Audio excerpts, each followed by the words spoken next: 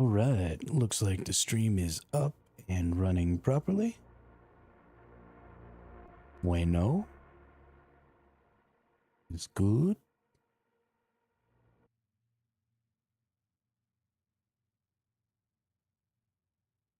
Are we going to get an upload? There it goes. All right. Cool. Cool. So here's where we're at. I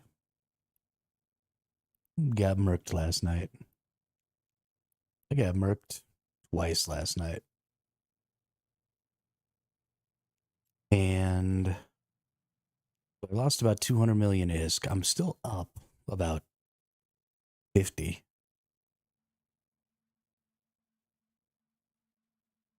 But I did lose 200 mil, which means I've lost most of the progress I've made in the last couple of days, which is fine. I don't mind. But I think a big part of that was that I went to lowsec too soon. I got really, really lucky for some of the time that I spent in lowsec. And so it gave me an incorrect idea. Oops. I just realized I don't even have my chat up right now. I gotta turn on my other computer. Sorry. So if you're trying to talk to me right now and I'm not responding, it's because I can't see your messages because I am a trash can.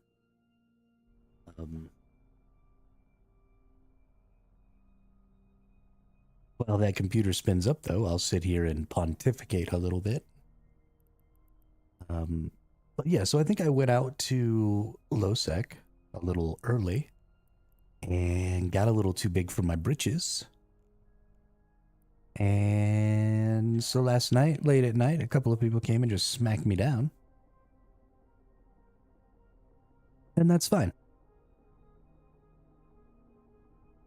That's how we learn. I'm not terribly happy about it. I mean, both of those people were significantly stronger than me.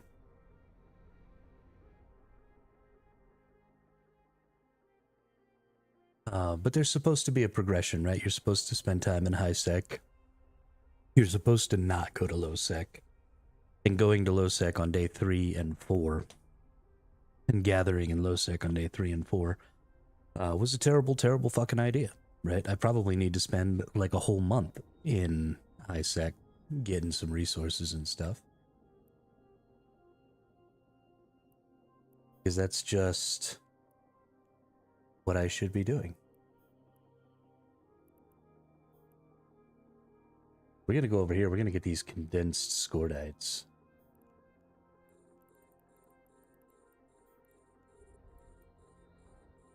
Hell yeah. Go ahead and we're going to drop our mining drones. Now here's the real issue with being in low sec though. Wrong one. Is I'm just not going to be able to make anywhere near as much currency as I was going to make doing some stuff in high sec, which really bums me, or sorry, doing some stuff in low sec, which really bums me out because the currency per hour in high sec is trash. I mean, just like totally trash.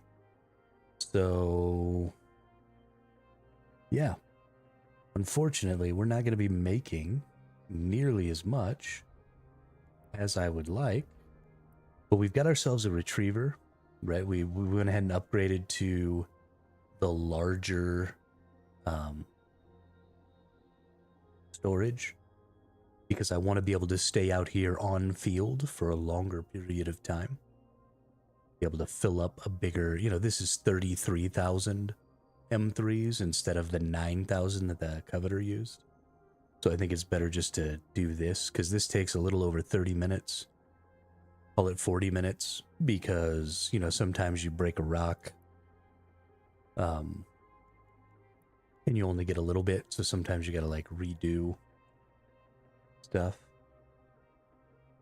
I could micro, right? I could come out here and I could micro really hard, and I could um,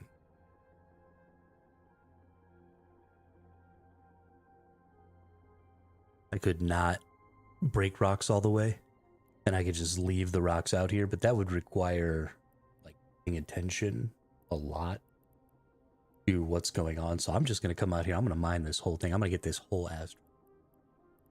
Let's take a look at what this scordite, condensed scordite.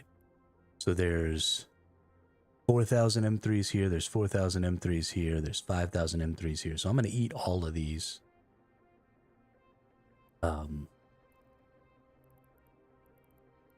Before I'm going to eat all of these real quick, actually.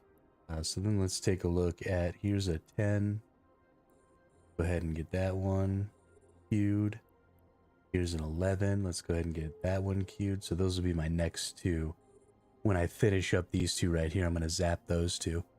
So something I thought about yesterday, your drones, when you finish with your drones, they come back to your retriever. So I think it's pretty important that you stay near your drones because you want to shorten that distance. And this laser distance doesn't matter, right? Because you're just sucking everything back in here. So just every 3 minutes you get what you get, and it doesn't really matter what this distance is. So you want to kind of keep these at the longer distance and then use your drones to do this other. But yeah, so we've got,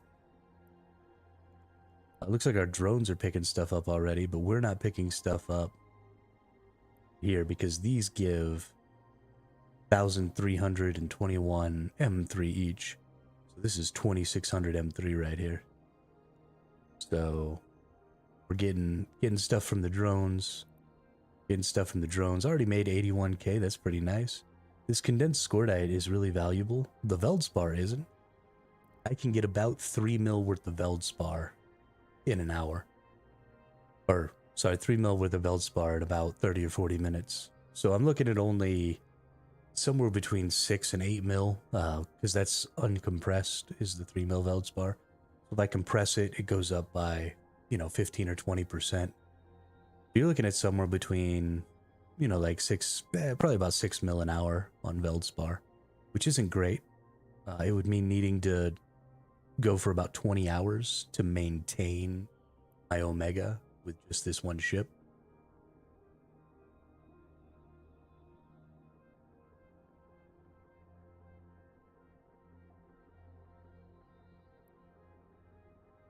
With just the one ship and Veldspar. So something we're going to have to look into is we're going to have to start looking into anomalies. Anomalies here in HiSec are going to be important. We're going to have to start looking into just a lot of things. We gotta look at stuff. I mean, ore anomalies were so much more valuable in lowsec. So I imagine that they're probably pretty valuable here too. So I kind of want to go over here. I think these are pretty much all going to be Veldspars, right? This is 1.0 space. So I'm pretty sure you're just going to get Veldspar here. I think I'd have to go into slightly lower security space to get better ones, but I also think that these like 0.5s and stuff get sucked up pretty good by other people, right? Because there's none anywhere near me right now. So we'll see. Maybe getting Veldspar from these big boy Veldspars might have some value. I'm not 100%. But you'll see I've gotten one whole pick from my lasers. I'm up to 500k. So that's, 500k every 3 minutes isn't terrible. Right, technically at that rate, you're looking at 10 mil an hour. but that's not really the reality of it. Especially since this isn't going to have all condensed scordite. Right, I'm going to be getting a lot of Veldspar. I'm going to be getting a lot of...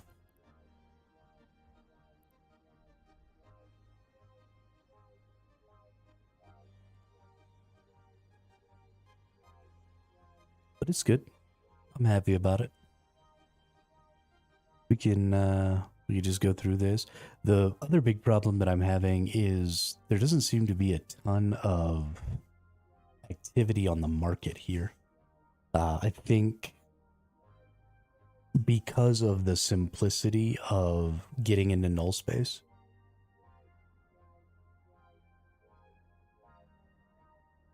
using filaments and stuff like that, and the fact that a lot of times those null space filaments actually spit you out in Jita. I think a lot of people are just making the move to Jita and then letting that be just where they go. So I'm a little concerned. I don't really know what I'm gonna do about selling my resources. I guess I can make the trip to Jita and just sell all my resources and come back. I want to gather here because there's so much less competition. I mean, I guess there's actually quite a few people out here right now, but some of these are probably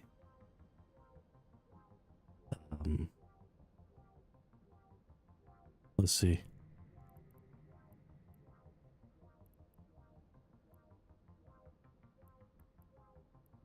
Yeah, those are probably not real people. Those are probably just the NPC mining operation.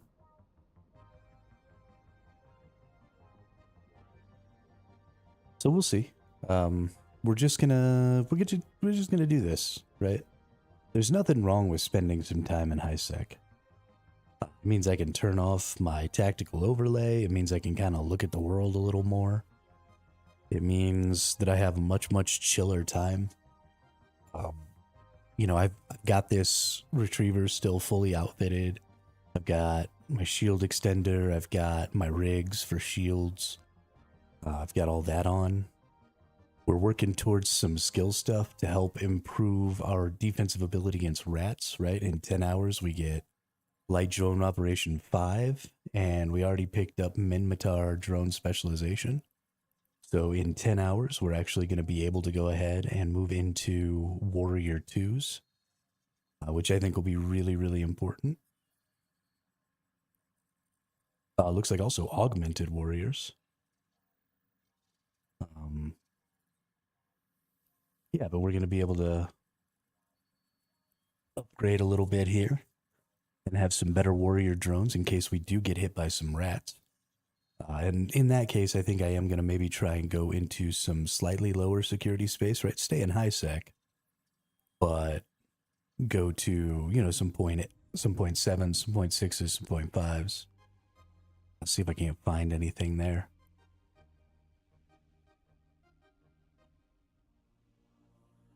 Again, it won't be totally out of the question that somebody will come kill us in those zones. And so I need to, because there's an amount of safety versus income. And I don't think it's something that a lot of games do very well.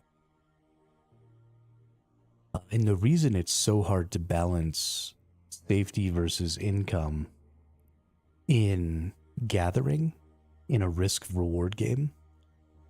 Hey, what's up, Linja? So the reason it's so difficult to balance the value per time in a risk versus reward game is you also have to balance the value of killing the gatherer and taking what they've gathered and what they have.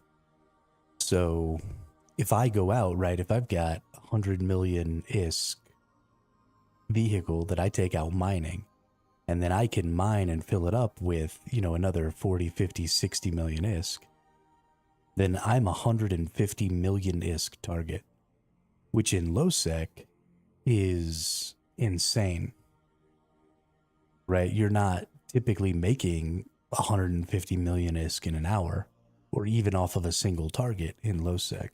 And even though you won't get 100% of what my ship's value is, you're still probably going to get, if you get all of the resources that I drop, plus some of my pieces, right, off of my ship, some of my my modules, you're looking at maybe having a 40, 50, 60 million ISK target in lowsec.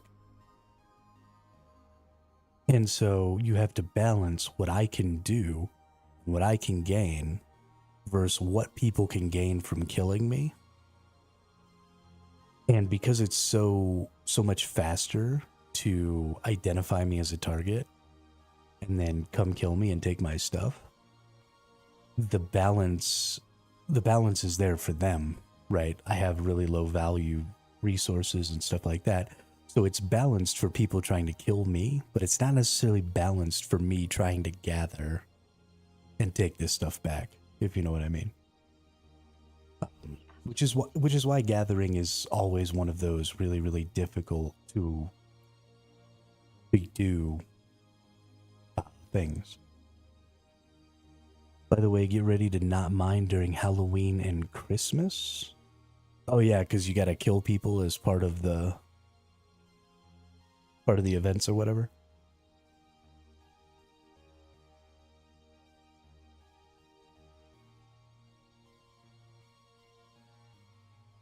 People just run around murking everybody.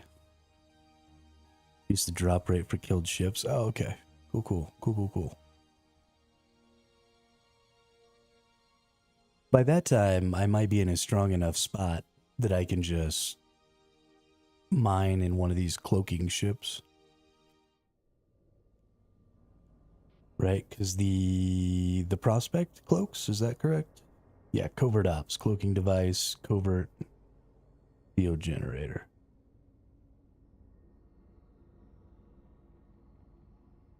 There we go.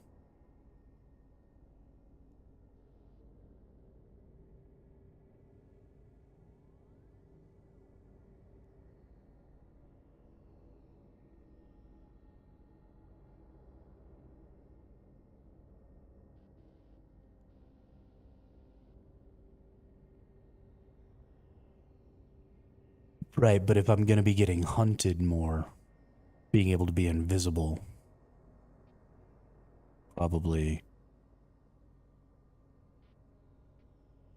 a good plan. Something I'm learning is that while it's great to be able to use the best thing for mining, usually the better something is for mining, the easier it is to kill. Which sort of makes sense, but also sucks. So, like, for example, you basically can't take any of these into lowsec space because you just can't get away. So, I mean, like, maybe, yesterday I had really good chances at gathering, and I got to gather a whole lot yesterday. But the minute somebody warped in on me, I wasn't able, even though I was already aligned and I was drag mining, I just was not able to warp away. I got tackled down.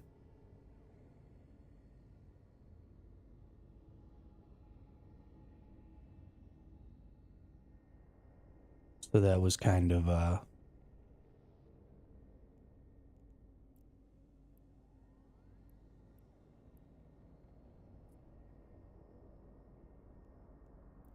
bummer.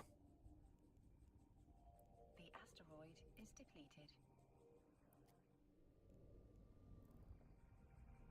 Boop, boop.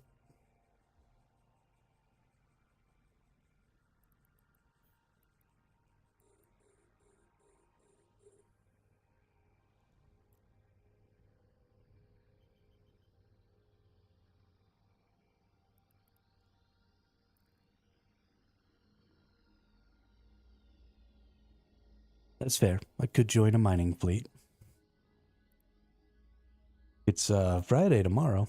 Isn't there some YouTuber that, or some content creator that does a Friday mining fleet? Maybe I should try and figure out Who joined that shit?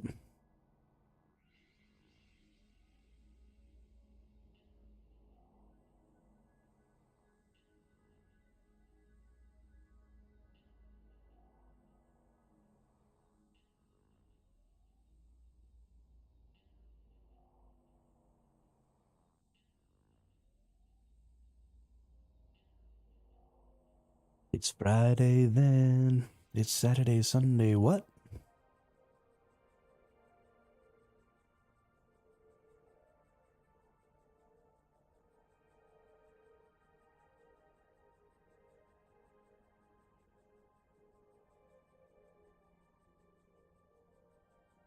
Sure. But that's probably also at high levels of gas skills and stuff like that. And wormhole space isn't exactly safe either.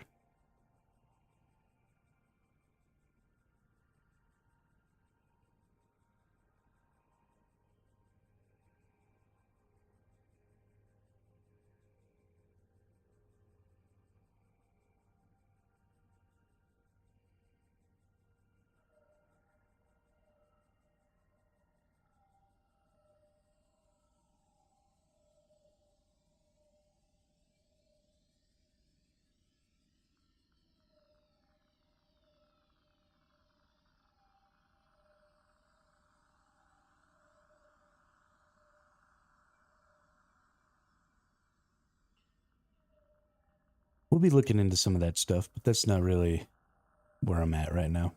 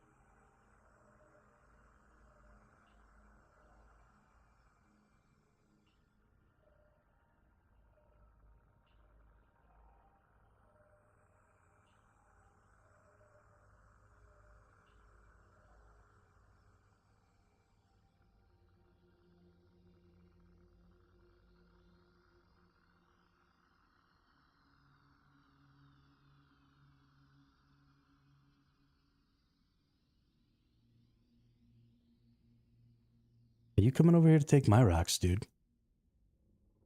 Go the fuck somewhere else.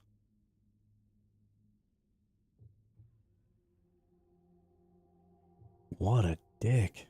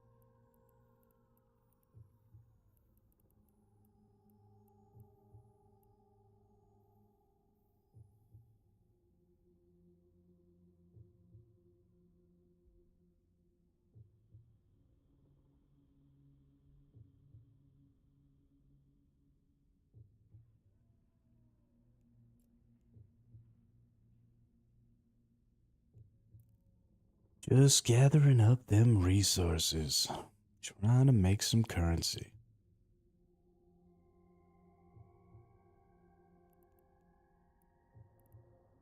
What do we get here? Frigate class starship? Hey. Oh, it's a skin for a frigate class starship. Well, that's less entertaining.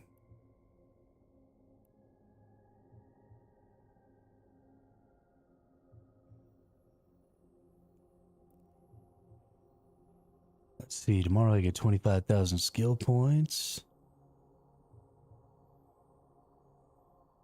Pretty sure I already have this.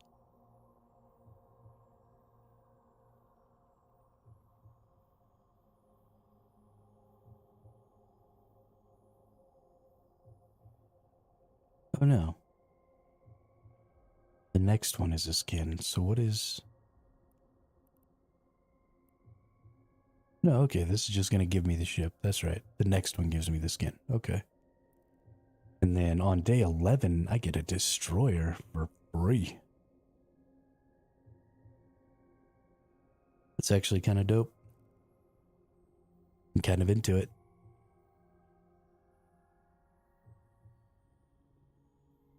Give me some curly fries for free.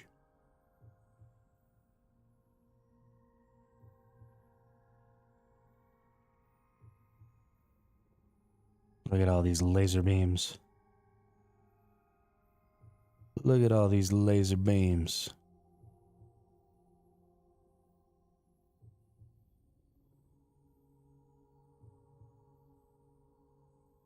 Laser beams. Laser beams.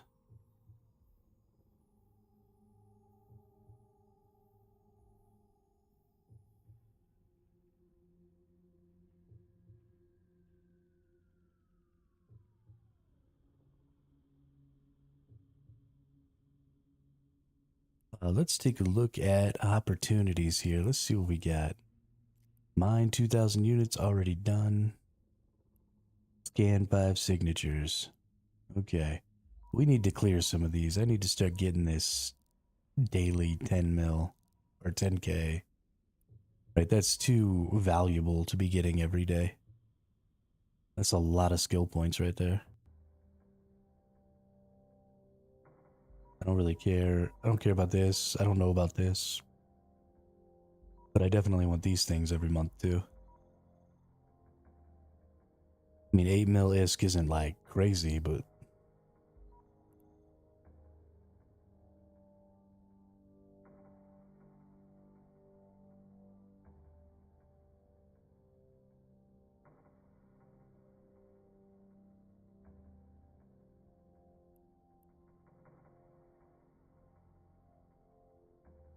That's an extra million ISK every day. Yeah. Definitely need to make sure we do these, and I've just been being a slacking ass piece of crap about it.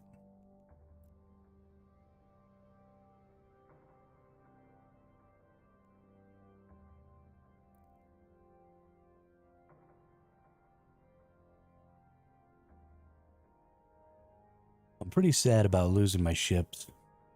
Pretty sad.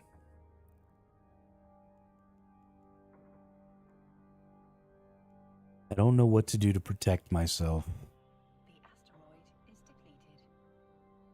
asteroid is depleted. The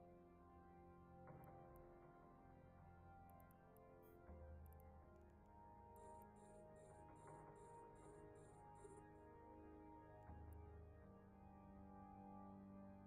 is depleted. Wrong spot.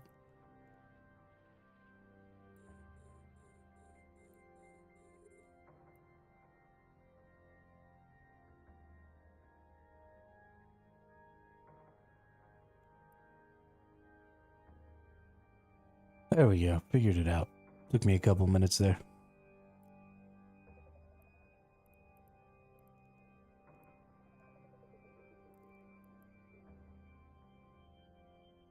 Yeah, but I don't really know what to do to protect myself. I don't know if getting my second account as a fighter account first would be a good idea, and then I could go out there with, you know, a retriever or something and a fighter account. I don't think actually that a fighter account is probably the answer, but maybe an electronic warfare vehicle to go with these so that people who come and try and tackle down my ship can get, you know, get their power grids attacked and stuff like that so that they can't tackle down my ship. Because that's what a lot of, it seems to me, what a lot of the people who are looking to kill me out in lowsec, to kill miners and stuff like that, a lot of what they seem to be doing and what they seem to be after is their DPS doesn't matter so much because they know they're going to have basically an infinite amount of time to kill a barge. Because if you're in a barge, you can only use one of those stabilizer things for your warp that gives you a chance to resist being tackled. Because I would honestly happily take all three of these off and put those can't take away my warp things down here. But when I tried that, it told me I could only put one on. And then if I want to get any sort of power grid attack system, I have to actually take off one of my strip miners, which basically brings me down to the same value as a venture. And I don't really need those things on a venture. I can just put one of those disruptor stabilizer things on the venture and then have literally +4 to my ability to resist having somebody cancel my warp, and then probably be able to just get away because my align time is faster, because all of that. So the venture and its counterparts are just better for lowsec mining because of that. But if I could get an electronic warfare ship to go with my gatherer, maybe even, here's a thought, maybe even a covert electronic warfare ship, right? Something that I can keep cloaked out there with my gathering barges. Because that's one of the things. So one of the things that people talk about is like, don't bring your orca, for example, out into lowsec. Because you basically just can't get away. And it's a big enough target. It's a juicy enough target that you're not just going to get one person coming out at you. You're probably going to get a couple. So, which asteroid is depleted? I don't think I even want this one still on here. Nope. So let's go ahead and identify that one. Send our little duders after that. Get them, duders. Oh, no, that's that one that guy's mining. I won't take his.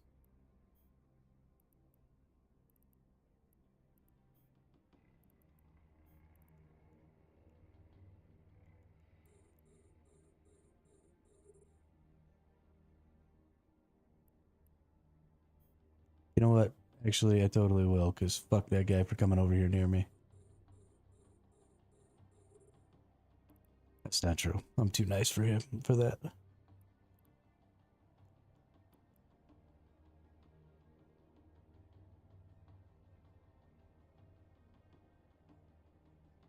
Oh, he quit mining. Well, looks like we're going back.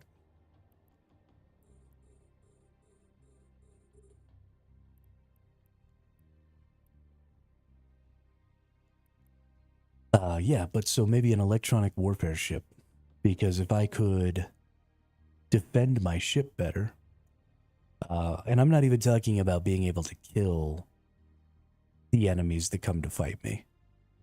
Right, I'm really just kind of looking at disabling the enemies that come to fight me. So let's take a look at Minmatar. And let's take a look at, you know, do we even have like a navy that's a covert? Or are all the coverts are probably, yeah. I think all the covert ships are Omega tier.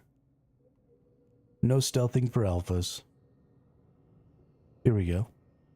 Here's a covert ship. So let's take a look. So the Slasher's the speed ship. Foreign combat scanners, survey probes, cloaking device, warp drive, relic and data analyzer. Okay. Torpedoes, reduction in okay, so this one can also use, this is also a covert ship. This one's a torpedo ship. I'm looking for a covert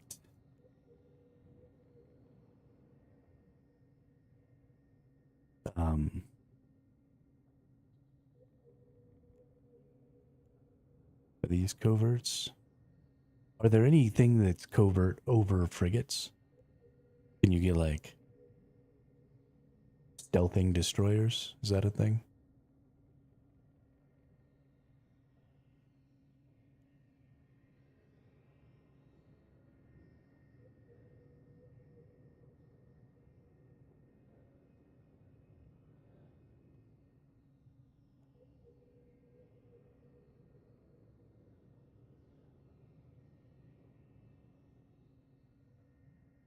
Hmm. Okay, well, let's look at some covert app ships. These are torpedoes, scanners, torpedoes, scanners. Are these the electronic warfare ships? These scanner ships? Is that? No. Here's an electronics warfare ship. Never mind. Okay. Torpedoes, scanners.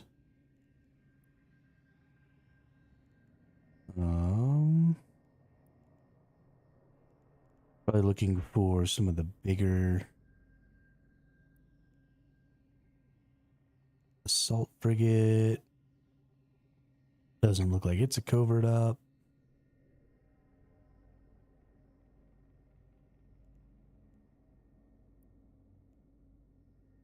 Here we go. What's this one? Combat scanner survey. Okay, so this is the same.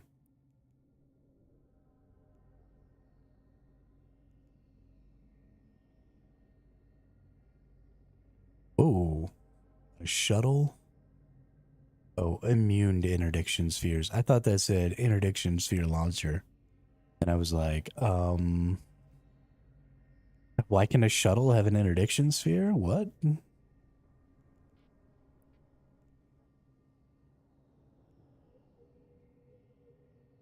Okay, so it looks like if we're going to go covert up, we're probably going to want to do it on a frigate. And I imagine these little speedy ships are going to be the better option. I don't know. Let's take a look at some fittings here.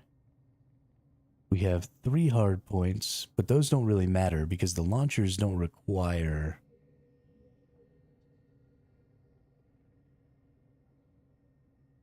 or the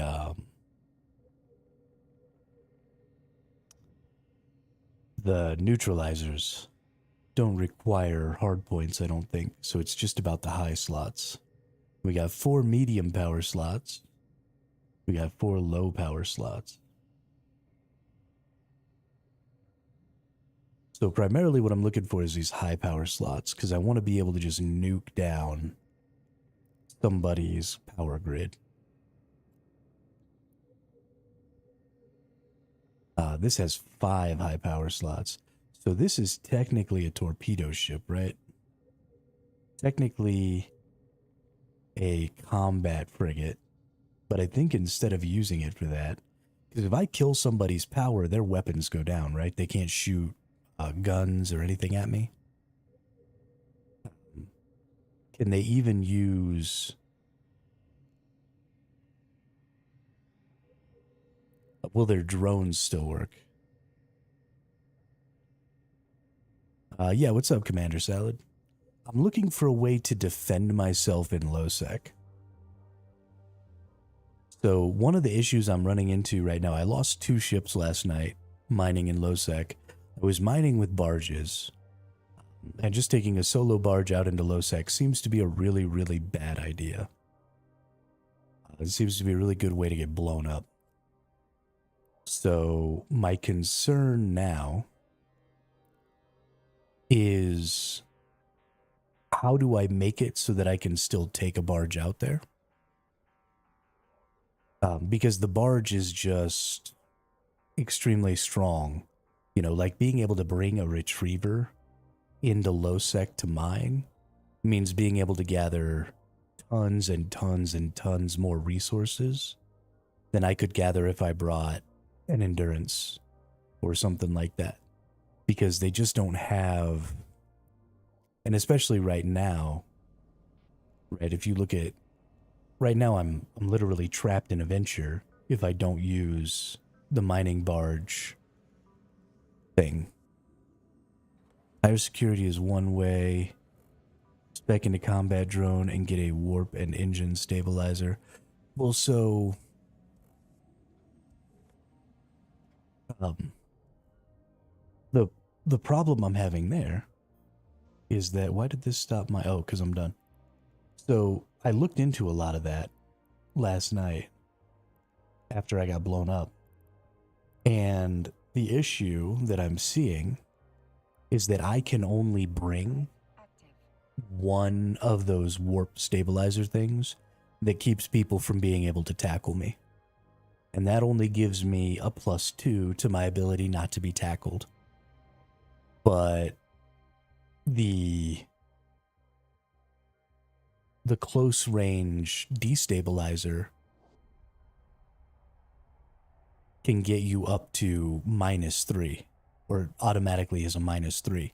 And because of the align time and the warp time, even when I'm drag mining and already aligned, the warp time on these is just too high that I'm not going to get away before they get within 9 km of me, like ever.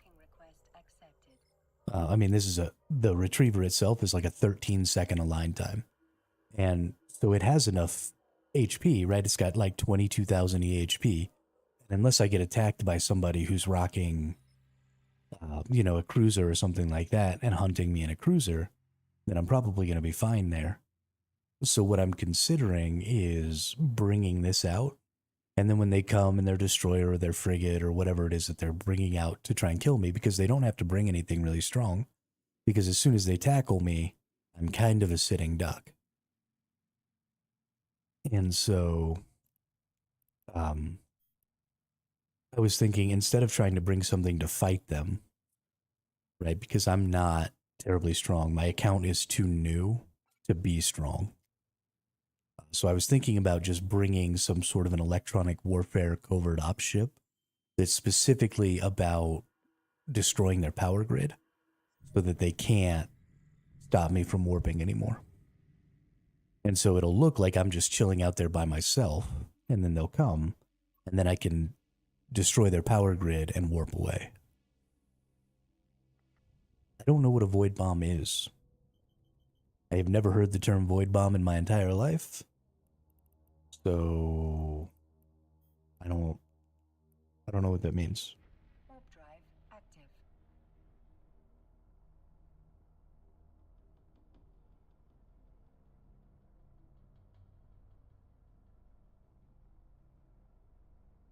It's a bomb that covert ops bombers can use to wreck capacitors of ships. Perfect. Perfect. It's exactly what I'm looking for. Will it also wreck the capacitor of my ship?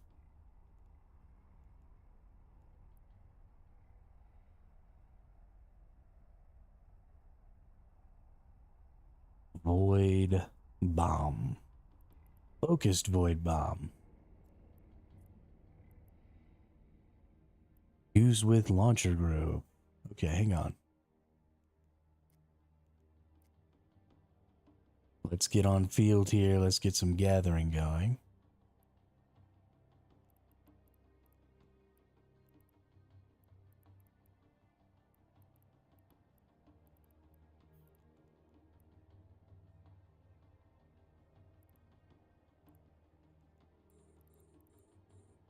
Oh, I accidentally left my drones.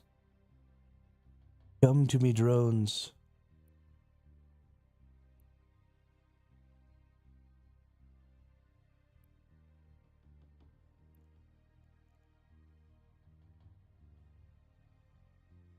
No, they won't hurt me. Okay. Okay. Well, so, but what about... Because they won't be fired from this ship, right? They'll be fired from a second account. So if I'm fleeted up, do they not hurt my own fleet? Is that... Is that the deal?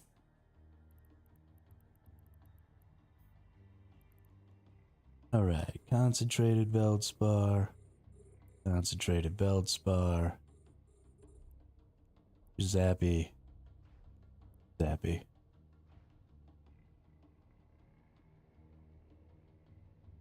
As far as I know, they can't hurt fleet ships. Okay. Yeah, I mean, that's something we'll be taking a closer look at in about 5 seconds here. You just get this freaking boat.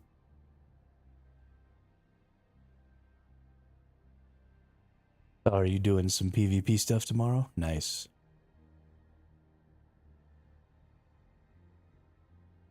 Very nice.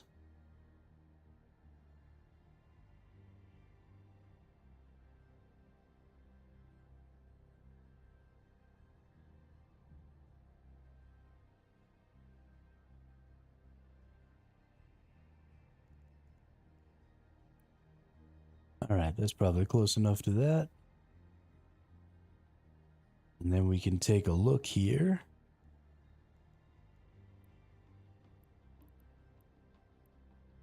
Oh, I have things minimized.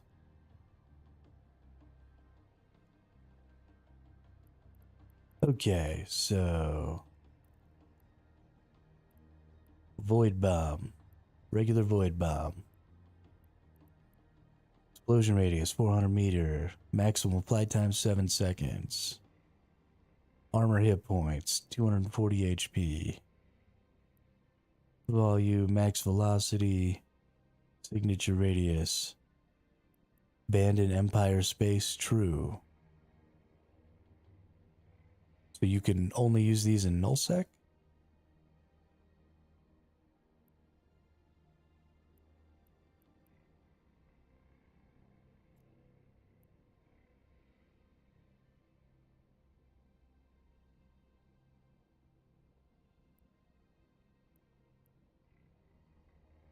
Oh, neutralization amount 1800 gigajoules. What's up?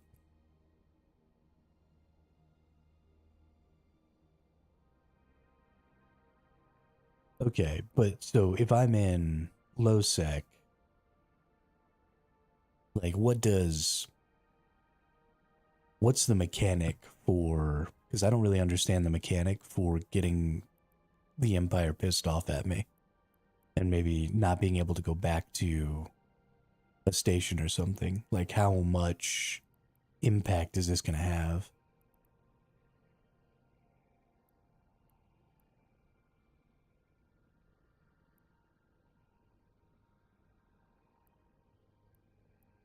Okay. Okay. Yeah, so I like this.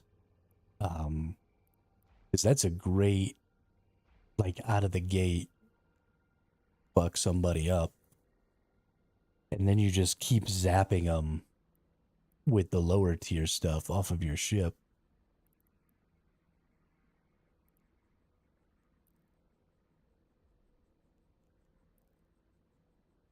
And if you run out of capacitor, you can't use anything, right? You can't use weapons, you can't like you can't shoot missiles, you can't shoot guns. You can't shoot anything without capacitor, right?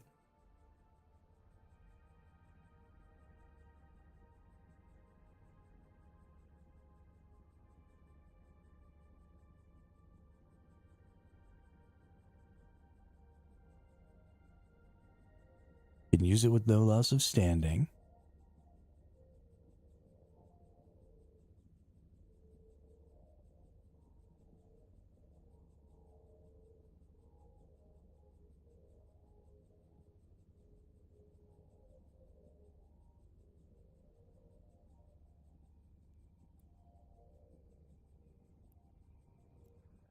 If you hurt NPCs with it, then it can cause standing issues. Okay, well, I won't be anywhere near NPCs, so that's fine with me. Let's take a look at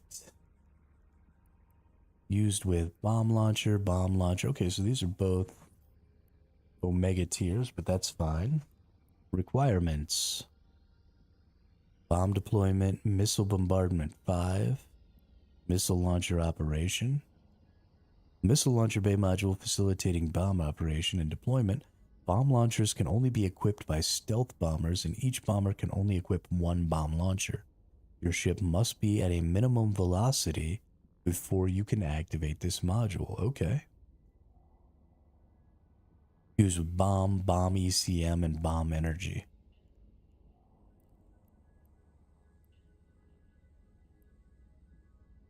Okay, and then what is this one? Is just a really big version. Oh yeah, 15,000 gigajoules. What's up?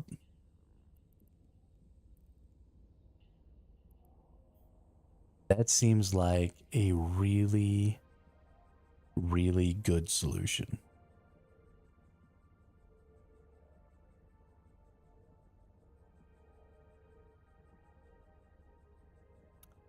Yeah, yeah. I see that when I look at how many gigajoules it eats through.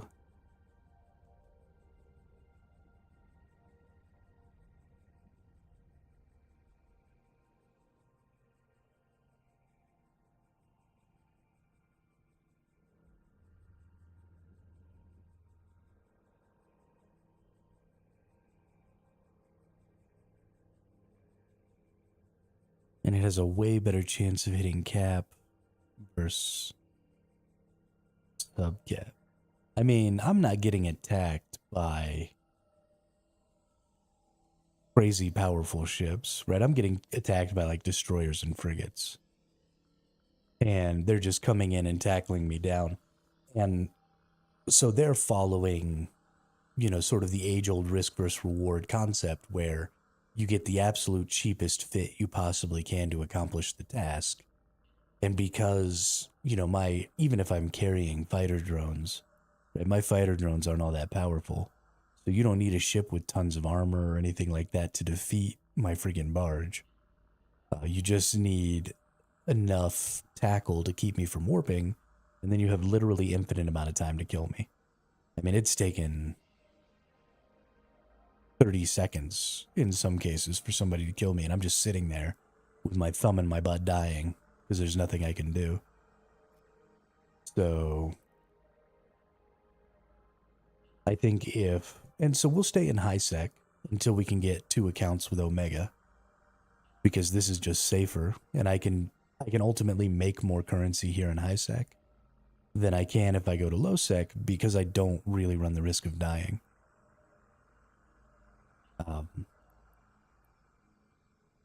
At least not in any sort of significant way.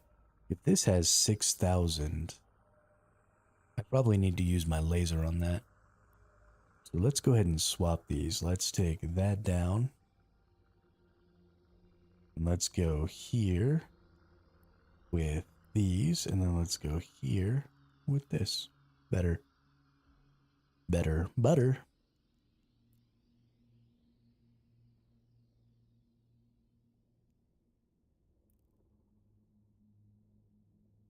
Let's go here with these. Over there.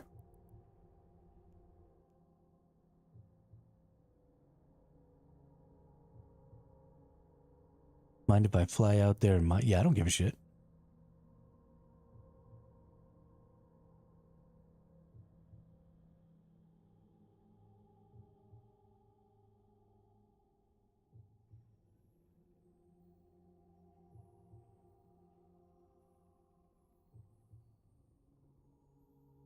Have a blast.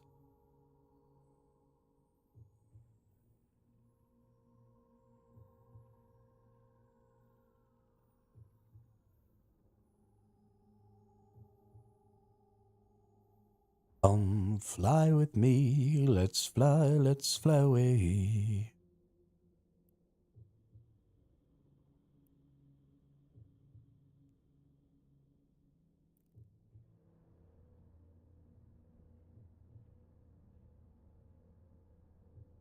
Is there not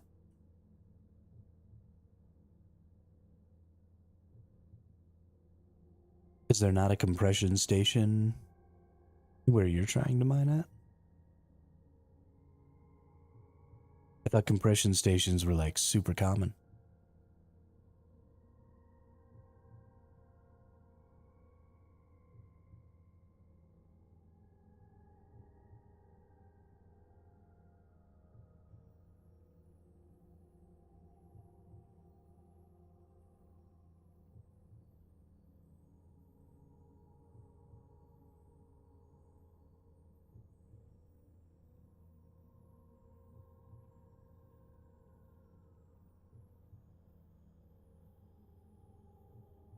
So let's, while we're sitting here pulling on ourselves,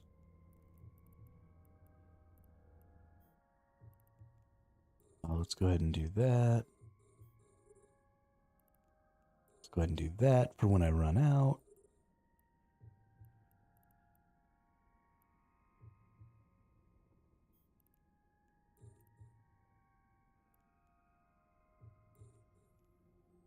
Oh, fine. And then let's hit some fitting stuff here.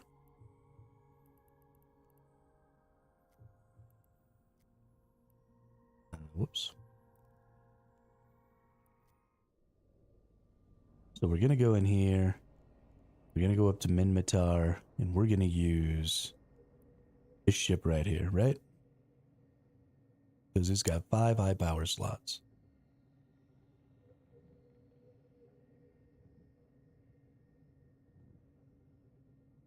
And we're going to simulate. So what we want is we want a void bomb.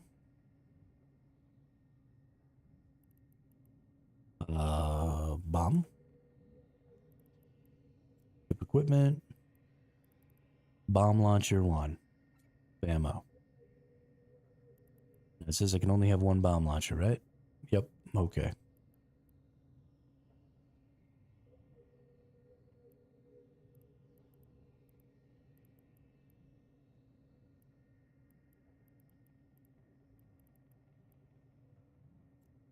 What's an EMP smart bomb?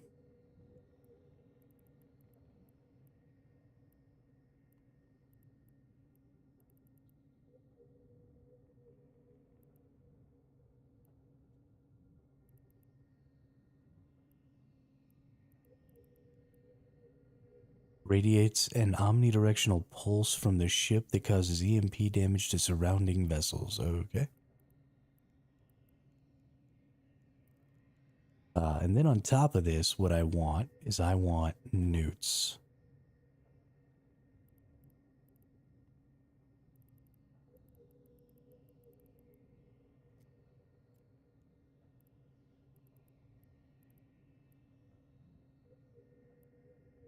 Can I put medium newts on here? I can.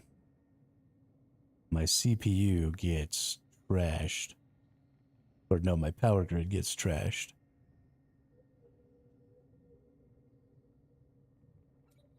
Oh no.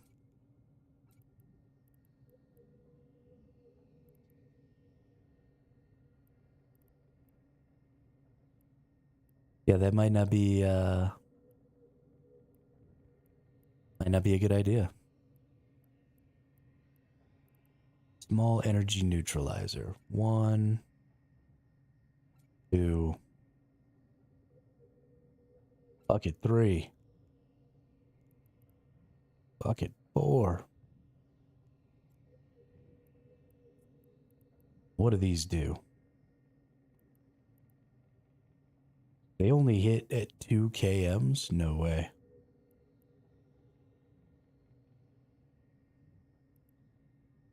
But 45 gigajoules. So that's 180 gigajoules.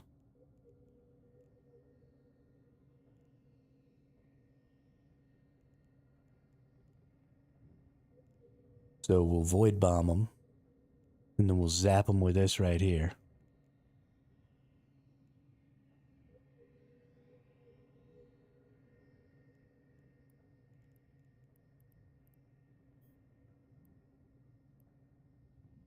Prototype cloaking device. Whoops. What happened? Oh, is that a high? Is that... Okay. So we got 135 gigajoules. We got a cloaking device. And I can stay cloaked for as long as I want, right? 15 minutes. Okay. Reactivation delay is 15 seconds. So every 15 minutes, I got to reactivate it 1 time. Got it. So that's what we'll do. We'll warp in, we'll cloak up, And then we'll anti-tackle them if they come in.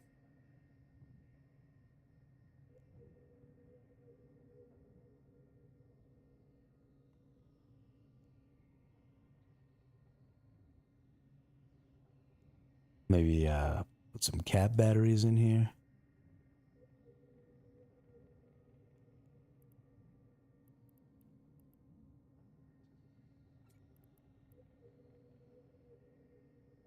Oh, they go over here. Okay. Guess if we use cap batteries. Oh, so cap batteries take power, but they give you more of that? Okay, I get it. I get it. So I don't need batteries because I want stability. So right now I'm depleting.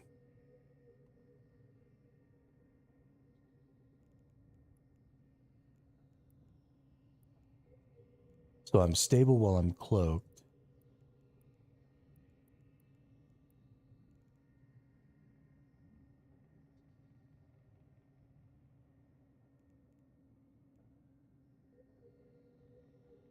And then I'm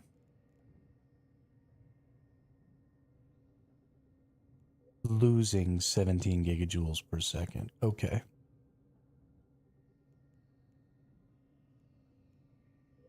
So I want some more stability. So how do I increase my capacitor recharge rate? Cap batteries just give more capacitor, which could totally be viable. Right? That increases my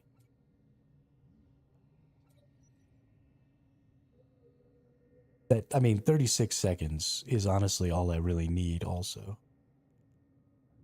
Right? I'm stable when I'm in cloak. And then with a couple of caps,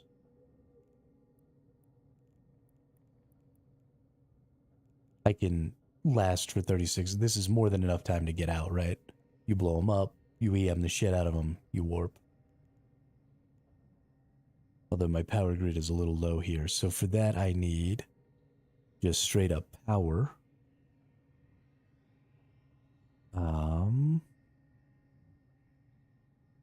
Which I think goes here, right?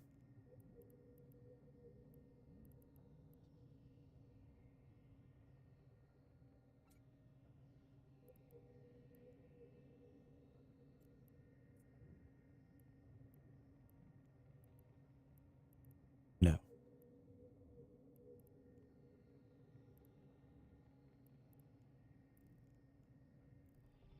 Hang on.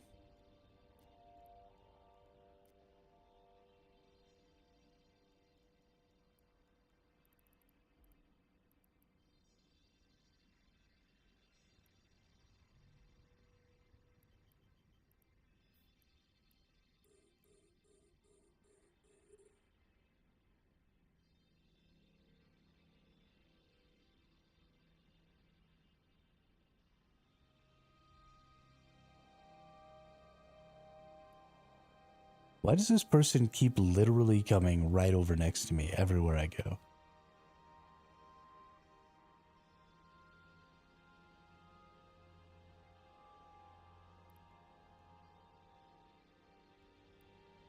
Do you need a friend, dude? Is that...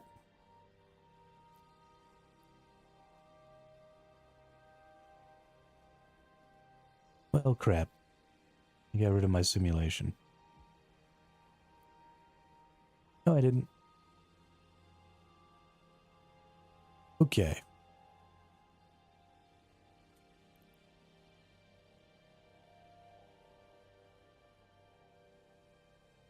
So, rigs. Drone rig, electronic superiority.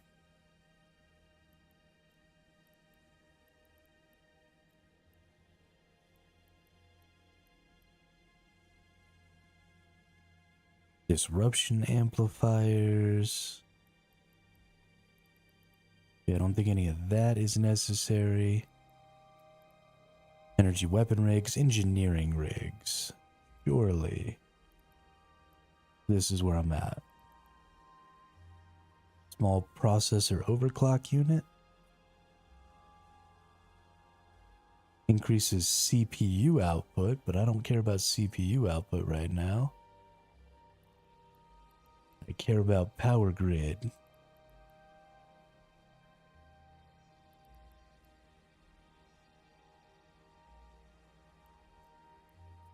The capacitor control circuit, cap recharge time. Okay, so this would increase my ability to recharge capacitor. So let's look at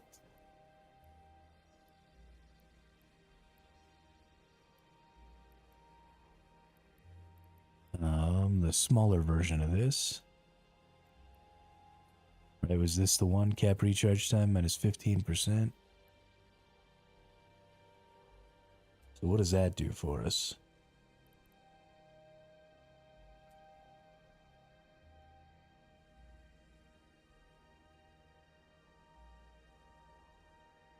Okay, it gets us up a little bit, but doesn't really do much.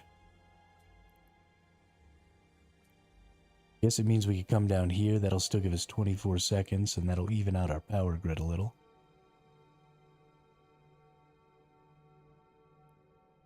Can I put the tier 2s on this?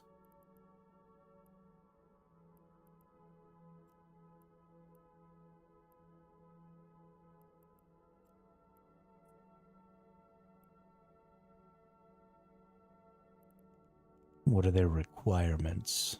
Doesn't look like there's any requirements. Can I put these on here? Hey, I can. They don't really do a lot, do they? Or really anything.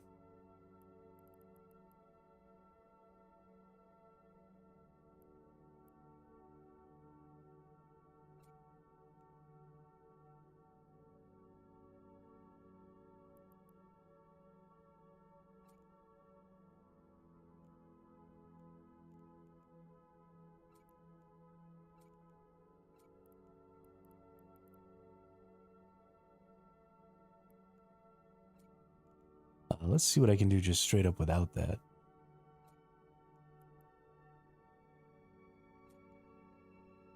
The asteroid is depleted. 18 seconds. It's actually not terrible. Let's see. I need a score-died asteroid for that right there.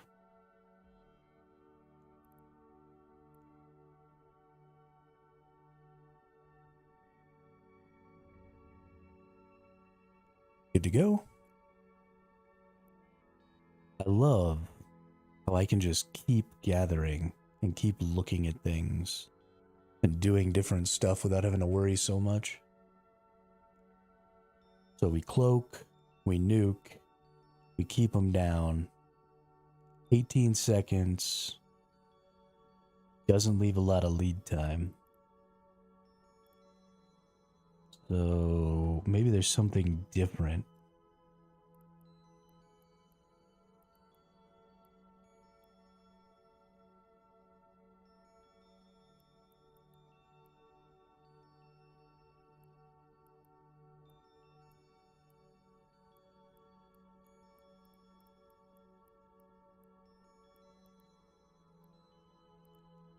These are small. Can I put medium?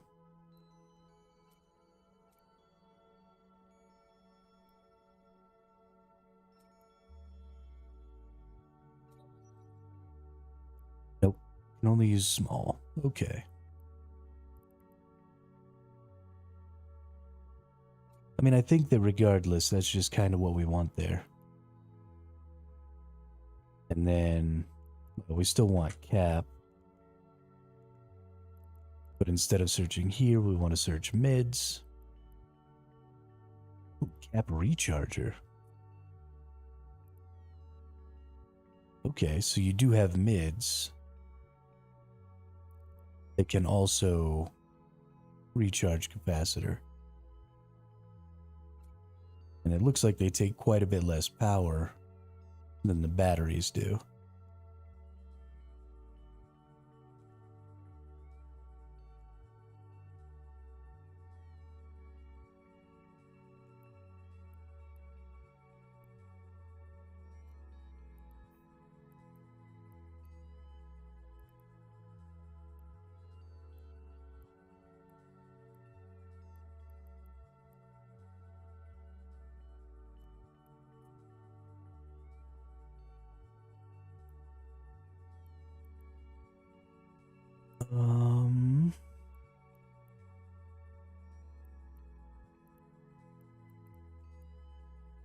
Provides a quick injection of power into the capacitor. Okay, I don't want that. So I think I like these better than the cat batteries because they take a lot less power grid. And then I can use these along with these. And then for the lows, I don't think there's anything in the lows that have to do with the capacitors, do they? Ooh, maybe there are.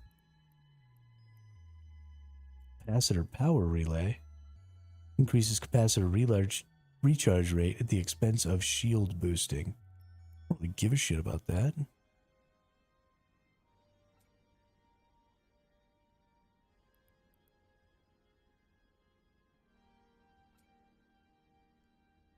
Oh, okay.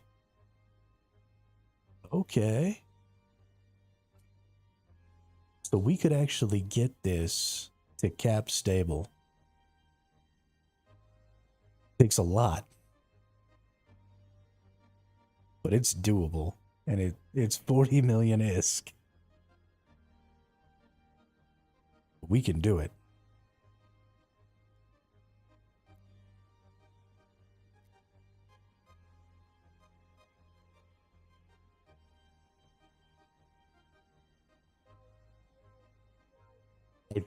I seriously think this is the play, though.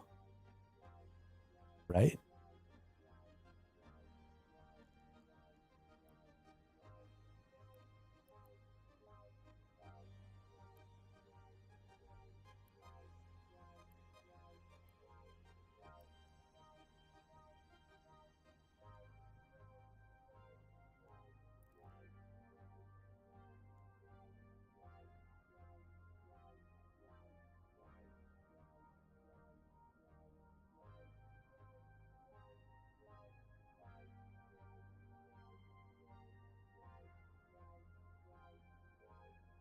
Because if we have a covert ops ship fitted with the ability to just completely destroy somebody's capacitor,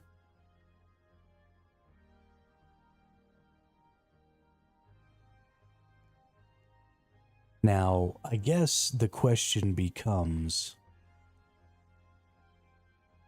what is 45 gigajoules per 6 seconds? Okay.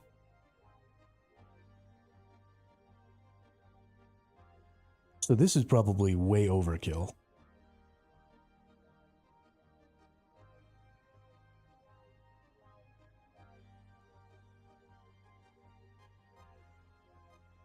But who knows? So I can reduce them by 135 gigajoules per 6 seconds. And I am cap stable right now.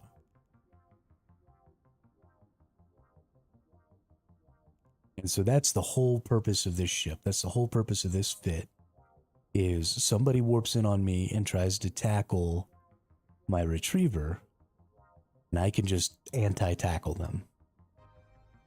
Right? We totally nuke their entire capacitor, and then we just hold it down. And then we leave. And that will give us the ability to hopefully go into lowsec in order to mine. Maybe even into nullsec in order to mine. I don't really understand, so I don't have the experience to know, how many gigajoules the average build is recharging in a second. Is this going to work on a destroyer class ship? Is this going to work on even maybe a cruiser class ship? Right? How many gigajoules do I need to be able to hold down? Because we're hitting for 1,000, which, this frigate only has 170 gigajoules.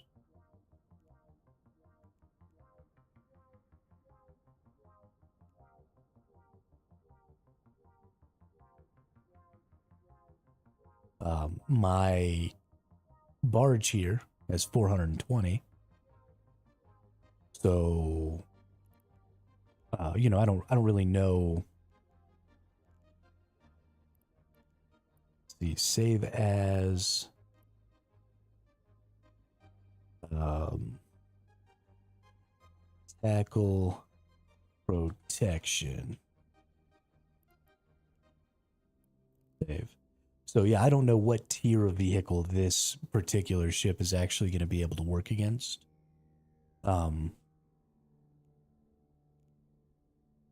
The fact that I want a covert ship is, I think, a big part of what's going to hold this fit back. Because, you know, if I was willing to use, like, say, a destroyer or a cruiser, then obviously I'm going to be able to do significantly more in the way of that defense. But then I also have to sort of be broadcasting, like, hey, look at me. I've got a cruiser over here. And I really want to be able to just warp in with my cloaked ship or with my covert ship, cloak it up, go to mining, let people think that I'm just a regular old barge. And so the only people who are likely going to attack me are those solo gankers who are just looking to try and make a quick buck out in lowsec. And I think for the most part, those people are using frigates and destroyers. I don't think I've been attacked. I don't think I've been killed by a cruiser yet, but let's look.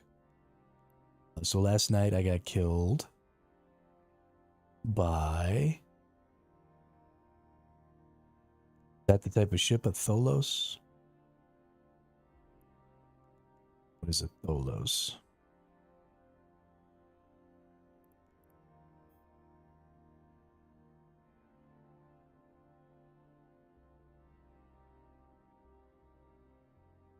Is a destroyer. They cost 300 million. Fucking. So let's go to the simulator here, and I just want to see what's its capacitor. Yeah, so it's only got 600 capacitor at standard. So you'd have to put some pretty significant work into trying to increase that to get it above 1,000, where I couldn't just void you down. And it's gaining 6 gigajoules a second, which means it's only gaining 36 every 6 seconds, and I'm hitting it for 120 every 6 seconds.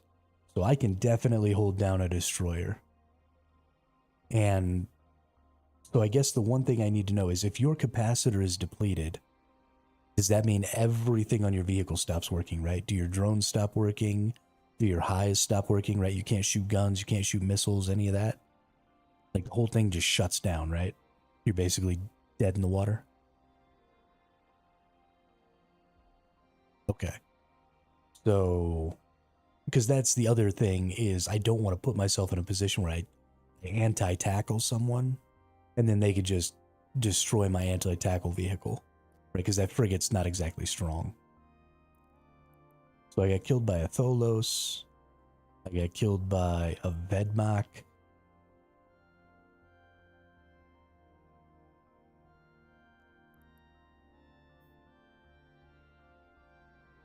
This is a cruiser ship.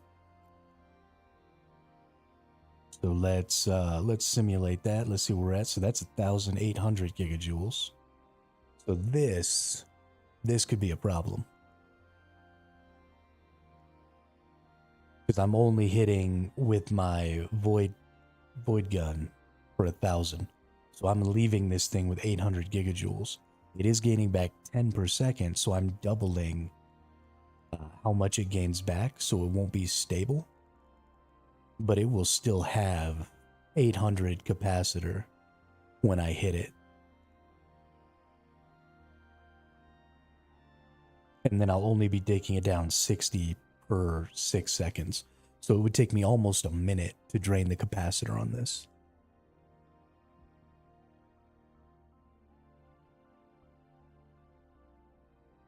Vedmak is usually cap unstable. Okay. And I guess that's the other thing, is, you know, a lot of this stuff is me trying to look at, like, the worst case scenario, I guess. If I'm getting attacked by max capacitor, cap stable vehicles.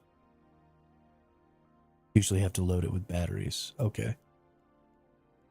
Okay.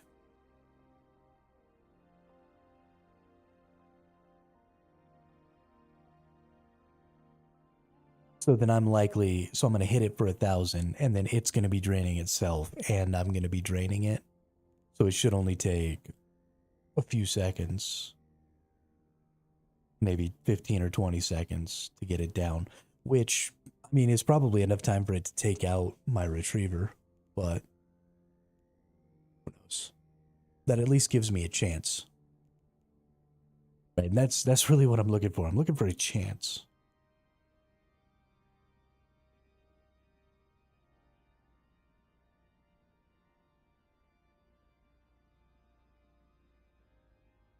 Okay. Okay. I feel pretty happy with this. I think because I don't want to just gather Veldspar for the rest of my life, right? That doesn't sound like fun.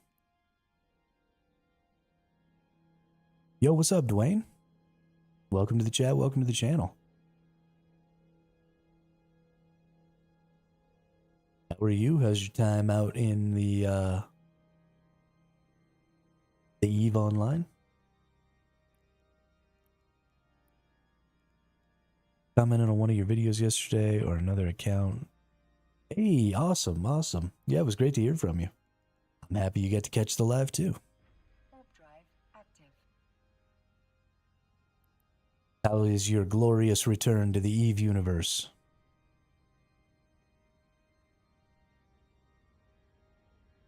Are you getting your butt kicked as bad as I am? Because I lost 200 million fucking ISK last night. Getting blown up. It was sad. I was sad.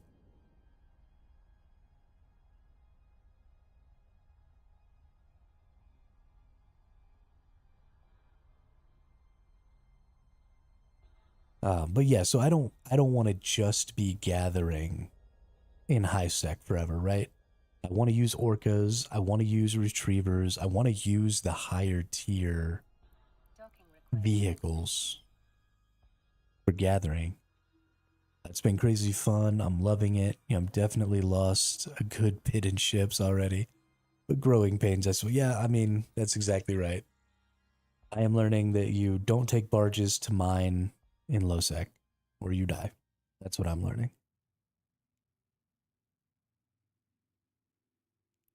But you could try NPC nullsec, but importing items there would be a pain.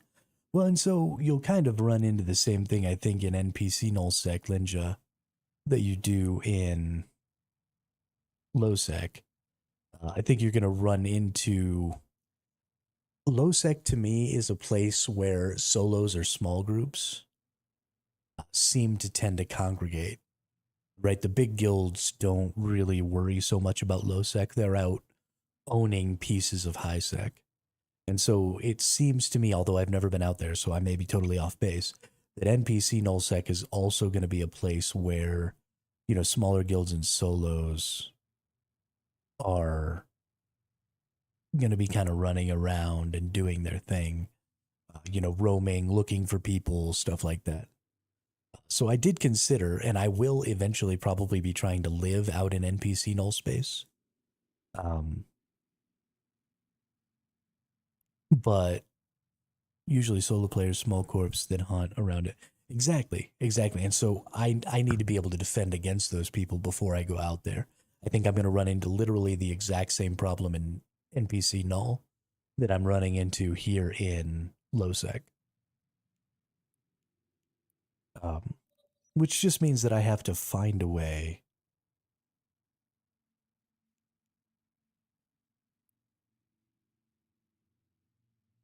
to... Did I enter the wrong place here? Which just means that I have to find a way to defend myself against those groups, right?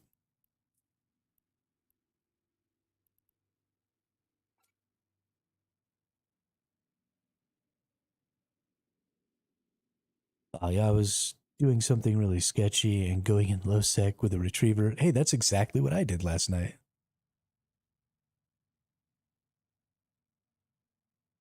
Yeah, that's exactly what I did. Except I went into like point 0.3 space. Best defense is running to a station. Let's be real, you can't defense yourself. Right. Um, when I mean I need to be able to defend myself, I mean I need to make it possible to run away. Because right now, right, if I go out there with a retriever and somebody finds me, unless I catch them or identify that they're there 13 seconds before they attack me, then I can't get away. I also don't want to have to run back to the station every single time somebody enters the same region as me. Because if I do that and it's just somebody passing through or something like that, um, then that's just cutting into my gathering time, right? That's really, really suboptimal. And I might as well just be gathering in high sec because I could just gather 100% of the time. So I want to be able to stay on field unless, maybe like 2 or 3 people come in. But if it's just one, I want to be able to say, okay, well, I'm staying on field and I'm aware. And if that person comes to try and tackle me, then I want to just be able to blast them with my anti-tackle and run away. So that way, in the situations where that person isn't going to come attack me, well, that's fine if they're just scouts. I don't know what Sino is, but if they're just scouts and they're just looking, and then 3 people pop in after they've left, then I would totally run from 3 people coming into local chat, right? Absolutely. But if it's just one, I don't want to be fleeing to a station every time a scout passes through, because that starts to cut into my profits really bad. Sino is what allows cap ships to jump into a system. Sino is kind of jump beacon that allows you to either jump capital to the Sino or bridge players to that Sino. Okay. But that's the same situation though, is they would pop into the local chat, right? And then I could just run away.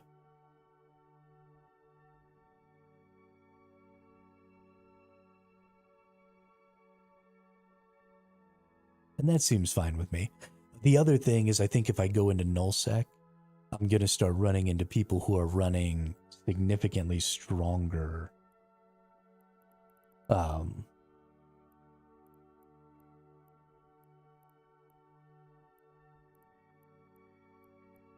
significantly stronger vehicles.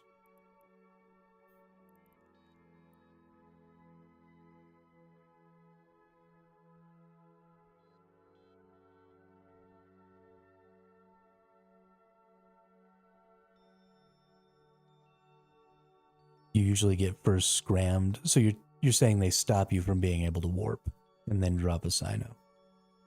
How long does the Sino take for people to be able to get to you? Like if they come to scram me and I've got my anti-tackle ship, right? And I just nuke your cap and then start running. Do I have 13 seconds for my ship to orient and bounce?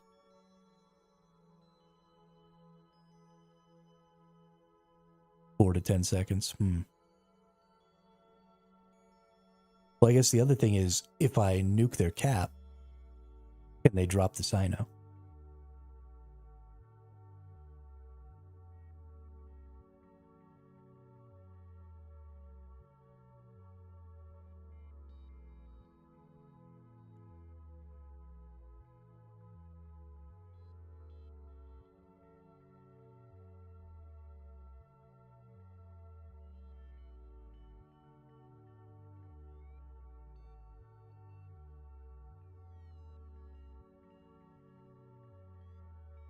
I mean, then that seems like a really good reason not to go into nullsec.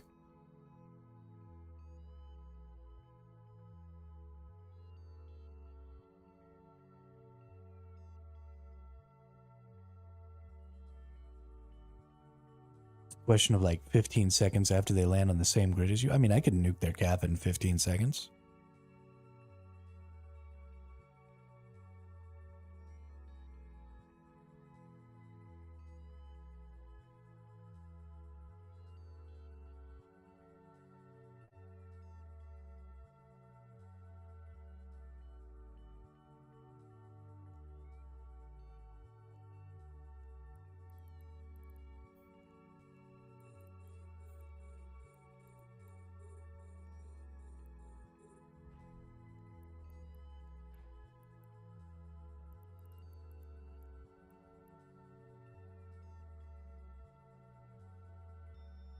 Hey, what's up, Skip? Yeah, I do that whenever I'm out in lowsec. I always forget to do it when I'm out here in highsec. You're right. Should do that. Belt.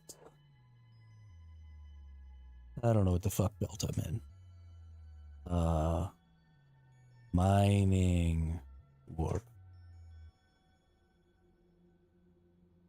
They can drop Sino even without cap? Okay. Yeah, if you can drop Sino without cap, then my little cap defense system doesn't work. That seems really stupid. I mean, destroying somebody's capacitor stops them from doing everything except dropping a bridge that they can use to warp in lots of other ships. That's the most bullshit thing I've ever heard in my entire life.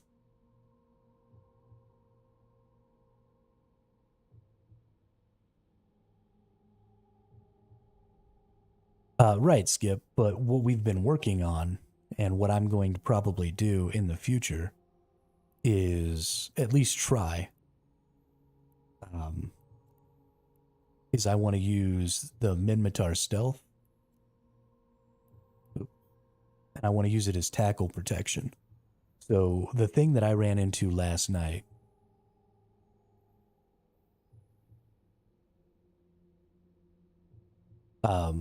is I lost 2 of my barges in low sec because I got tackled.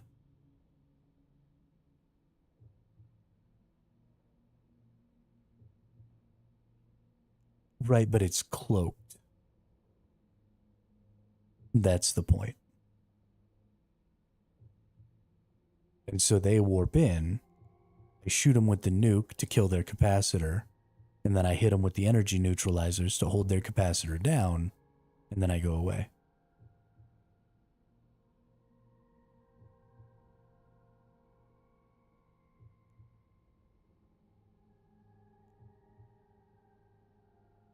But I want the ship to cloak because I don't want people to descan it and see that I have more than one ship there.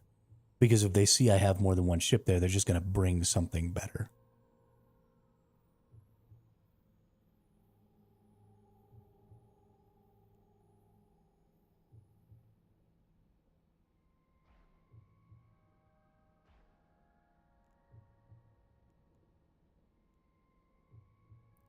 Because if I go out there,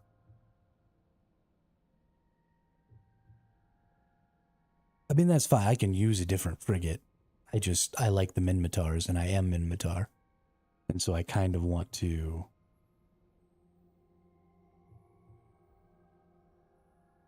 use the Minmatars.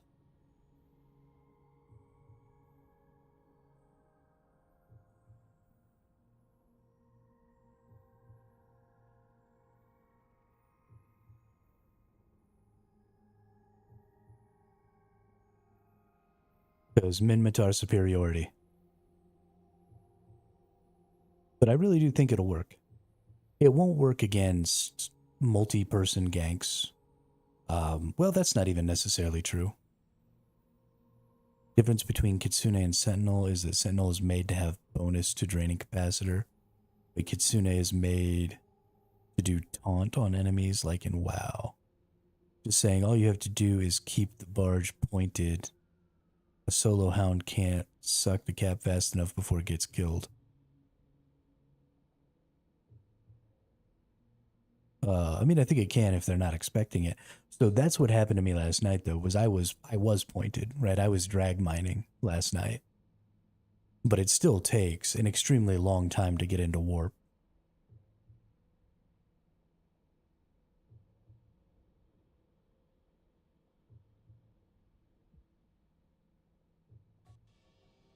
With any of the barges. And so I lost a coveter and I lost a retriever last night.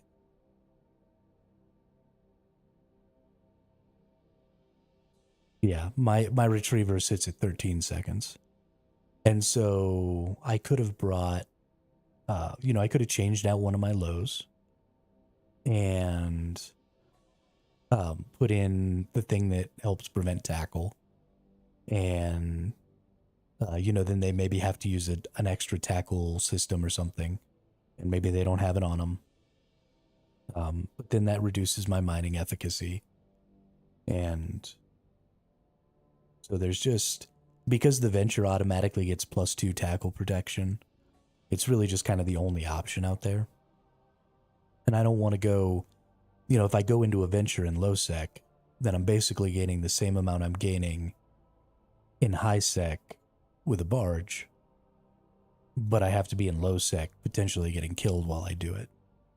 So I might as well just be in high sec with a barge. So what I want to do is I want to go into low sec with barges. And I want to find a way to make that happen. Because it's fun.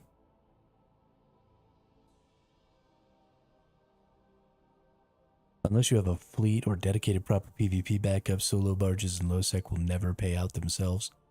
One loss will make... Yeah, exactly.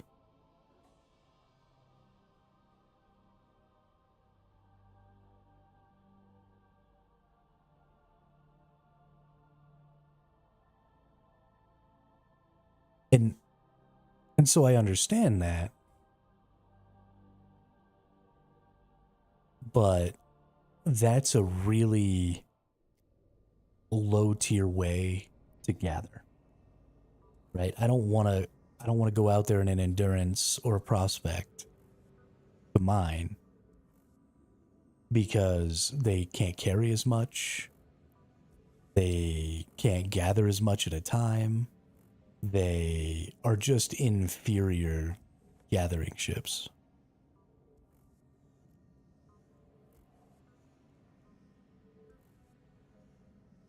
And I don't want to deal with that. I mean, this one's actually pretty good. 19K is pretty solid.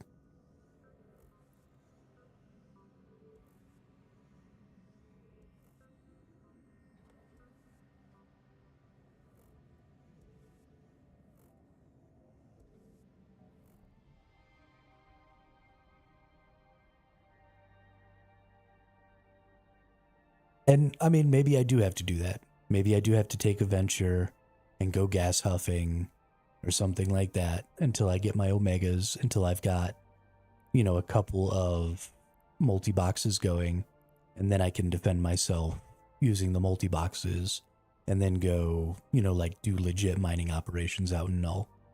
And maybe that's just what's going to happen.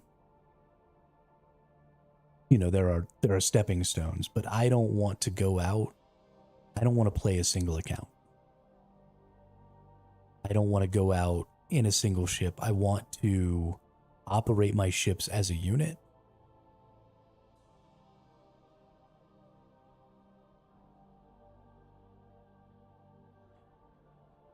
And I want to go out and I want to do like as big of an operation as I can as a solo. And so, as I run into difficulties, I just keep trying to think of ways to take care of that stuff. Nullsec only if you're in a nullsec group that owns that sovereignty. Otherwise, you die 100%. I mean, I will be living in nullsec at some point. I will go out into NPC nullsec space, and I will find myself a spot out there, and I will live out there in a station, probably an NPC station, and I will not pay rent, and I will not bend the knee to any of the groups out there. I will do what I want, and I will do it my way.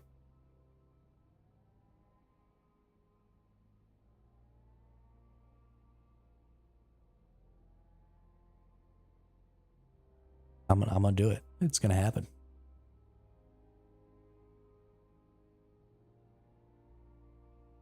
But I will 100% be living out in NPC null for sure.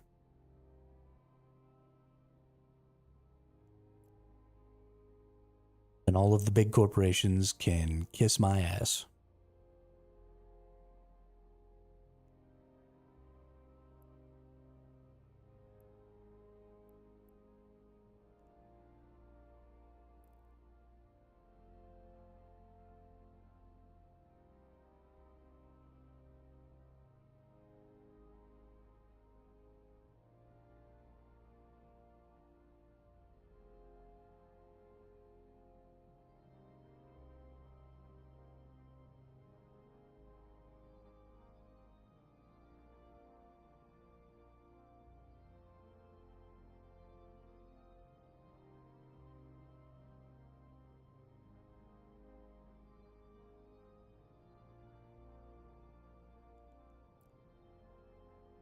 But since we just started this and we've got quite a bit of time here, I'm going to go use the restroom and grab a little something to eat real quick.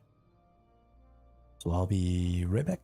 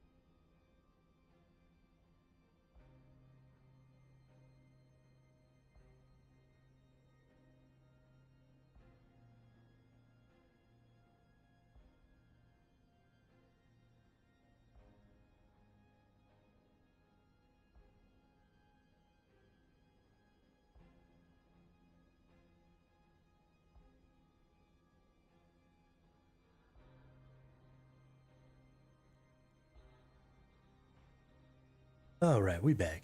Did any of my rocks get destroyed? Nope, all my rocks are still here. Let's go ahead and do up a couple more rocks. Bammo. This is what I'm talking about right here, though. lowsec is wonderful. I can trigger my mining, go make myself some food. Built a whole ass fit. Time to eat my food.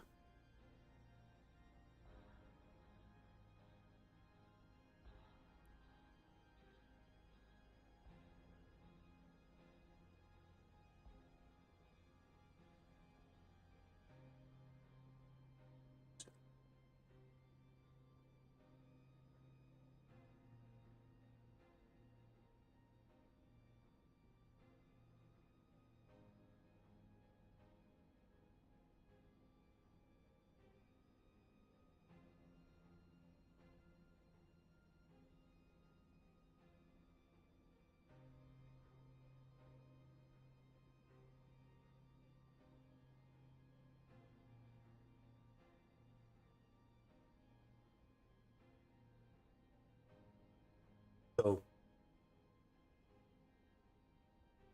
while I was in there making my food, I was thinking a little bit more about this capacitor destruction defense system thing. And I honestly think the more I think about it, the more merit. No, I know y'all think I'm crazy, but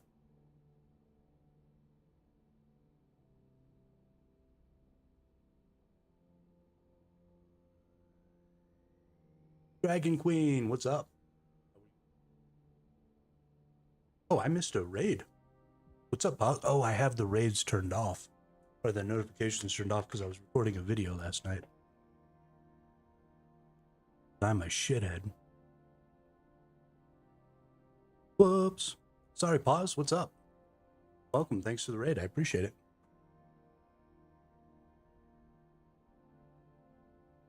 Thanks for the follow, Dragon Queen.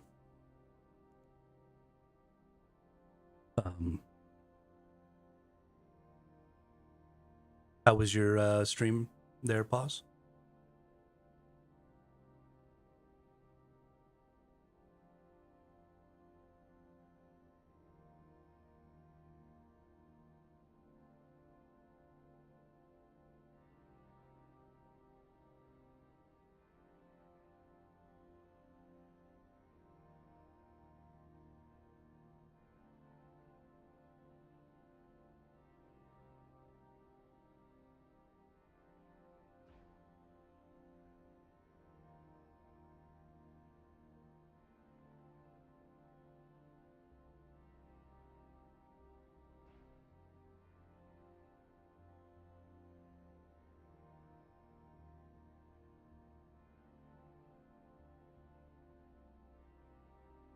Yes, you did. Good deal. Good deal. We are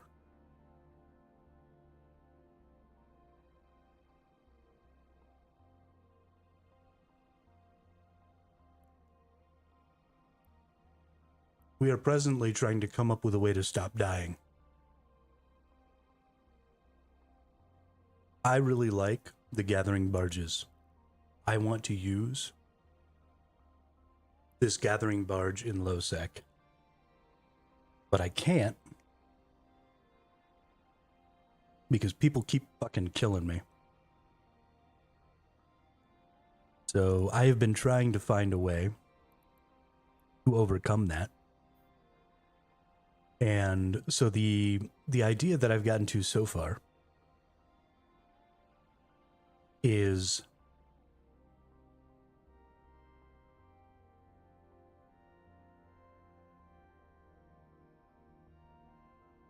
well, I mean, it is a PvP game, Dragon Queen, and I am going out into PvP space, and that's where they're killing me. So, I mean, the expectation is that people are going to attack and try and kill you. That's kind of the whole point of the game. So I can't really say that people suck for killing me, when that's kind of what I signed up for. But what I'm looking to do is try and kill capacitors whenever people come in on me.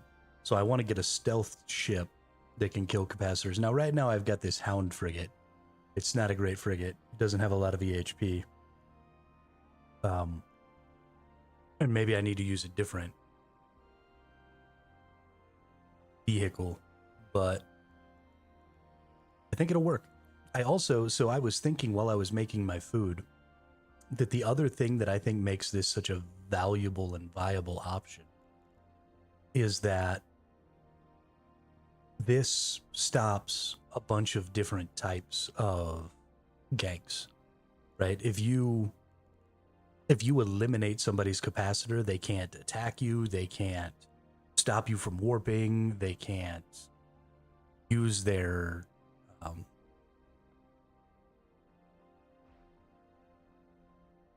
can't use their afterburner, they can't, I mean, they basically can't do anything.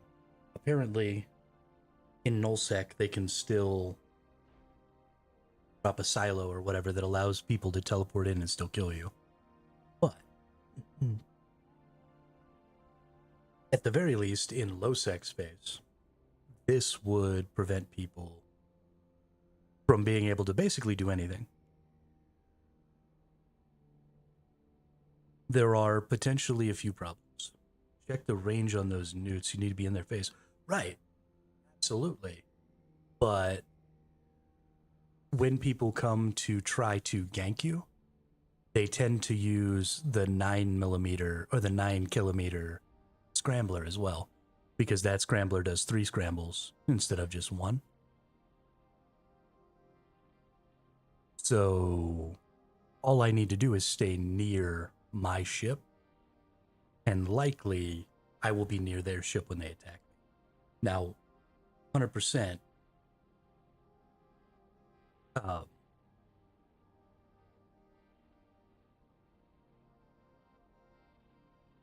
that's fine. If they leave, they leave. Then I just warp away.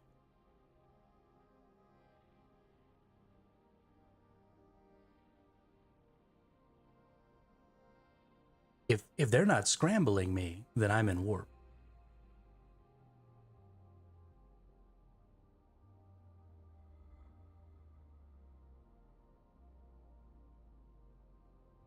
And also, I can lose. Well, I can't lose this Hound. It's worth 40 million ISK. But, and this is, so I hate to keep bringing this up, and I appreciate that you're trying to punch holes in Bit, but this is the first attempt after I've played the game for 5 days at some sort of way to defend myself. So it's probably the wrong frigate. It's probably the wrong configuration. It's probably the wrong a lot of things. But I'm going to have to lose a couple of these ships before I realize where some of those issues and difficulties are. So do I think that the first time I take a Hound out with my retriever that I'm going to survive? No, I'm not. I'm going to die. Probably the first 5 or 6 times. But eventually, I think as a concept, this idea is sound.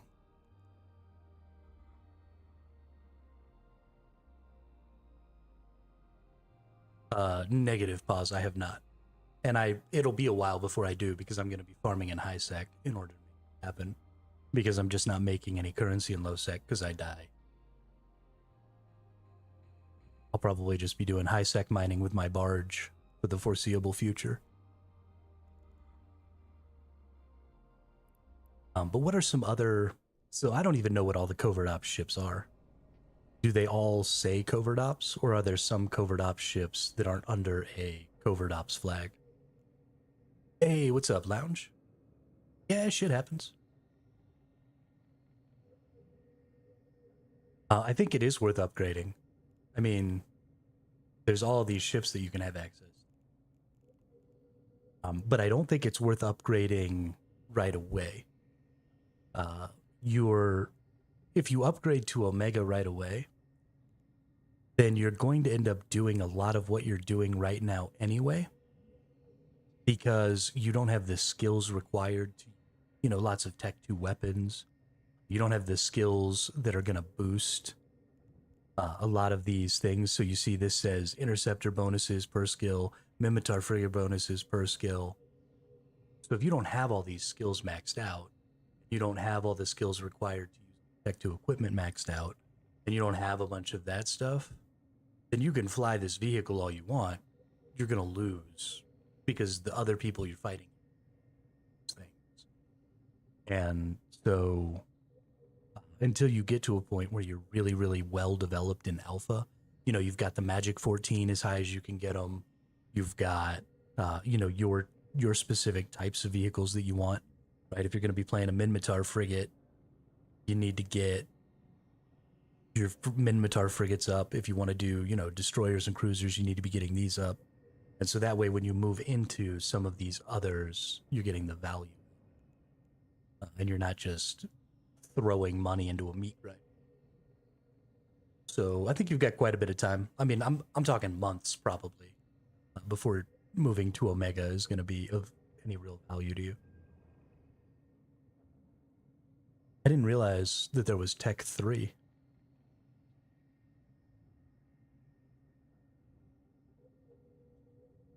When did we get Tech 3 ships?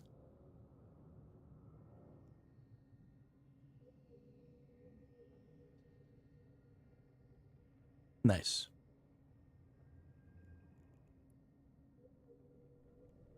I won't. There's the Proteus that I've seen so much about.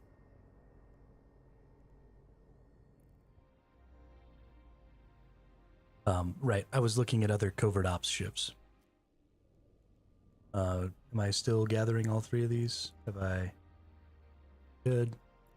Where are we at here? We're good. Okay.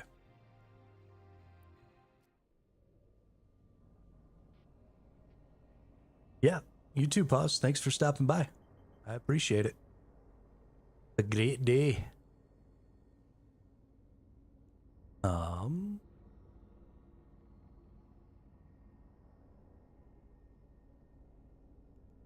So what other covert ops options are there? Are there any ships that are covert that are not frigates? And how would I know? Is there like a covert destroyer?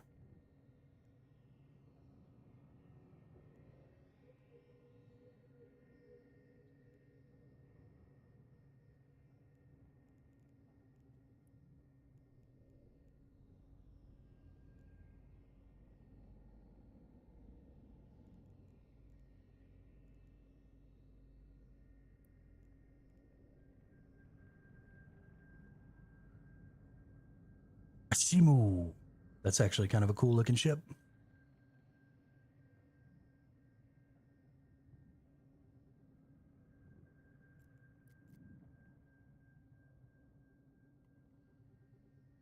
For a cruiser, that's not very many hard points.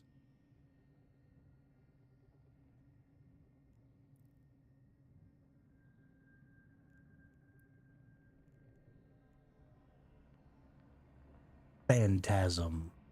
See, like the word phantasm sounds like covert.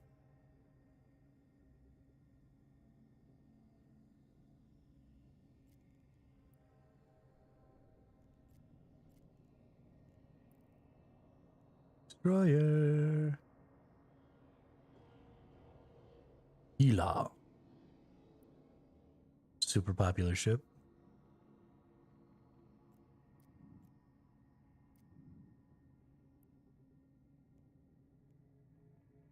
This is why everybody likes the Gila, because of the combat drone bonuses. Makes sense.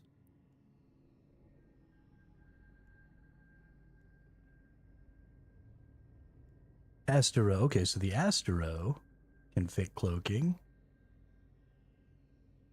Can fit covert ops cloaking device. Stratios. Can this battleship cloak? Please tell me this battleship can cloak. Too bad. Because I would totally rock a cloaking battleship. Okay, so let's look here then.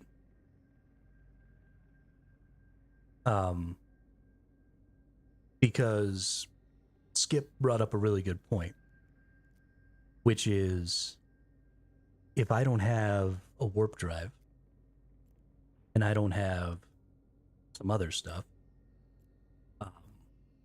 I don't have the ability to close distance, right? If I don't have extra defenses, then I'm putting myself in a really bad spot. If I don't have some extra hit points, I'm going to end up being in a really bad spot. So let's check out attributes here. Let's check out. This is significantly more effective HP, right? Any ship can cloak, covert ops can warp. I didn't know.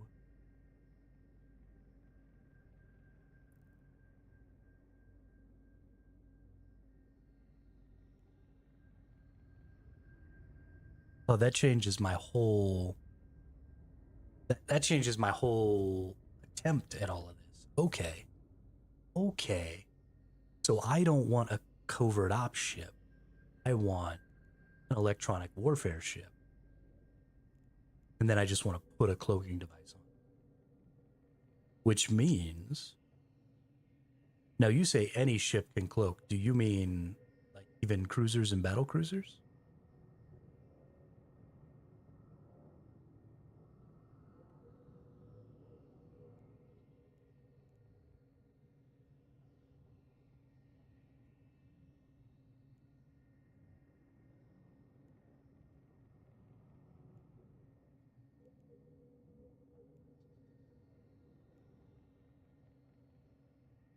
Fitting a cloak on a non-cloak bonus ship makes your scan res plummet.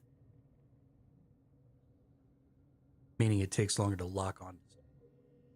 Okay. Important note.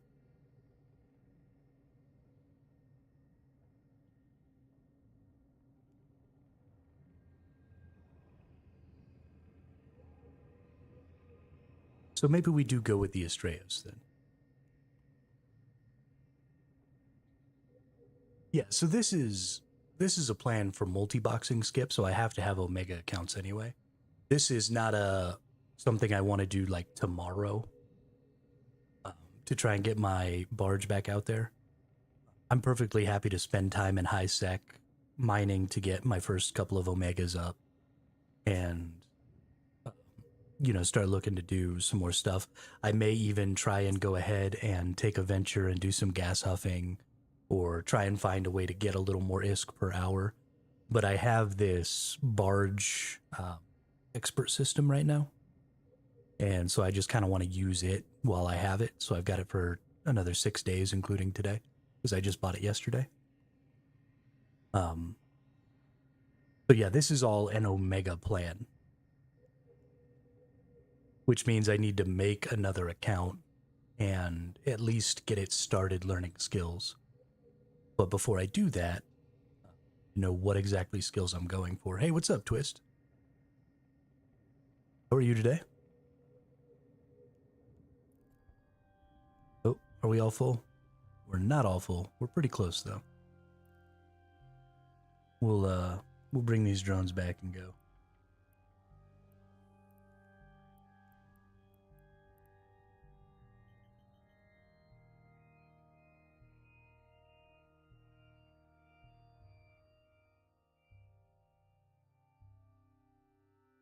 Yeah, that's definitely the plan, Skip. I'll probably do that. Maybe I'll do that tonight after I get off.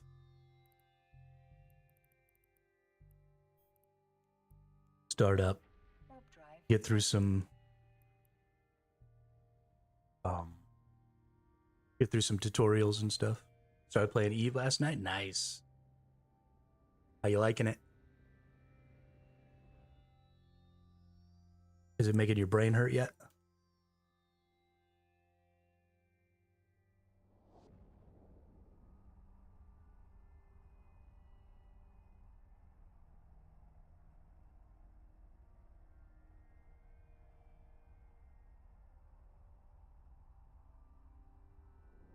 Yeah, I'm having the same problem.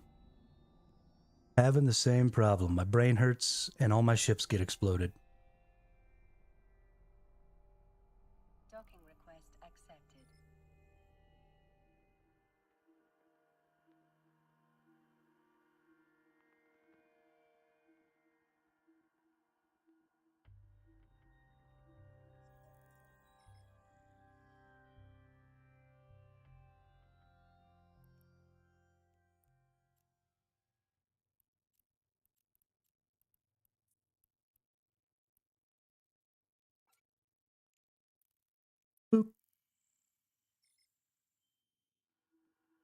What are you thinking you're going to do there, Twist? Thinking you're going to do like combat stuff? Are you going to gather? Do you want to do industry? Do you want to, are you PvP, PvE? What's the plan? Oh, I have a warp location now. Mining warp. Drive active.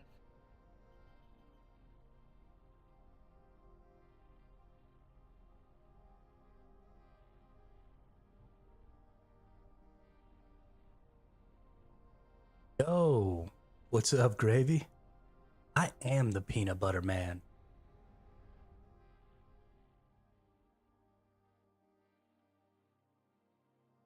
Peanut butter jelly time, peanut butter jelly time. Peanut butter jelly with a baseball bat. Big time. I can't use the market at my home station. It gives me message can't use now. By the way, Survival Hermit, do you know multiple overviews? You can right click any tab and have it set between tabs. Oh, yeah, like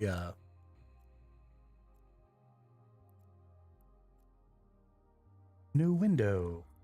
That I guess on an academic level, I knew that was probably possible, but it didn't really occur to me. Snap. This seems like it's much more valuable in a PvP situation, so that I could have one tab that was just for combat, right? Like I could have my targets just like always up, because you're only going to get, a couple of these at a time unless you're in a really... But yeah, no, that's super good info. I'll probably keep the mining one up. I like that. And then I can still just do that.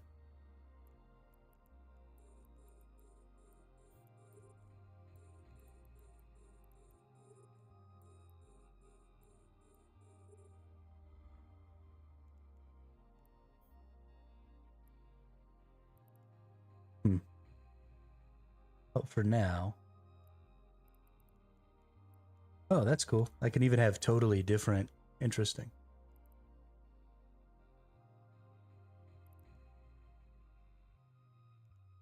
Well, now I've gone and messed up a bunch of things. Can I put that in there? Want to put it... Oh, maybe I need to grab this.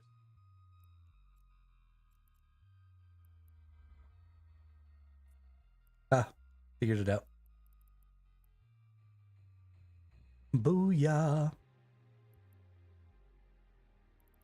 I'm so good at video games.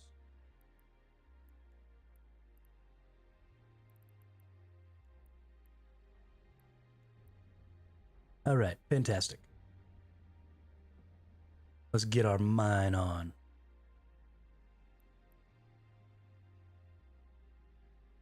Beams, laser beams. But yes, Gravy, I got blasted twice last night after stream. I lost 200 million ISK because I got 2 of my barges blown up in lowsec. So you can be happy that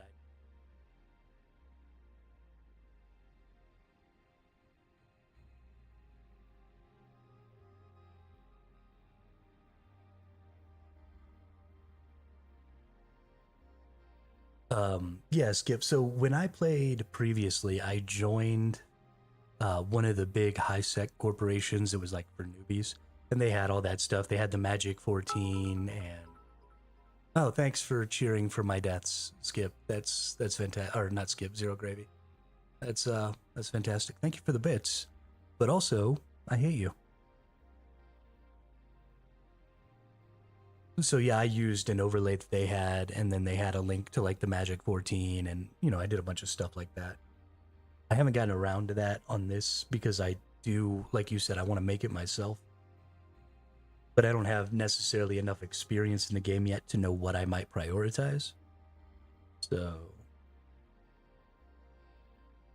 kind of holding off and just running with the regular for now. And I probably will run just with what's here for a while. I don't think that this is necessarily a bad overlay. And I have been tinkering with it a little bit to change some of the stuff, just to see, you know, how that affects things.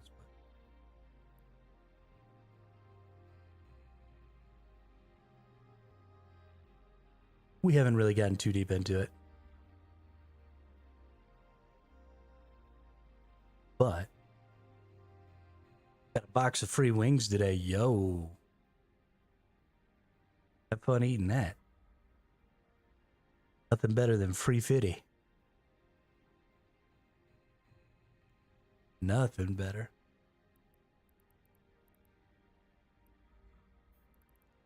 Let's go ahead and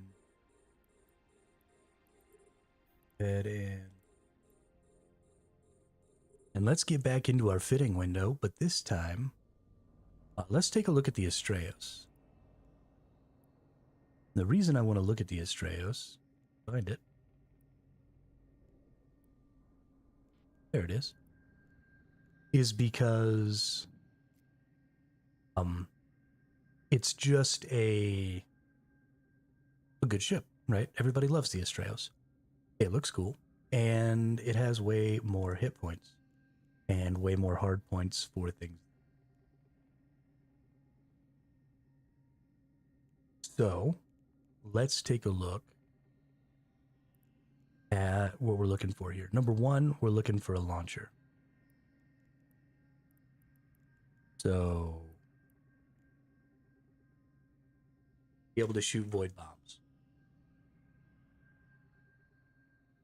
To blow up a capacitor.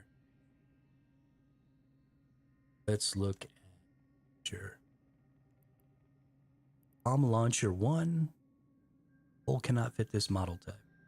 Oh, so that's why. Covert ops ships are the only ones that can fit bomb launchers. Bomb launchers can only be equipped to stealth bombers. Each bomber can only equip one bomb launcher. Your ship must be minimum velocity. Okay. So that's kind of a big deal.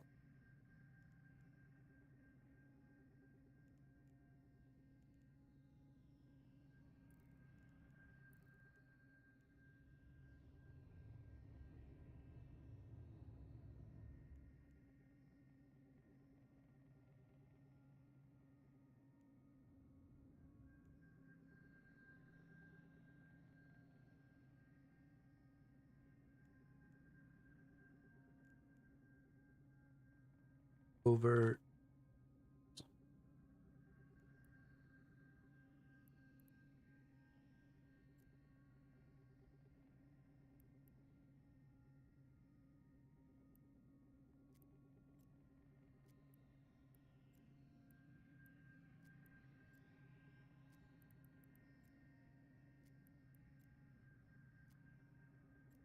Does this say... Okay, here we go. So this tells us all the covert ops ships right here.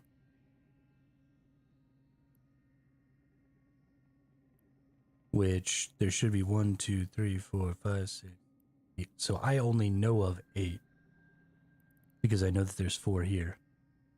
So I need to look at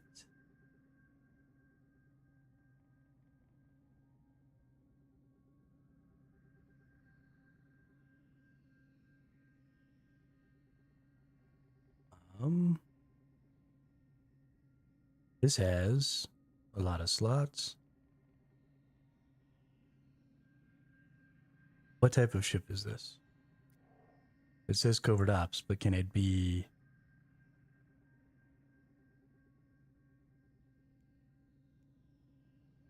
Okay, it is frigate. So I'm starting to feel like there are no such things as non-frigate covert ops ships. Am I right about that?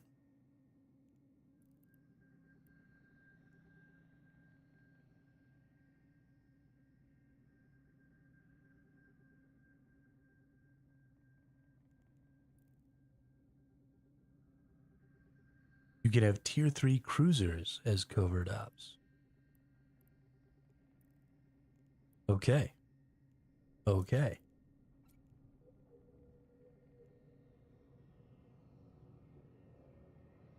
Actually, I should just go back to what I was just looking at. Stupid.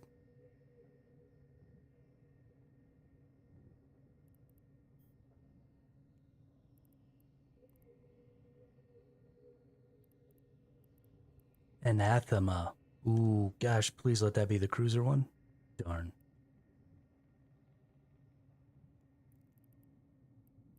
Third. Buzz. Another frigate. Nemesis. Ooh. Gosh, these are such cool names. Manticore. So a frigate. Hound is a frigate. Purifier is a frigate. Hydra is also a frigate.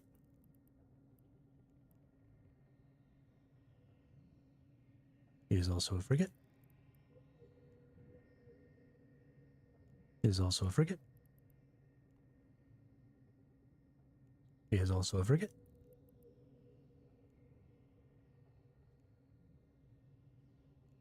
Okay, so is it a module or something that you have to add to the tier 3 cruisers then? Is there like...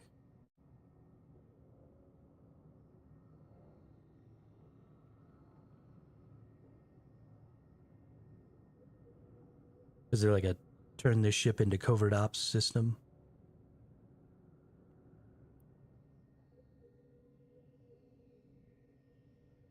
Okay. Okay. Oh my gosh, my life is so complicated now.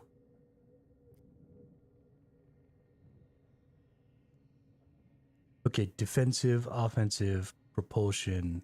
Okay. Covert reconfiguration, augmented durability. Projectile, scoping array, launcher, support processor. Interdiction nullifier, wake limiter. Okay, so we're going defensive, covert reconfiguration.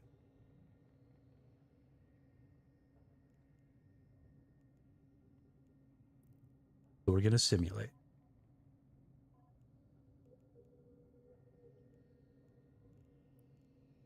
And we're going to go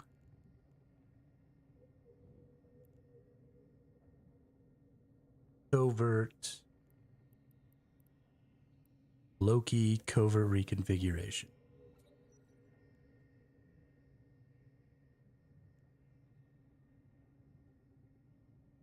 You can only have one of these, right?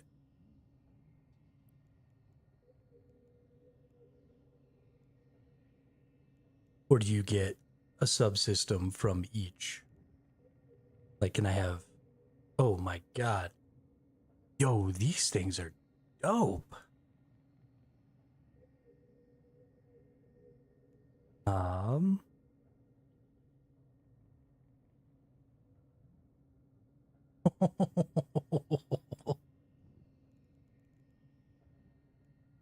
My brain is exploding. Brain is exploding. Projectile scoping array. Don't care. Launcher. Don't care. Support processor. Armored command. Ooh, here we go. Here we go. So some armor stuff. Command burst stuff. This is probably the one I want. Subsystem. Support processor. Ocean subsystem. The interdiction. Oh, this is interdiction nullifier.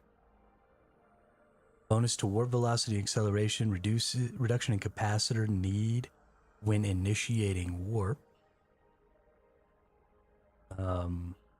Reduction in interdiction nullifier reactivation delay.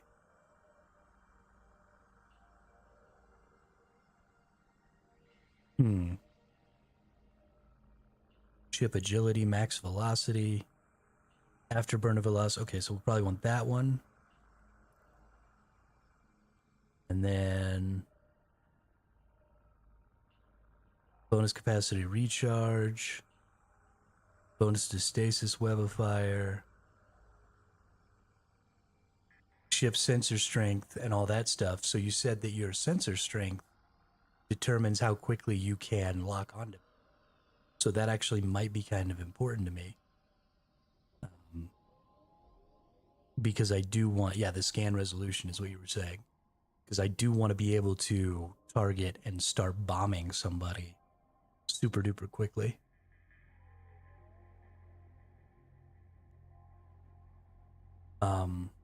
Okay. Wow. So many things to think about now. And not just this ship, all of them. There's 4 of these. Bombs have crap application to small targets unless they use MW. So it's possible that I won't need the bombs. If I can use a cruiser that can put out enough neutralizer, then maybe the bombs don't matter. The other thing that I'm looking at here is because of the size of this ship, I want to be able to protect maybe a larger fleet from a larger number of enemies.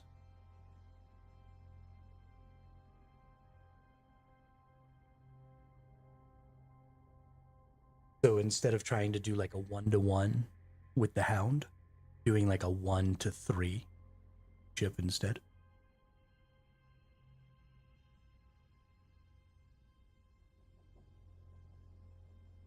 Yeah, that's totally fine. I mean, I can kick this can down the road as far as I want. Like, maybe we don't get here for a year. In a year, we can try it out.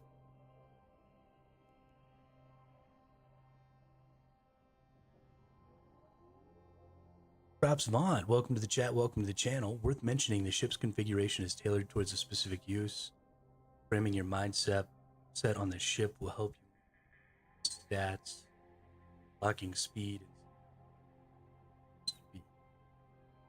Well, so I have a very specific use case in mind for what I want the ship. So the goal of what I'm trying to do right now is I died in lowsec twice last night. And the reason is because barges stuck a whole bag of dicks at trying to escape. So if somebody finds you and you're out in lowsec and you're mining, there's not really any chance you're going to get them.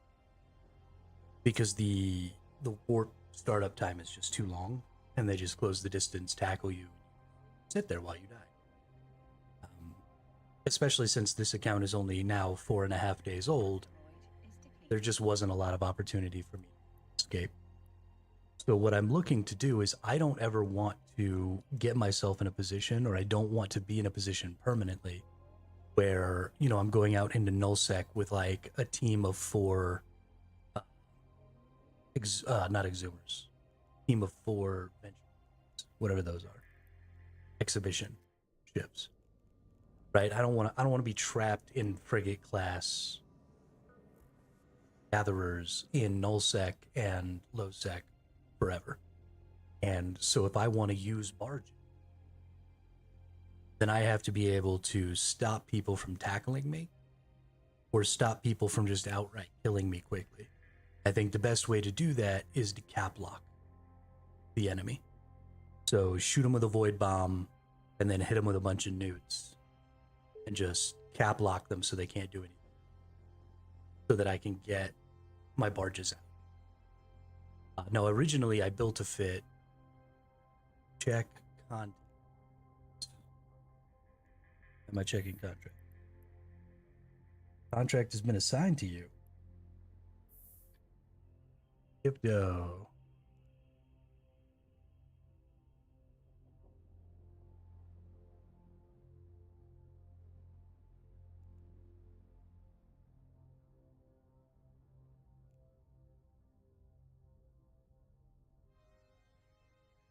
Can remote activate.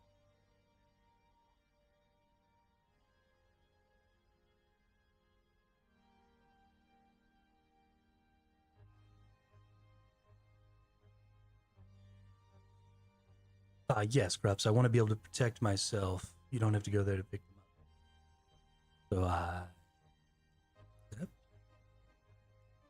You are about to accept the following contract. You will receive the following items. Close.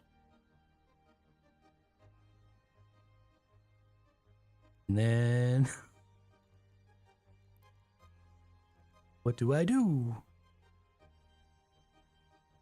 There's another one for the venture. Oh, cool. You're a sweetheart.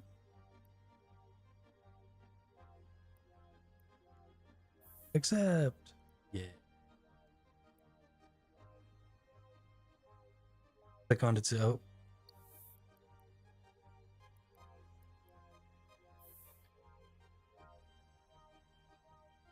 Oh, yo. It's all orange and shit.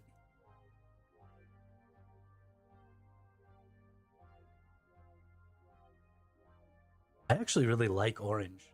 I've always liked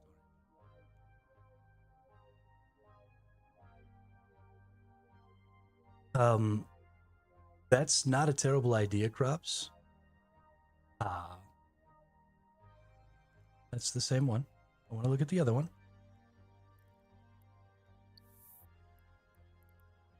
Do you hate me? Oh, hey, there you go. That's the hot pinkness right there. I actually really like that. Open your asset window, find G to right click, both in. Thank you, Skip. I really appreciate that. Set. Find Jita. Oh, Jita.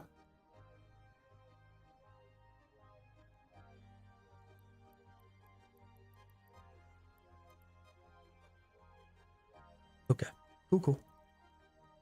Wait a moment then. Yeah, so looking at the entrances and stuff, I mean, so I could absolutely, every time somebody comes into my local chat, Crops. Okay, can skip that by using search tab. Got it. But what that means is that like every time I see somebody come onto my local, then I just have to go back to a station. And 100% of the time,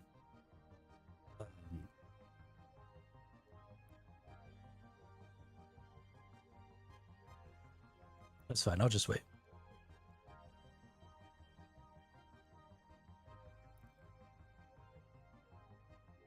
Alt T. Oh yeah. In.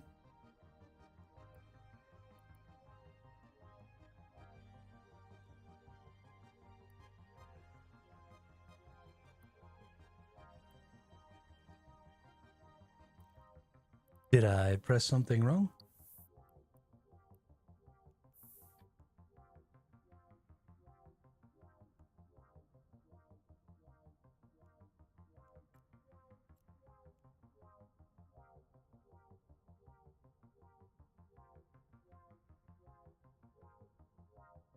Oh wow, Lounge, good job. Way to go. Tech fitting and personalization. Fitting. Oh, where's the personalization? I don't think I can do it here. Oh, there it is. Yeah, I can't do it while I'm out here. Oh no. Because I'm on some simulation. The asteroid is There we go. detected.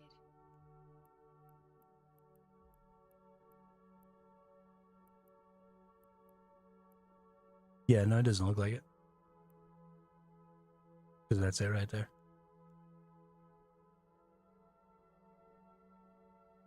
Boom. My asteroid is depleted.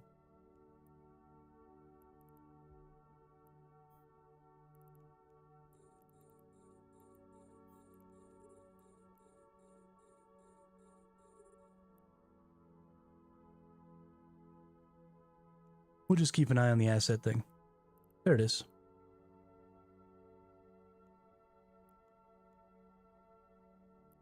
Ooh.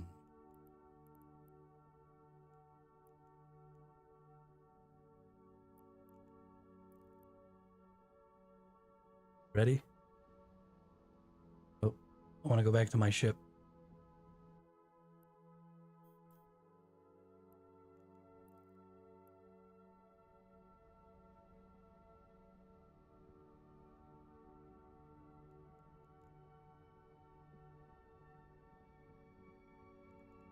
I don't want to look at this rock anymore.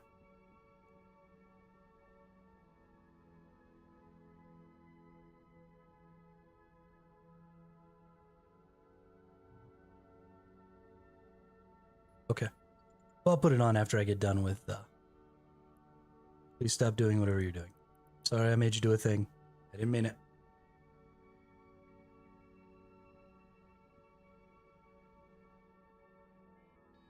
Okay. Okay. We're okay. We're gonna be fine. Everything is fine. Find the rocks. Quick way to remove lock is Control Shift click on. Okay.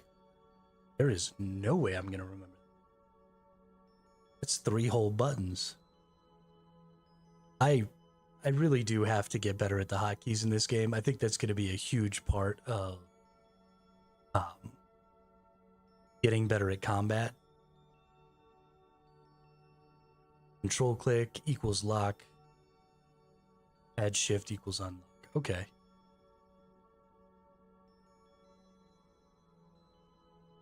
There a certain amount of time or progression before one is able to access the regional market. If you're unable to access the regional market, Twist, then you're probably not at the NPC station. You're probably at a player station, and it just doesn't have access to the market. So, you're probably going to have to do some research on the internet to find where... Yeah, Skipto's saying the same thing. To find where the station, the NPC station is in your region. Usually they say things, let's see if we can find one. Yeah, normally they're like around the moons and stuff, but you can see this one says Galante Industry, so this will be an NPC station. NPC station, NPC station, NPC station, NPC station. But then you've got like, these are both player stations. And so it can be a little bit of a pain in the ass to figure out where the hubs are. So I would check on the EVE wiki.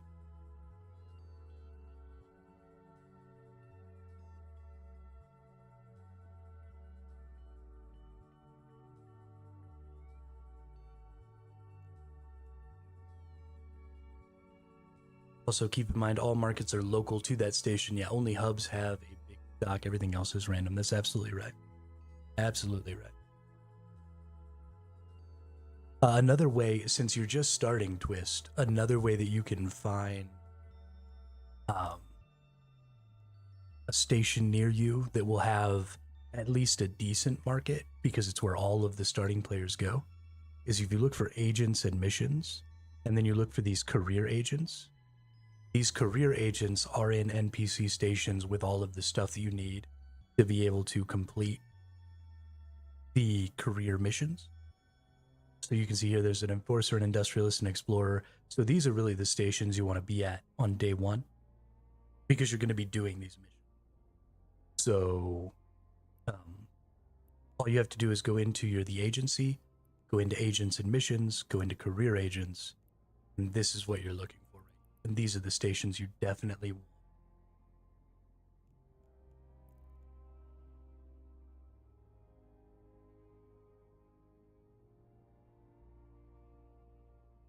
How do you buy Plex with ISK Lounge? Plex is on the regional market. It is no longer a regional market item, though. If you type in Plex, they moved Plex from the regional markets to a global market. I don't know how long ago, but since the last time I played. So if you look in here, you'll see global prices, and you can just trade Plex for ISK or ISK for Plex right here. So you're looking at, these are your buy orders. Don't ever buy your ISK by buying from sell orders. That's how you lose money. A lot. 300 million per plex is the difference in cost right now. So always put in buy orders. You're definitely going to get it by buying it with buy orders. So you're looking at just shy of 6 million ISK per plex right now on the global market. But because it's a global market, you can literally just do it from anywhere, right? I could just set up the market order right now and I'll just get my plex, which is kind of nice. I mean, it's pretty bad. 3 billion ISK for your month of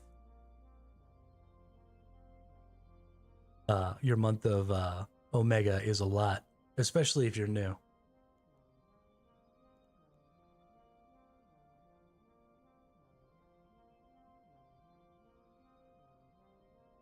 But yeah, so crops, kind of like we were saying here, the big goal that I have is I don't want to have to leave my field, my asteroid field, or whatever I'm doing, or that's why people wait for overlapping sales. You can get a month for as low as 250 plex. Yes, billion, not million. Yes, that is correct. Yeah, I mean, I guess that's a good point. If they're having a sale or something like that, then you buy a bunch of months that way or something like that.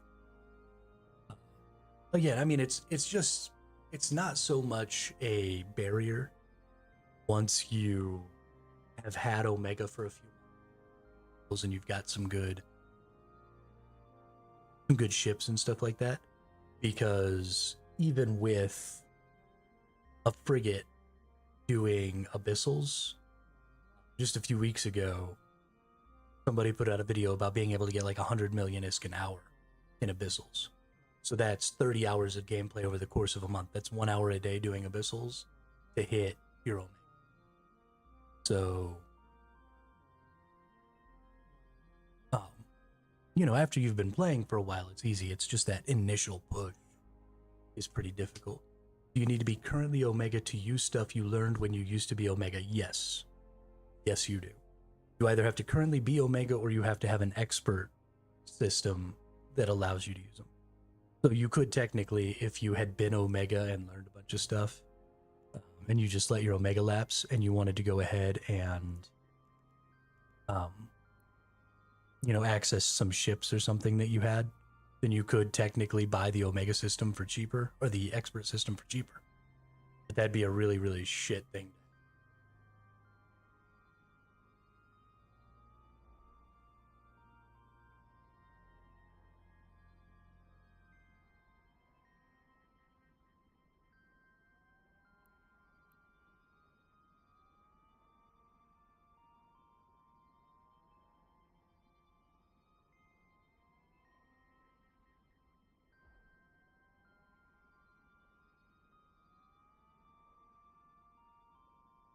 I mean, the game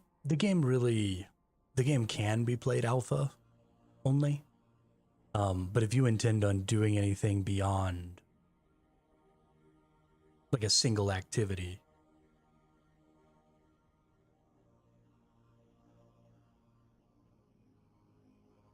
you're in right and join system is where the game started you. Okay.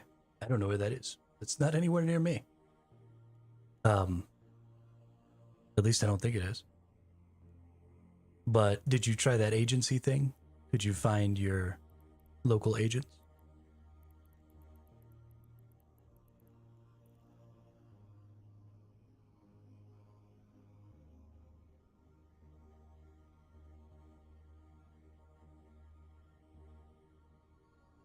I definitely think that it's probably just a good goal to be trying to shoot for Omega, especially if you plan on playing for any amount of time.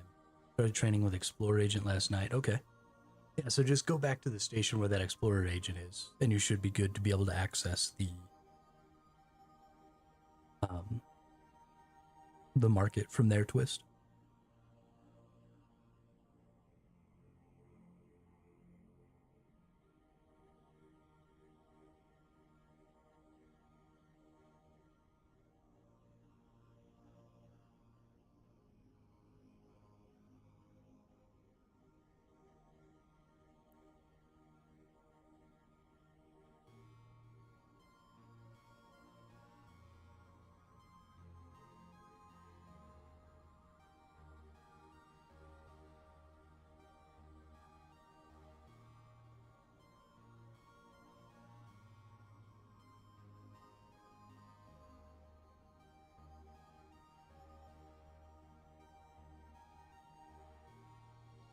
I love how relaxing this is. I haven't looked at this screen. I've just been staring at the chat screen for like 20 minutes. Didn't miss a thing.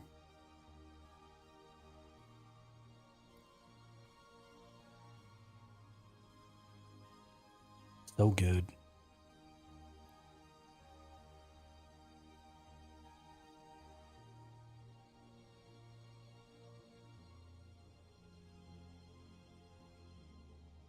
Got some thing trained, but I don't think I moved to a different location. Maybe I didn't realize.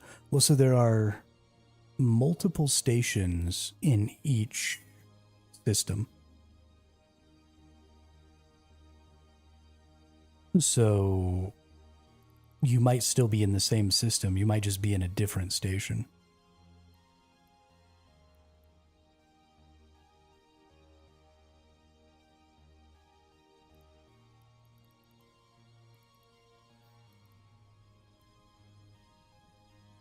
Warp drive active.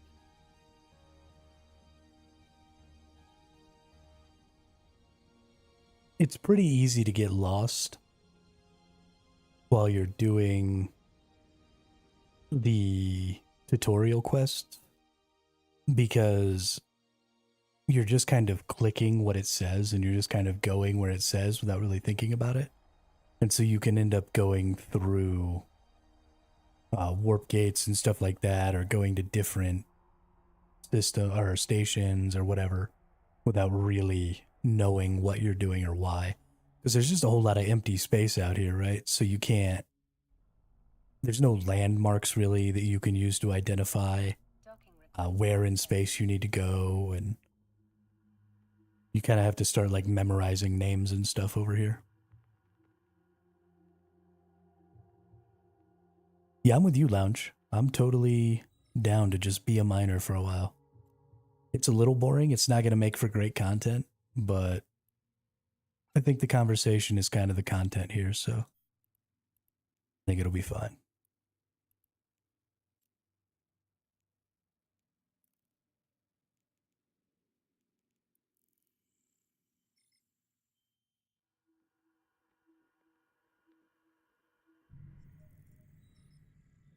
What do we got?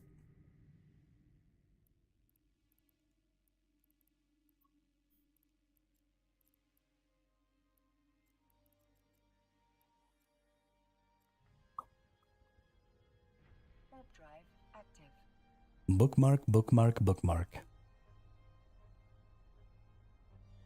Well, thanks, Lounge. I appreciate it.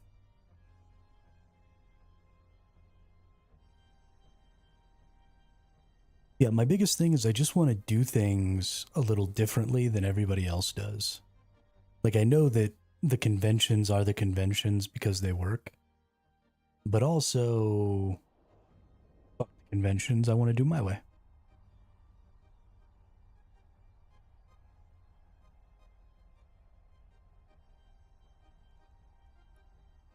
Oh, we're not locked on to anything, so we can...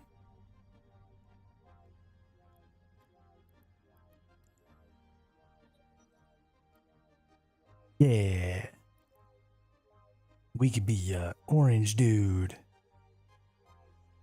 The lighting out here is real shit.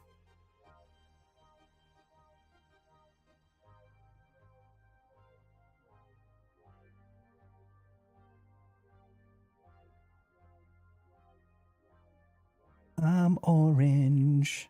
That's so dope.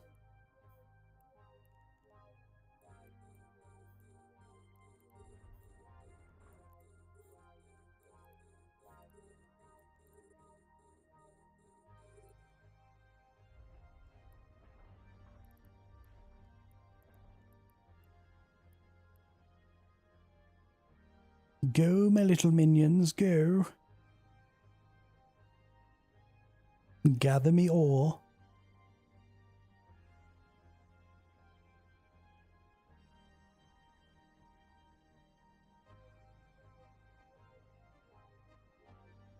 Does it show up better now that my laser beams are kind of making it brighter? A little bit.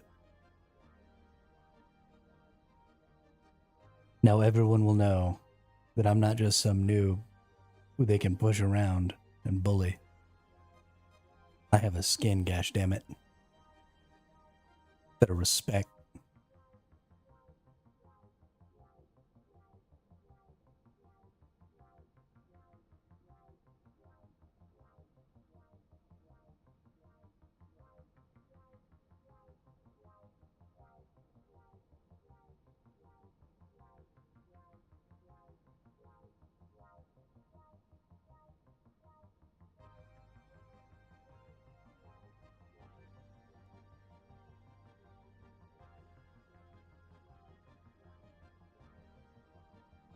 All right, back to ridiculousness. What's it gonna take? I feel like I'm kind of kicking the can really far down the road here.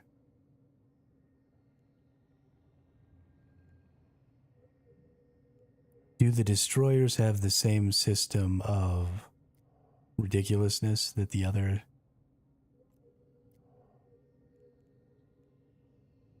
They have some sort of a weird mode.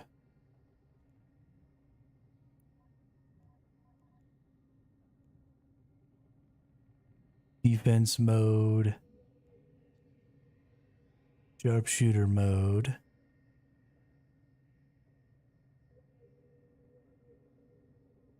And speed mode.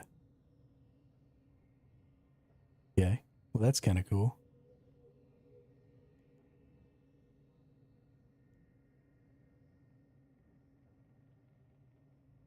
Oh, dude, it's a transformer. Transformers. Robots in disguise. See, I feel like this should be the speed mode. It's more aerodynamic. I mean, I understand we're in space and aerodynamics don't really matter, but come on.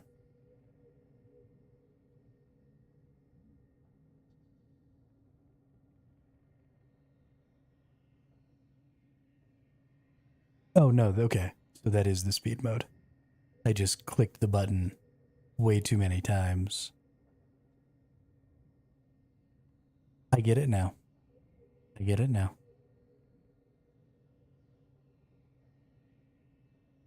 Yeah. Okay. I see you, game. I like that. That's cool. These tier 3 ships are super dope. What are the requirements here? Skill requirements. Minmatar tactical destroyer, only need tier 1. Need maxed out destroyers. 3 in the frigate, 1 in space. That's actually not bad. That's actually not bad at all. This needs Minmatar core systems, Minmatar defensive systems, field operation 3, Minmatar propulsion systems, nav 5. Oh my god, Minmatar. Okay. It's going to be a little while. It says, as Omega, it would take me 1 month, 23 days to learn all these skills. That's actually not bad either. That's actually not bad either. So, we're going to do the Loki just because I'm a Minmatar. And I'm going to use the Minmatars.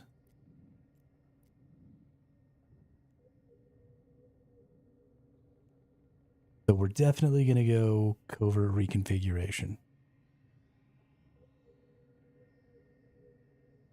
And this gives you 1 high slot, 2 mid slots, 1 low slot, 1000 HP, 200 gigajoules of capacitor, 5 meter signature radius, and cargo capacity. Okay. Reduction in cloaking device CPU requirement.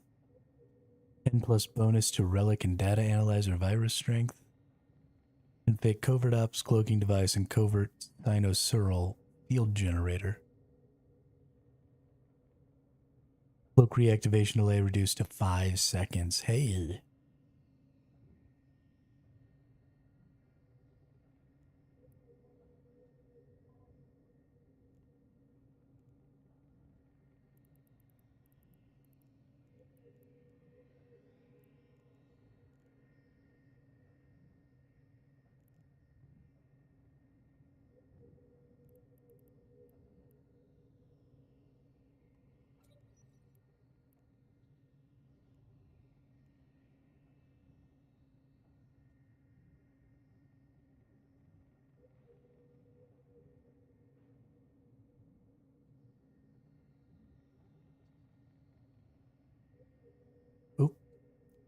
I was muted. So while this is a projectile thing, it does give 7 high slots, which would mean lots of neutralizers. But let's see, what else does it give? Some power grid and some CPU. And drone bandwidth and drone bay. Okay. This gives more drone bandwidth and more drone bay with the same 7 high slots with 150 power or 150 CPU and 150 power. So I actually think I need more power than CPU for neutralizers. And this one gives 7 high slots, 100 gigajoules. Okay, these don't give anything. 100 gigajoules of capacitor, drone bandwidth, 1 max lock target, and a little power. I actually think the projectile might be the best for what I'm trying to do here because the newts and stuff require so much power. We'll probably go with the projectile array.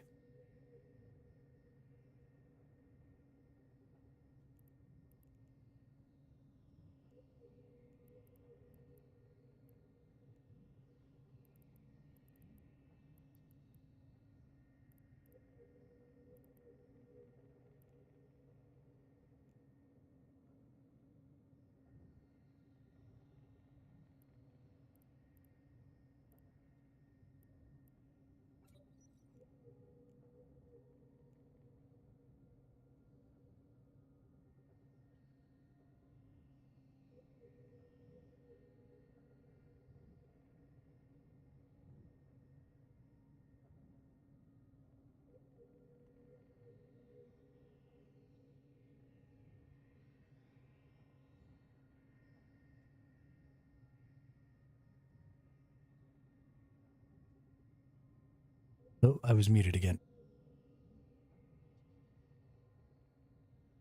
So I don't think I need to use an interdiction nullifier. Agility, velocity, 2 low slots. I did need the low slots quite a bit on the last one. This gives 1 low slot, a little bit of other stuff. This gives 2 mid slots. The mid slots I was using also for some capacitor regen. So I guess the question is, do I want 2 lows or 2 mids? I think I like the afterburner and micro warp drive bonuses here. Let's do the wake limiter in the mids.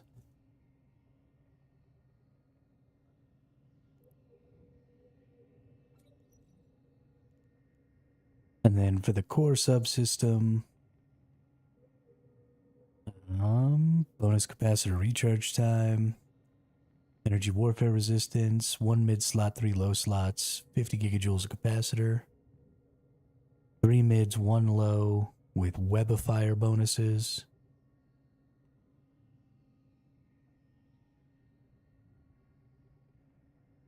Two mid, 2 low, 1 max lock target. I actually think this might be the one. The capacitor recharge is going to be a little valuable. Let's do nuclear reactor. Okay. So with that particular setup, this thing looks ridiculous, and I love it.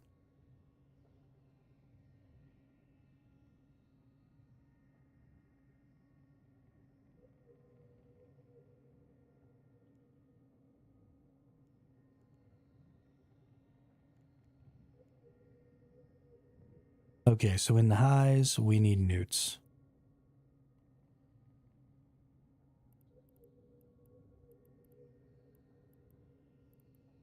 Can I use a heavy?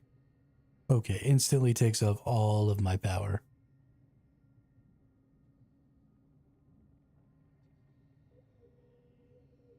So no, heavy neutralizers are not going to be on the menu. But medium neutralizers are totally on the menu.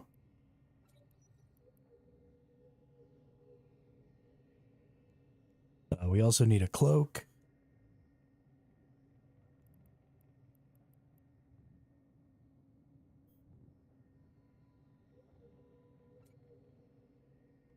So I'm assuming the game can start a player on a station without access to regional market. Either that or I did move to another station within the system I'm in. Yeah, the game always starts you in a place where you have access to all of those career people. The main quest line will send you to a place where you're going to have a market and you're going to have a reprocessor and you're going to have the industry tab so that you can build stuff. And it's always going to send you to that because the main quest line, the tutorial quest line, makes you do all of those things to kind of teach you the game. So there's not really any way to not be at a station with those things if you're at the station it started you at.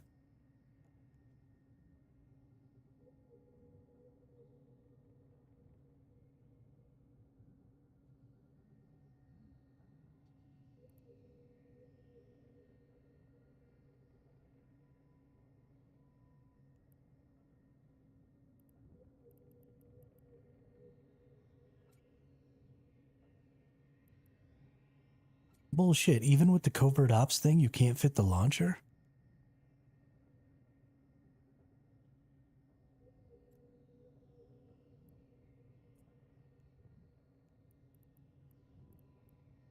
Why do you hate me, game?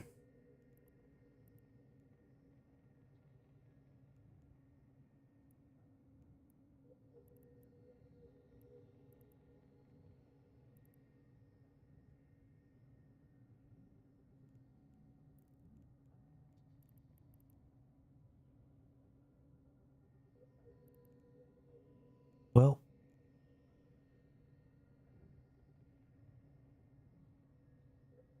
yeah, no problem, Twist.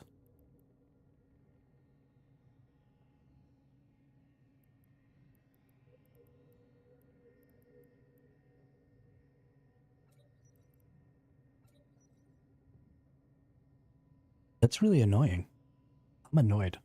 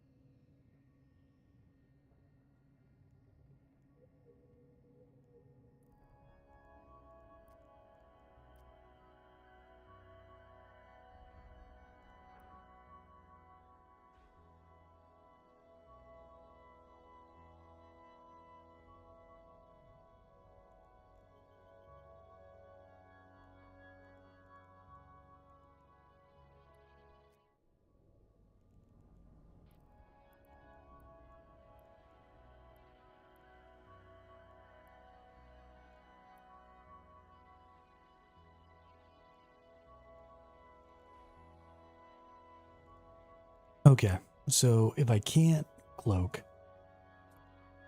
or if I can't turn this into a covert ops ship, then, well, the cloaking is probably still important. Let's see. Because I still don't want people to know that it exists while I'm sitting out there. So we can still use the covert ops.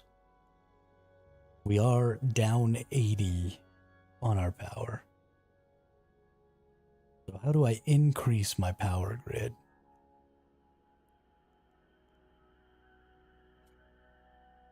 Taking one of those out gets me there. What is something else that could go in a high slot that could benefit a cloaking neutralizer ship?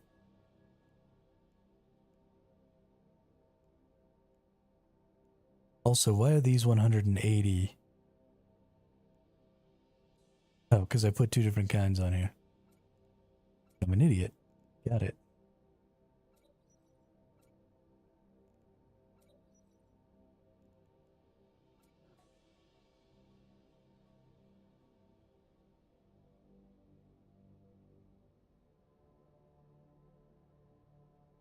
Legion would be better at neutralizing and cloaky. Is that one of the other...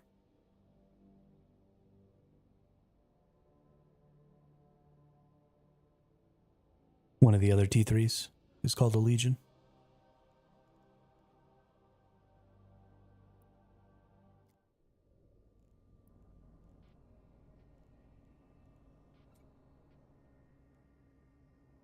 Proteus. Tengu. Legion.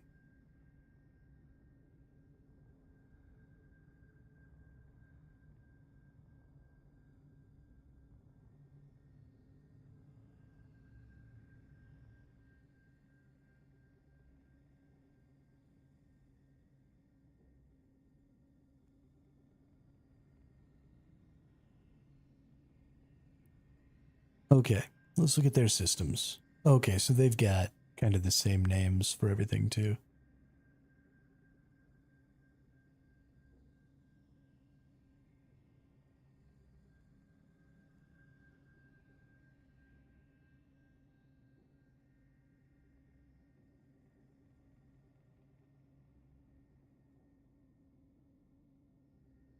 When you kill another player, do you get any of the stuff on their ship? Yeah, there's a 50% destruction rate, but of the stuff that's fitted on their ship, 50% of it should stay. Well, okay, so each piece has a 50-50 chance of staying or destroying. So technically everything could destroy. But on average, 50% of the stuff they have fitted to their ship should stay for you to steal. I don't think the rigs count though, because I think the rigs always get destroyed. But I could be mistaken on that. But you can see when you get murdered, you can actually see what you drop. So when I got killed here, I dropped 2 of my strip miners, so both of my strip miners dropped. I dropped 1 of my small shield extenders, I dropped a mining laser upgrade, and then all 3 of my rig slots destroyed. And then I dropped my 880 of each of these materials that I had been mining. For a total value this person could have made, if they were able to pick up all of this stuff, they could have made 33 million ISK off of my kill.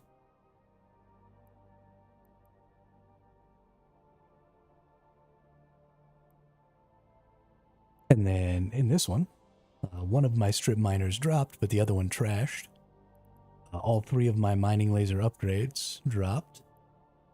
And then none of my rigs again. Yeah, so I think the rigs always destroy. And then you got my salvage drone, 1 of my mining drones, and my prismatic niece, which was a total of 42 mil.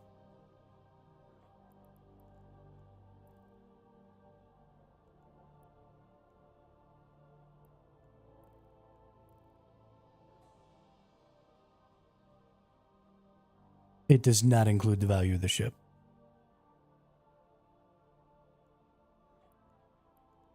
The value of both of these ships was over 60. So it is only including the value of the dropped items.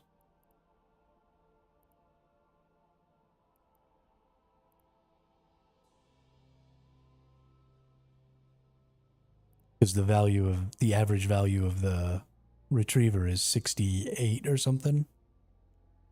And the average value of the other.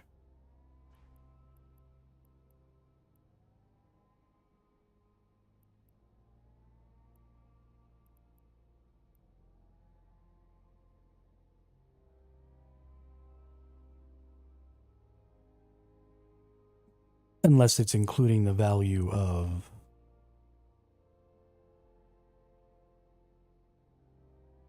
no, Twist, it was somebody else.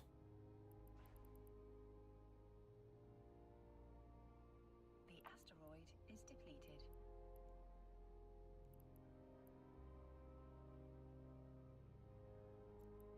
Show info.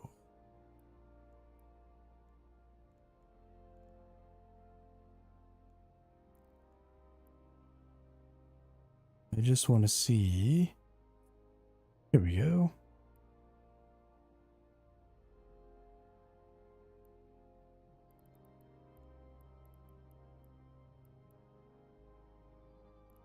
Well, these are some wildly ridiculous prices.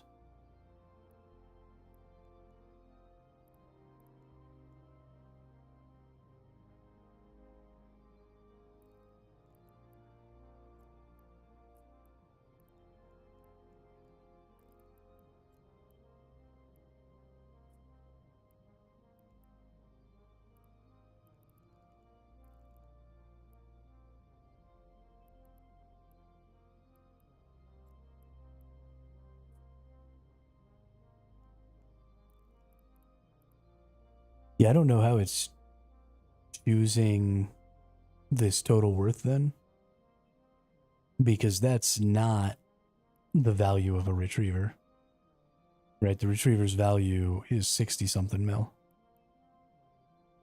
not less than 30. So it can't possibly be adding the entire value of the ship to the kill mail. So I don't know.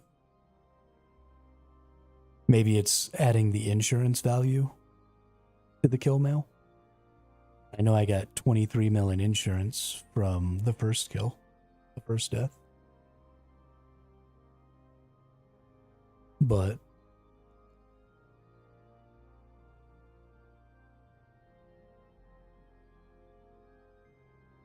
it's definitely not adding the whole thing, so I don't know what the math is there.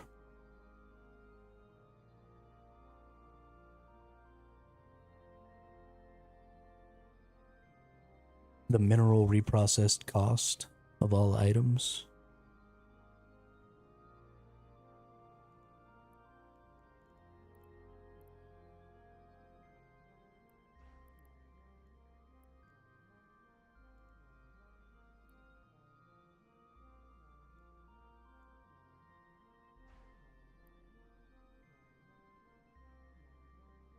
Those are definitely vastly different numbers.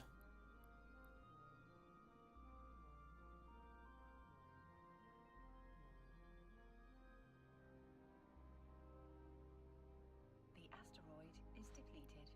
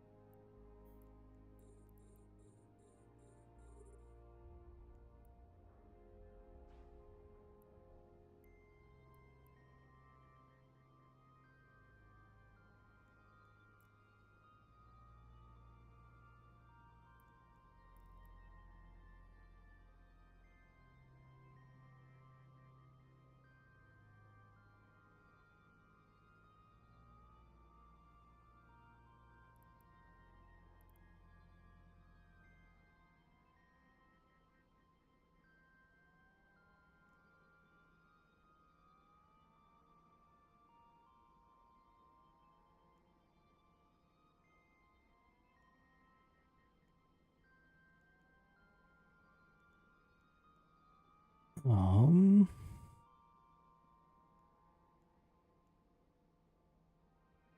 Perm.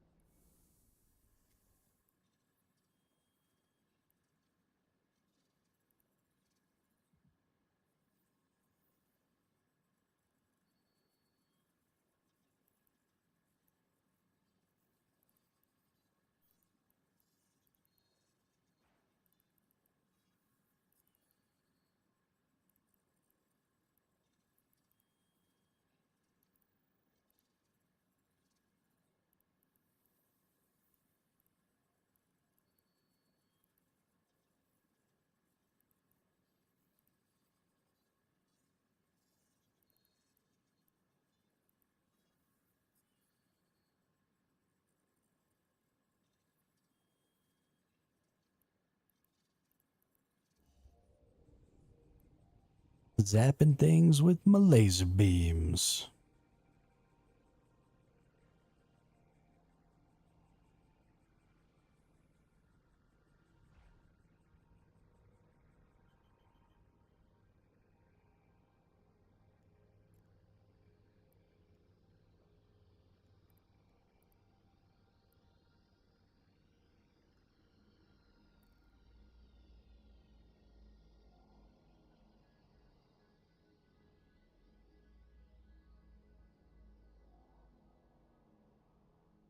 I actually need to go back to Heck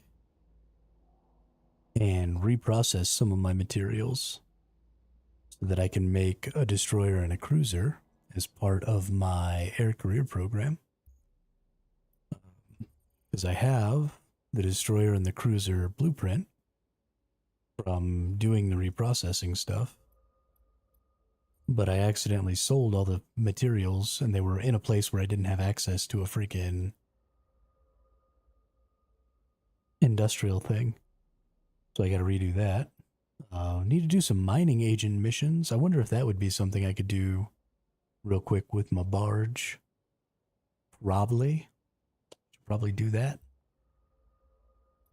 Research.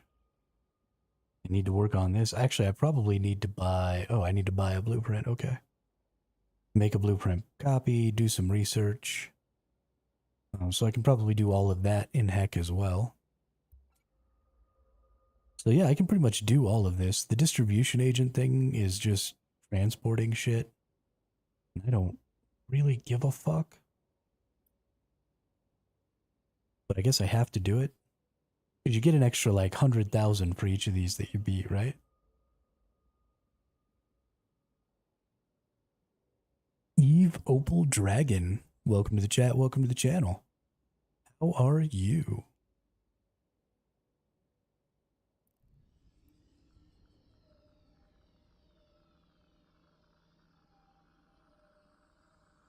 How's your time in Eve going? The asteroid is depleted. My asteroids are depleted.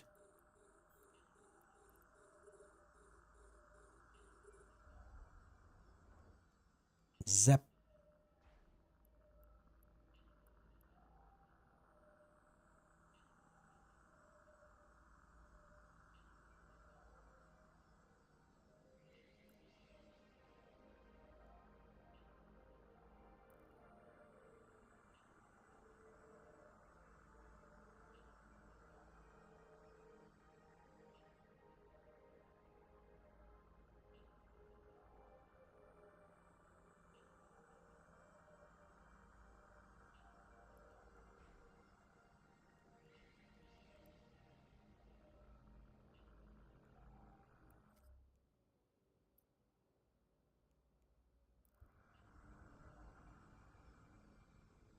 My stream got frozen. Was it just you or was it everybody? Did my stream die again? I'm gonna be so mad. But yeah, welcome. Welcome to the chat. Welcome to the channel. What are you getting up to in Eve?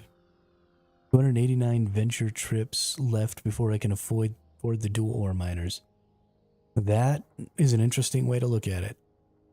You can get about 3 venture trips to 4 venture trips done in an hour. So you're looking at about 100 hours. About 100 hours. Why not Tech 2? Oh, you mean instead of the ore miners? Because he wants the ore miners. Because they're dope.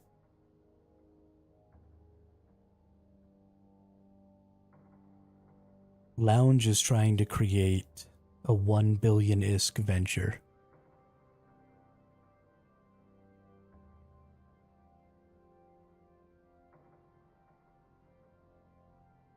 Because why not, right?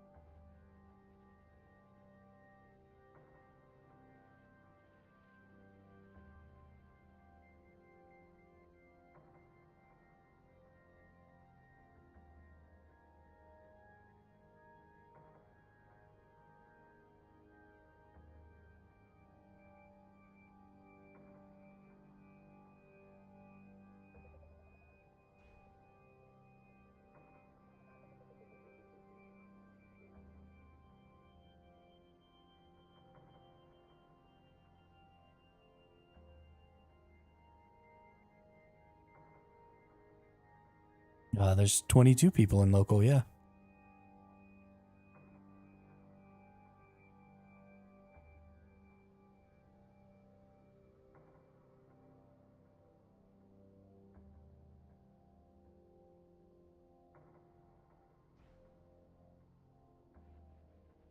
I don't know what code means. What do you mean that's enough to be code?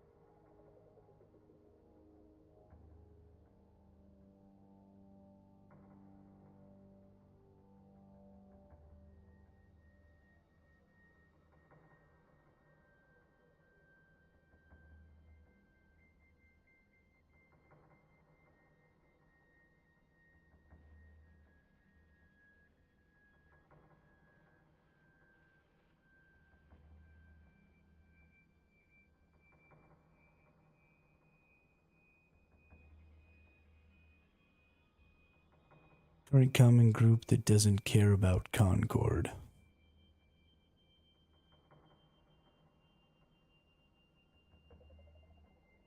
I remember it ore was like 400 million each. Even at 0.9, they would waste a few catalysts to get your... Yeah, I mean, that's true.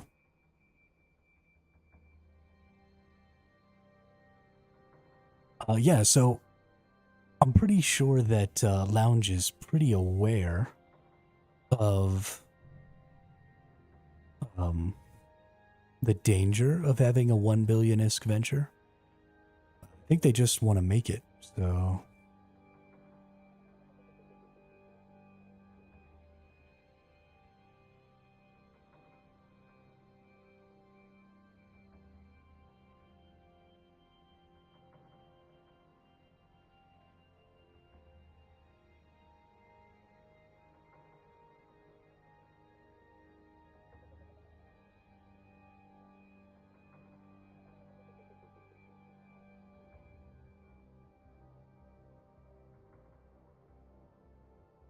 I mean, I think it's hilarious, Lounge. I think you should totally go for it. And I also still think that it would be hilarious to bring it to a public mining fleet. I think that'd be dope as hell.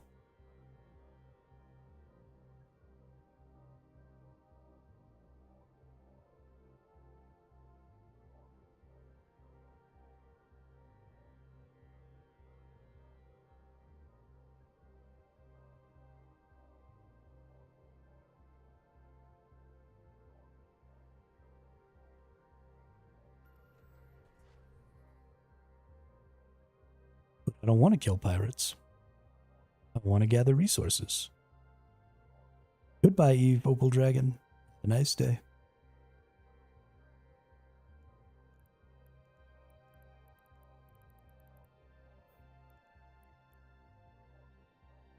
Warp drive active.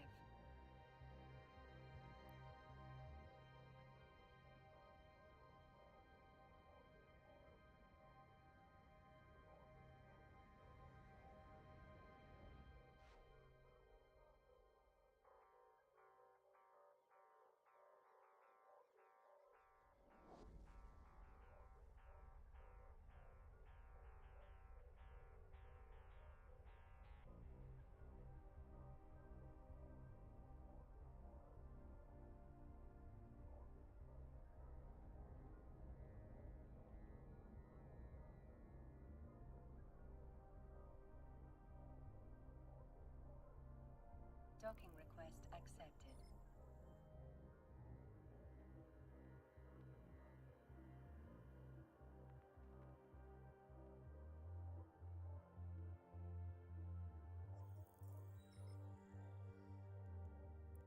Alright, let's put the ore in. We go from 3.85 to 5.19. Booyah.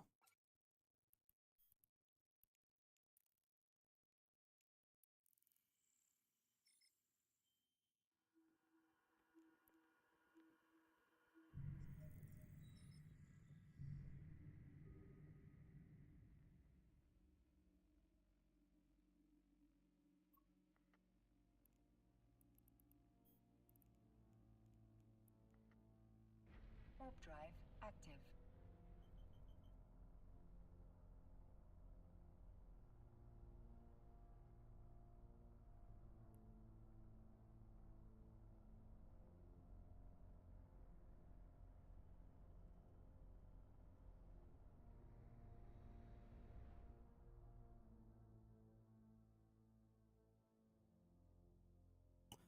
I agree, Crops. I agree. I know that we need more miners and industrialists because I can't sell my ore in heck.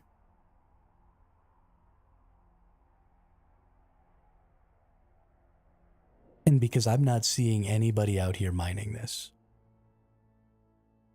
Like, there's one other person in a coveter that's out here mining. Oops. I forgot to warp to my location that I had all set up. Oh well, guess we'll go this way.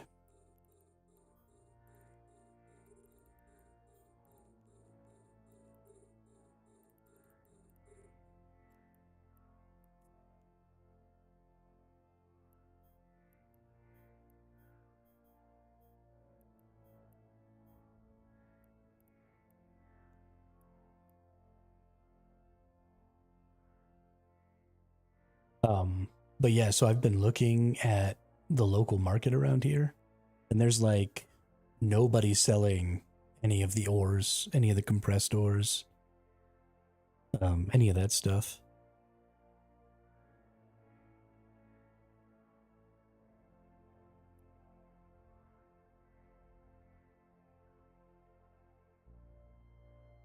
So we're going to do it ourselves.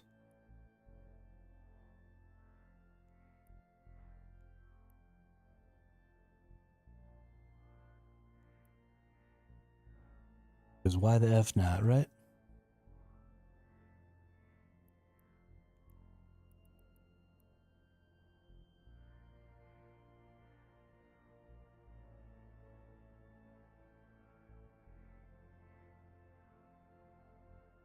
They also did a huge disservice, I think, to high-sec mining by making it too easy to get some of the high-sec refined materials with null-sec rocks. I was watching some video stuff earlier about what resources you get from what rocks and stuff.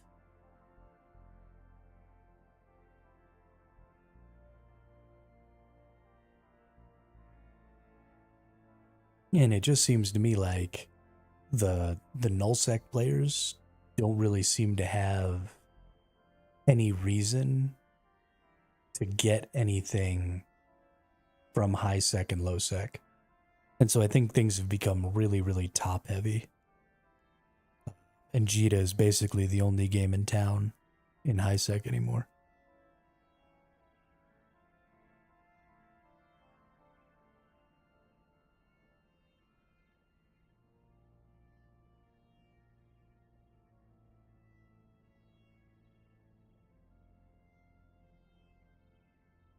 I mean, I'm fine with people being able to spend most of their time in nullsec, but the complete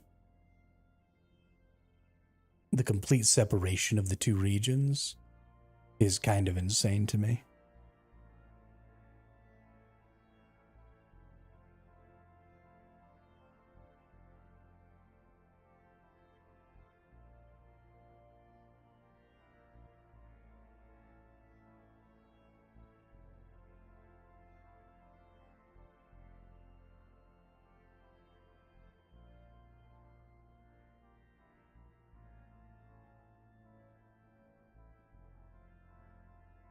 I don't know. Maybe I'm the weirdo.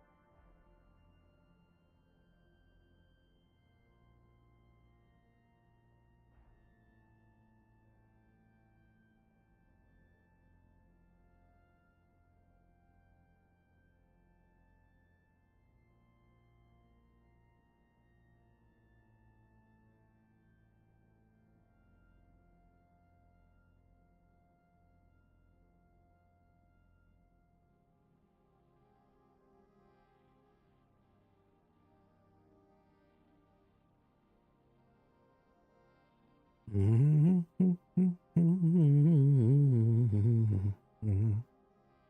probably try production at some point, but everyone just says to sell the ore until you get to a point. So there are some things. The asteroid is depleted. The asteroid is depleted. That I think you're just going to want to look at when it comes to that lounge.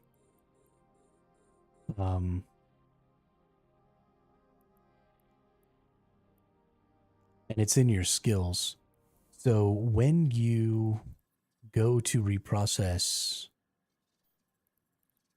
ore, your reprocessing skill and your reprocessing efficiency. So this gives you a 3% bonus to ore and ice reprocessing yield per level. And this gives you a 2% bonus to ore and ice reprocessing yield per level. So this gives you 15, this gives you another 10, so that's 25. So normally when you reprocess ore, you only get at a baseline 50% of the refined resource. So when you have these yield increases here all the way maxed up, you get another half of that again, just from these two skills. I imagine there are probably also implants that help. I haven't really looked into reprocessing, but there are a number of things that are going to go into. And I think somebody told me you could get up to 91%. So you could almost double the resources that you get when you reprocess. So if you're not an Omega account, then you're already losing 16% of your total possible because you can't even have these. So reprocessing or even really interacting with industry as an alpha account is going to be pretty difficult. So then, for example, we're looking into production here. Industry allows basic operation of factories, 4% reduction in manufacturing time per skill level. Mass production allows the operation of multiple factories, ability to run one additional manufacturing job per level. So again, you're losing 2 potential jobs, and you're losing, well, you can get all of this. But then you have to have all of these different types of industry to be able to do any of the higher tier industry stuff. And all of this is locked behind the Omega account as well. So with just your basic industry, I imagine there's probably some pretty basic stuff you could do. Some low tier ships you could make. You could make frigates, destroyers, cruisers. I don't know what necessarily all these all are. Skill it efficiently using industrial facilities, 3% reduction in all manufacturing and research times. So that's just a time thing. You could probably get away with not worrying too much about that. Skill required for the manufacturing of advanced battleships. Furthering training and operation of multiple factories. Again, more ability to manufacture more stuff at a time. Skill required for the manufacturing of advanced cruisers and battle cruisers. Okay, so you can't... Oh, these are probably to make the Omega versions of cruisers and battle cruisers. Advanced small, so skill required for the manufacturing of advanced frigates and destroyers. So yeah, I mean, you're going to pretty well be restricted to, it seems like, I don't 100% know, but it seems like you're going to be restricted to only being able to make the non-Omega tier of these ships. Maybe being able to get up to battleship, I'm not really sure.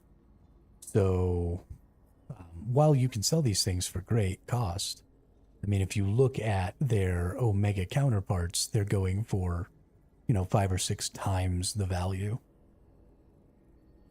So I imagine your margins are probably slimmer on some of these smaller ships because they're more abundant and they're easier to make. And so you're probably not going to be able to run great profit margins on them. Whereas, just the skills required to make some of these larger ships make it prohibitive just based on how much time it takes to train those skills. And so there's naturally going to be fewer people making them, fewer people investing in that skill training. So yeah, I mean, ultimately, if you don't have a bunch of skills invested in industry, then doing anything with your ore to do industry is probably going to hurt you. Now, that doesn't mean that you can't do industry. You could totally sell your ore because you don't have the reprocessing ability, and then buy processed materials, and then use that to do some basic industry.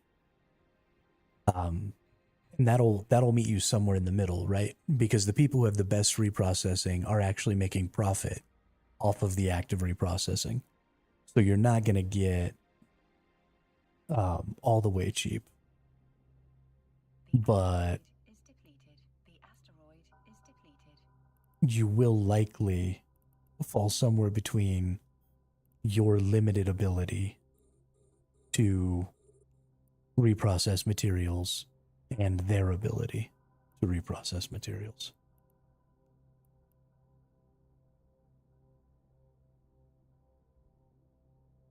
Right, exactly. Exactly. So you won't get 100%, but you'll fall somewhere in between. And yeah, I mean, once you're doing that, you can try and do some basic industry stuff. Again, you're only going to be able to do X amount of things because you can't get the second Omega that allows you to do more at a time. So you're going to be able to do a pretty limited amount of actual industry. But that also means that you're only going to be able to buy so much ore or buy so many materials, right? Because you only need as many materials as it takes to make whatever it is you're making. So you put in some relatively small buy orders. Always do it on buy orders. Don't ever do it. Don't ever just buy sell orders direct, right? Always buy from buy orders.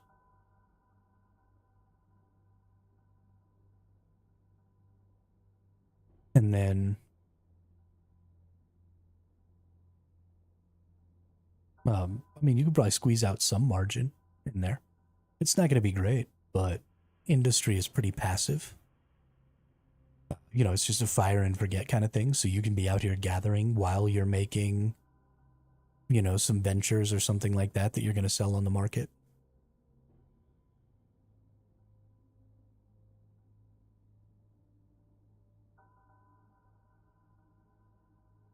I mean, honestly, you want to find yourself a spot too. For example, Heck is the hub that I'm in, and this has actually just occurred to me, but probably has some value. So the hub that I'm using is Heck down here, and Heck is right next to some lowsec space, as well as some lower security high sec space. And so going to Heck and selling things like ventures is probably a good idea for me, because there are probably people out here getting blown up in their ventures in high sec or sorry, in low sec or in the lower security high sec regions around here, trying to, you know, get some of those higher tier minerals. And so ventures are probably selling pretty well here. And I might actually go ahead and do some of that. That is not a terrible idea, but if you can find something that's got a, you know, one of the good trade hubs that's also butted up against some or some low security, you might be able to get away with selling some, you know, some lower tier frigates, you know, from people going out to try and do relic sites and stuff. So the relic frigates, the ventures, the Kaldari missile ships are used a lot for stuff. So you might be able to sell some of those. I don't know. I mean, you'd have to look around, maybe look at the Z kill or the kill mail on Z kill for those regions and see if maybe you can identify what ships are getting blown up there the most. And then go try and make some of those more basic ships like that.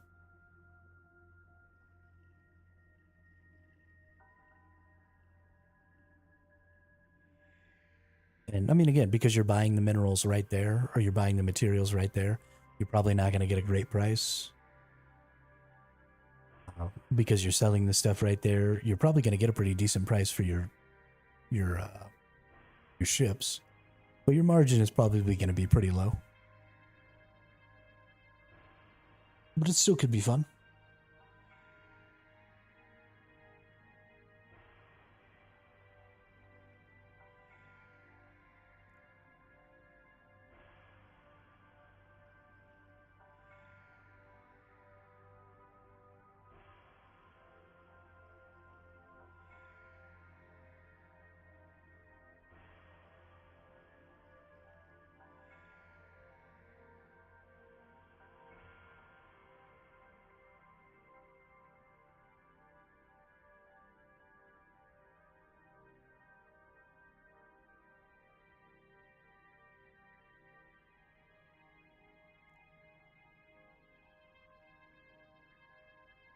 Wow, we've been doing this for almost 4 hours already today. I tell you what.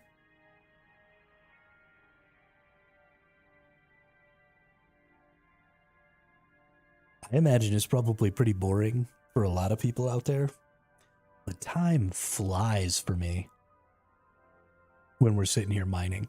Like, I cannot believe we've already been doing this for 4 hours. I think it's just the passivity of it, and because I'm able to think about so many other things, and we talked a lot today in chat. I mean, while we were trying to build those fits, there was just so much information flying. And so just trying to keep up with all that and try and parse all of the, because y'all are just constantly hitting me with stuff that I don't really understand and I don't really know because I haven't been playing very long. So trying to parse all of that information and intake all of this new information and try and like understand and remember it and stuff like that just makes time zip by.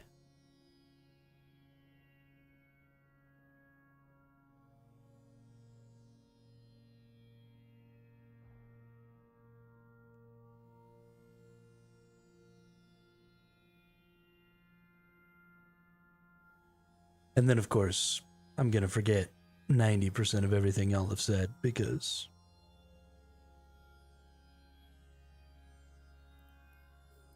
how could I possibly keep that information straight?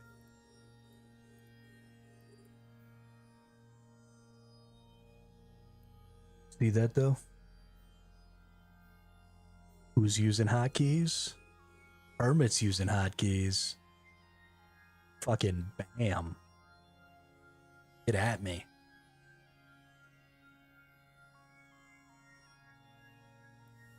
I just control clicked some things to auto lock onto them. I appreciate that, Twist. Thank you. I got imposter syndrome, something awful when it comes to streaming. I mostly just assume that I have no fucking clue what I'm doing and that everybody else in the world is just like super on top of everything. And I know, we're all just shit shows waiting to happen. But in my brain, I'm the biggest shit show and everybody else is like, why does this person not have their shit together at all?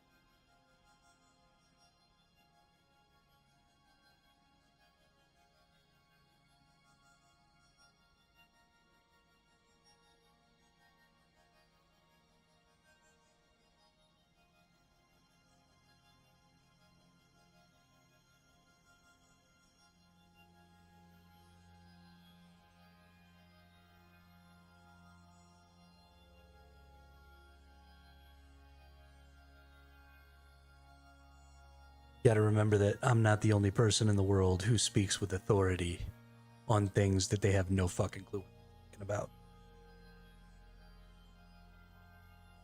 It's basically the whole world.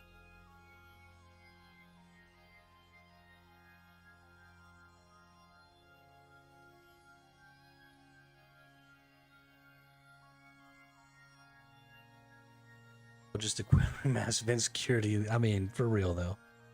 For real.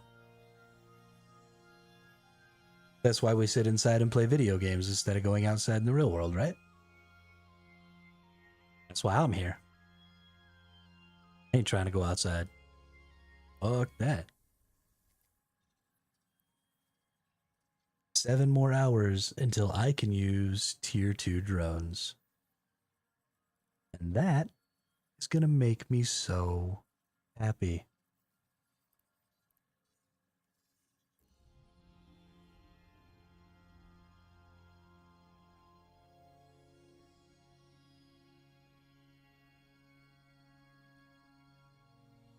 When that happens, I might think about maybe taking my retriever into some lower security high-sec space where there are actually rats. And that I can just murk them down real fast. The reason that I would want to do that so that I can complete these opportunities here. I've got destroy 25 non-capsular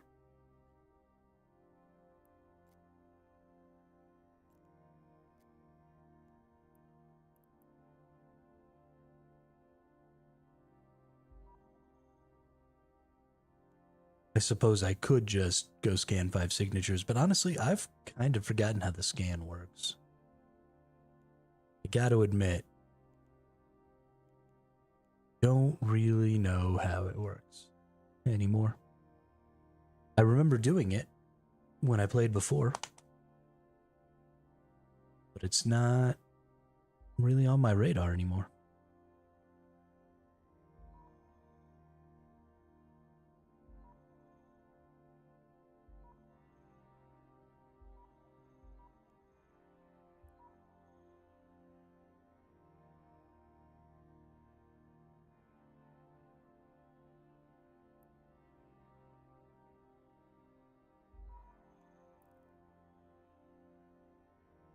What else? What else?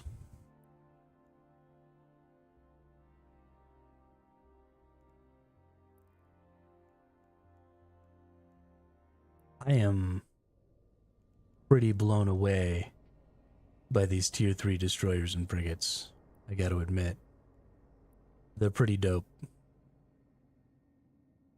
Yo, like this? This is cool. I like this design. I don't know what the fuck this thing is. Is this a railgun? Is that what that's supposed to be? Kind of looks like half a railgun. If you had 2 more things over the top, it'd be a railgun.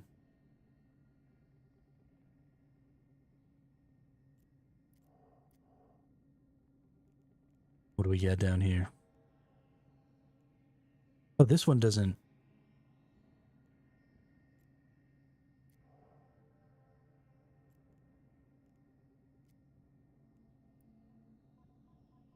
Ah, you have to go here. Okay. Okay, so you've got defense mode. 66% rocket and light missile velocity. Rocket and light missile strength. Sensor strength. Sensor dampener and weapon disruptor resistance.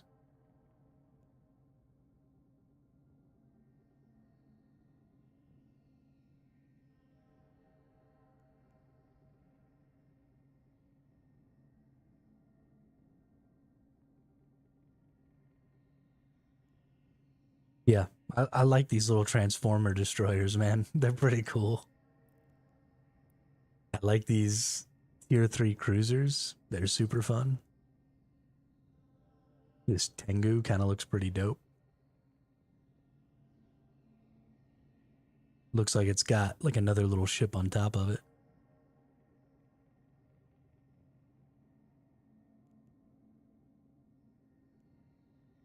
Got the special edition ships category in market. Make sure show only available. Use unchecked market browse filters. In the game market? Like the New Eden store? Or do you mean in this market?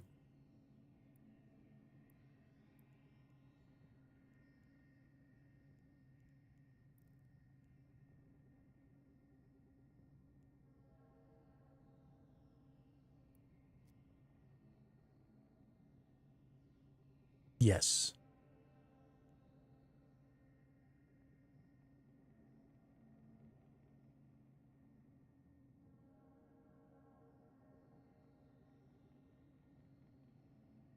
Special edition ship. Do you mean ship skins? Is that?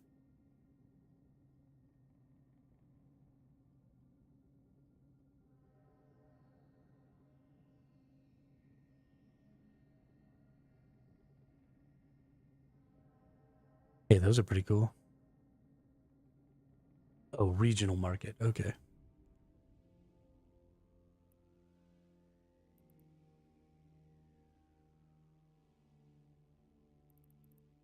Ships. Special edition ships.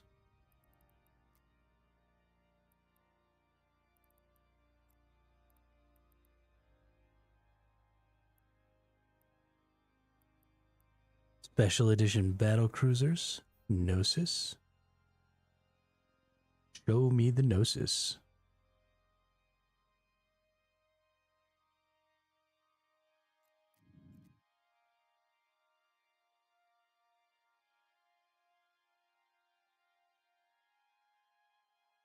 Are these not in the ship tree at all?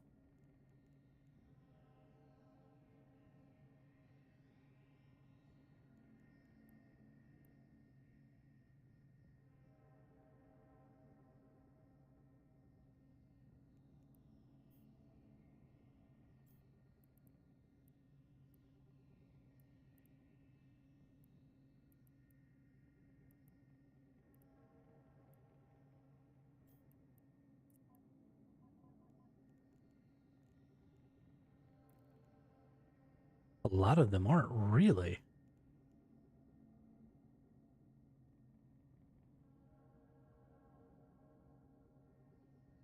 I didn't know that there were ships that weren't in the ship tree.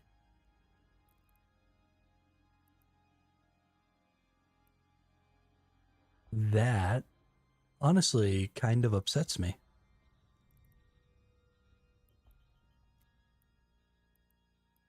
Ezo Dunks, welcome to the chat. Welcome to the channel. How are you? How's your time in New Eden going? Oh, both of these are stopped. Is it because I'm out or nope?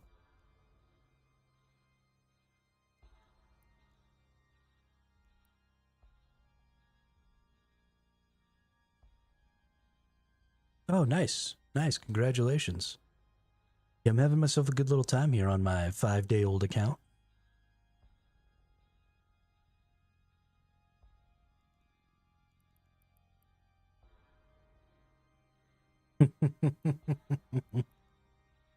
That son of a beach.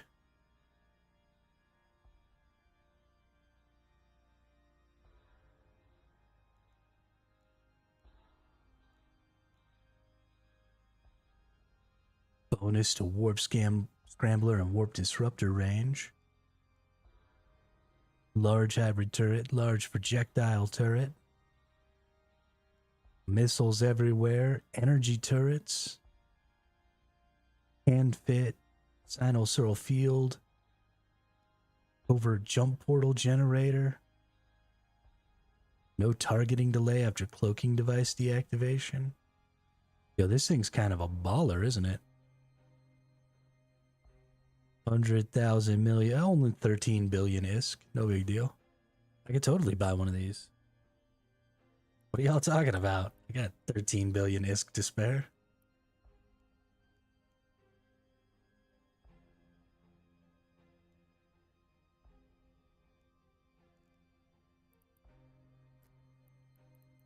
Corvettes? Really? Special edition Corvettes?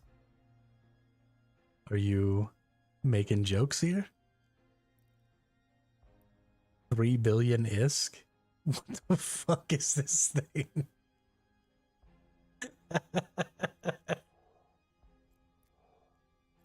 Oh my god. What are we even looking at? What kind of stuff do we got here? The 2 highs, 3 mids, 2 lows. Y'all don't even realize I'm gonna make a baller ass Echo build. We're gonna. Is there an Echo one in here? Special edition ships, Corvette, non-Empire, Echo, none.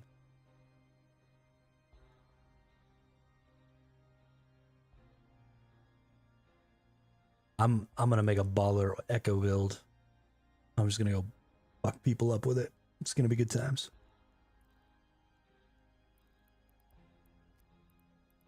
The Guardian Vexor just went up for sale a week or so ago and is going for 1 trillion. There are only 8 in the.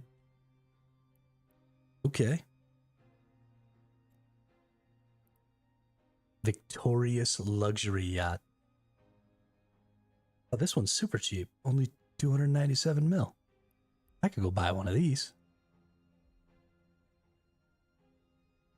It looks ugly as shit.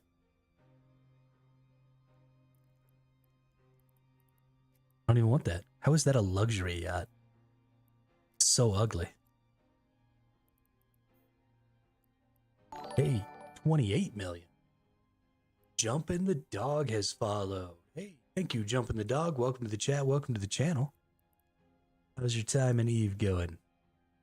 Oh, see, now there's a cool one. There's a cool one. Are these all the gold ones with the weird laser shit? And these like sunburst patterns? These are Paragon, is that right? Or what? Or is this Triglavian? Look at the stats for the luxury yacht. Okay.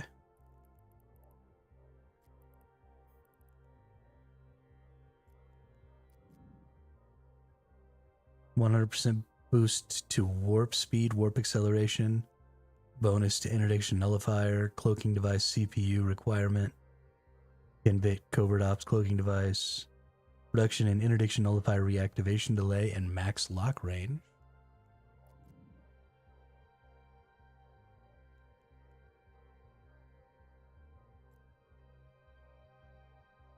You keep the window on info.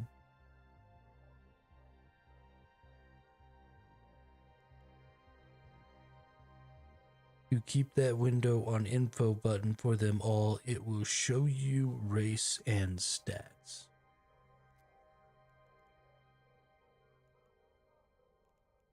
I don't know what you just said to me.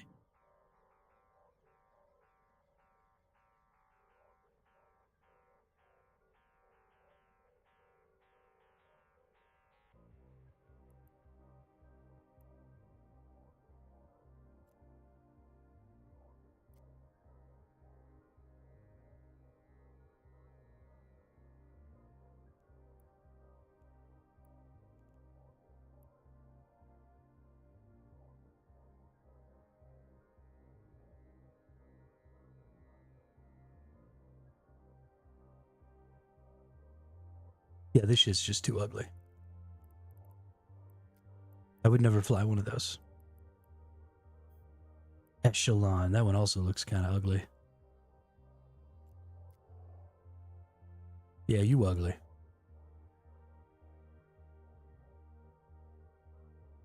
I like this thing though. Looks like a big ass cannon. Can fit purloined Sancha data analyzer. Okay. Metamorphosis.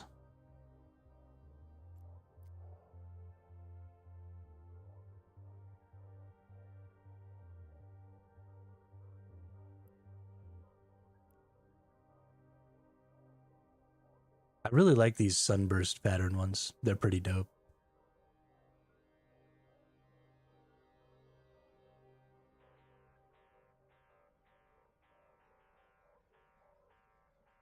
Ah, so this is just a relic analyzer one. Got it. Cloaking device, probe launchers, relic analyzers, covert ops cloaking device, cloak reactivation 15 seconds. Nice.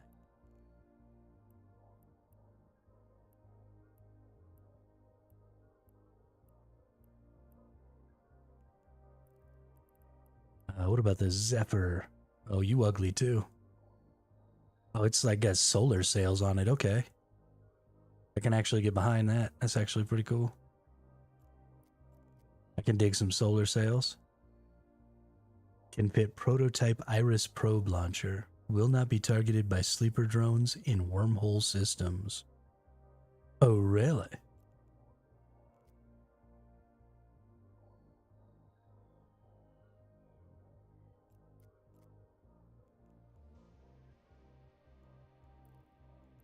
Only 350 million ISK.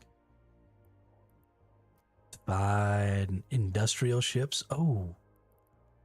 Oh. It's the Noctis or the Porpoise, but like a special one. Has a bay for holding planetary commodities. Ooh.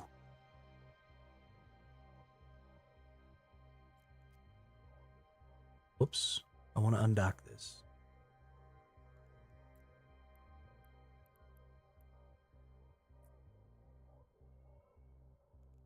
Wrong button.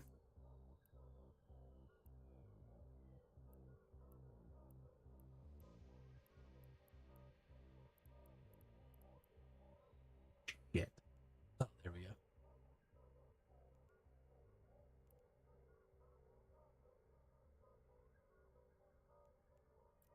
Accidentally removed. There we go. Add holler to overview.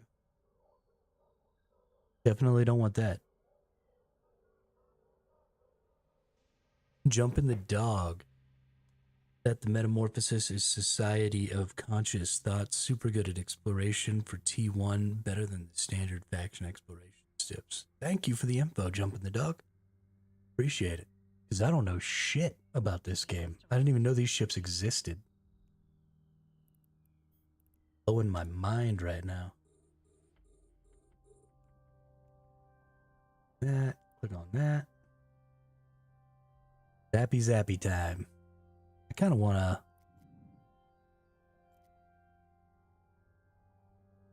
Because I really like these, the porpoises and stuff. I'm all about the gathering, right?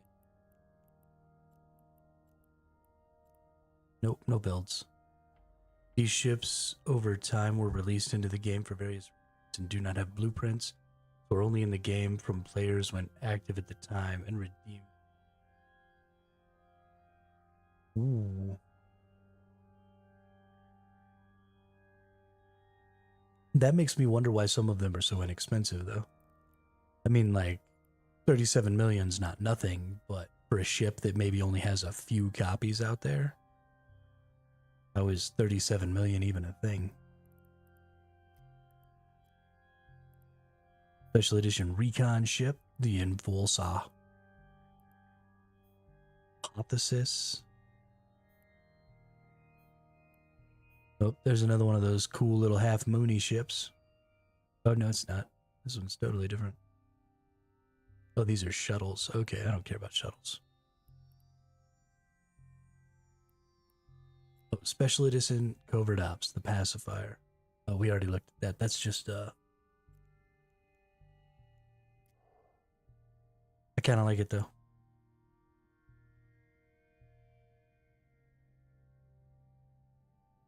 Falcon Punch. Those are pretty dope, dude. Marshall is a weird example where it is producible, but very, very, very hard to obtain the materials and blueprint copies for it.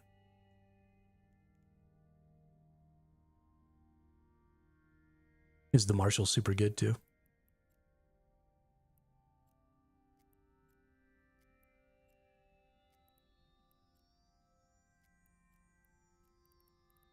Oh, I didn't even look at a bunch of these. Drekovac.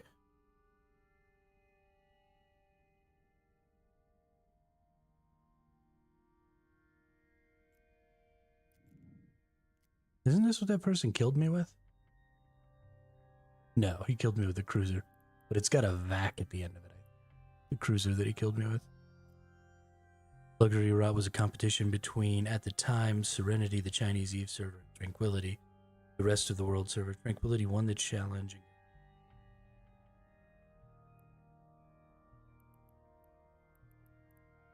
Let's check out Minmatar here. Ooh. Cyclone, Hurricane, and Tornado. You are ugly. Ugly. Look at that. It's like solar panels just stacked on top of each other. That's super not useful. I don't know who the engineer is who made that.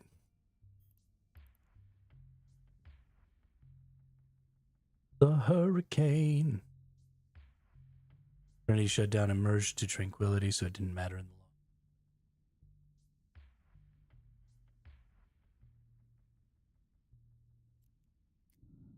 long. All right. Medium projectile turrets. Manned burst module.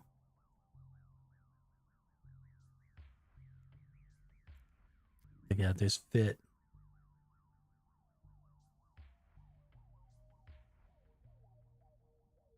I dig it. I want one of these. Only 70 million. I could buy one right now. One jump away, 74 million. Is it only usable as an Omega? Doesn't look like it.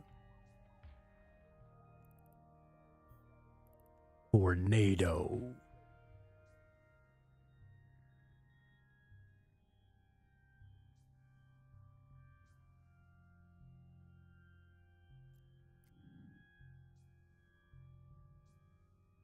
Minmatar battlecruiser, large projectile turrets. Yeah, there you go. Large projectile turret. 95% reduction in large projectile turret power grid requirements. Yo. 50% reduction to CPU requirements. Hey, hey, hey. You probably got a crazy fit, don't you? Yeah, look at that.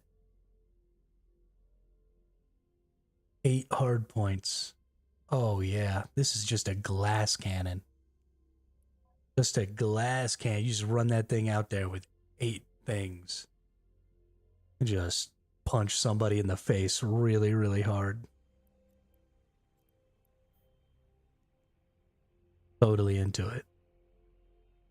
Totally into it. It's ugly as shit, but who cares? Just turrets.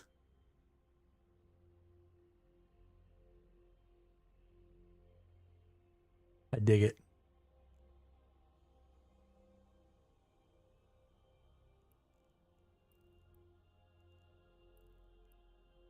$95 million. Asteroid is depleted. Why do I keep depleting all the asteroids? Can I please just be full of resources already?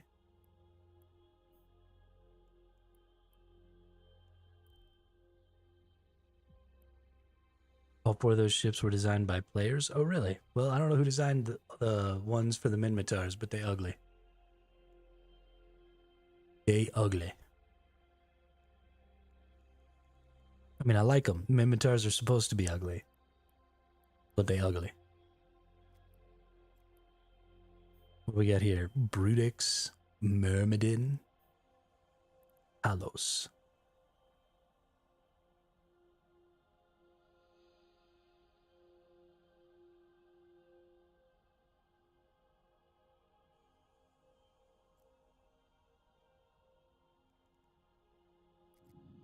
What do we got here?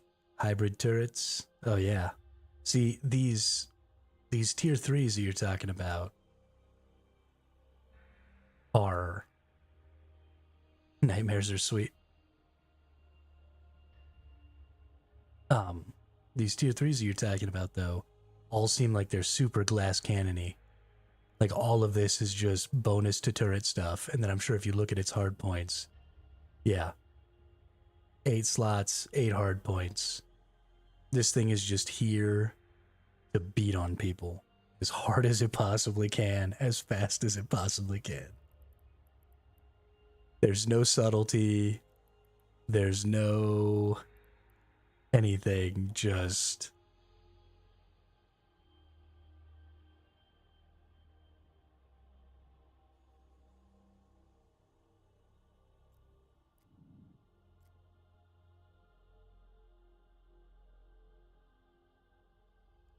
more hybrid turrets, more hard points. And I assume, oh, I thought the Caldari would be the one that was missiles. Oh, and there isn't one for the Omar. They designed them at the time when EHP creep didn't exist, so they were really overpowered and still kind of are. I mean, they seem fairly overpowered. But there isn't one for the Amar Empire, huh? That's sad.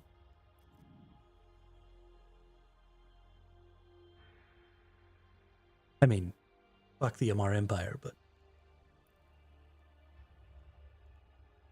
the original concept for the Naga did have missiles, but was way too broken. Okay. That makes sense. That makes sense. Yeah, the range on missiles is just a little grotesque. 8 torpedoes on a sub 100 mil hull would end up with a cruise missile bomber epidemic. Yeah. I do believe you're right. I wasn't here for the one in 2008, but I wouldn't want to be here for another one.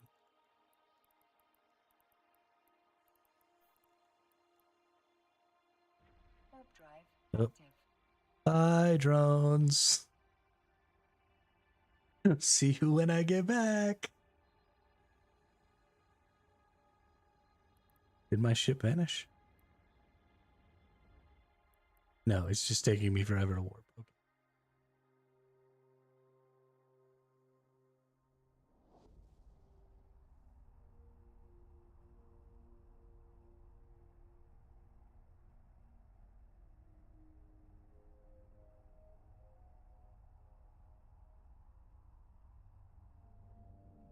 So other than neutralizers, are there any other cool ways to fuck with people's capacitors?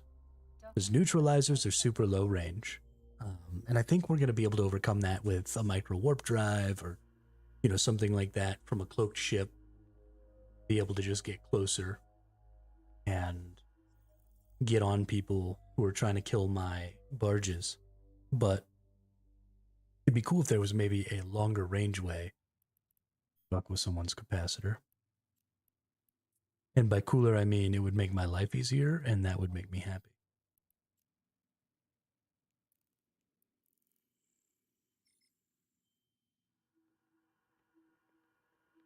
Is there like a missile that does capacitor damage? Ships you use change that. Neutralizers are based on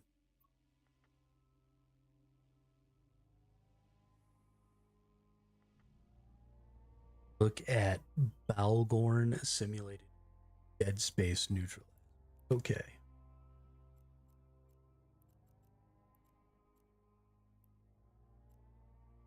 Warp. Warp drive active. Balgorn.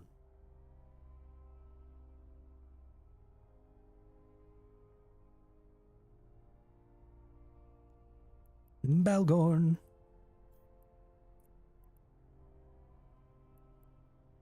Do do do do do do do do. Overdops can launch a bomb that has a fixed timer, but can neutralize in one big go. Yeah, so we've been trying to use that, props. But the only ships that I know of that can use the bomb were the frigates. And I'm afraid that by the time the bomb did anything, they'd just be dead.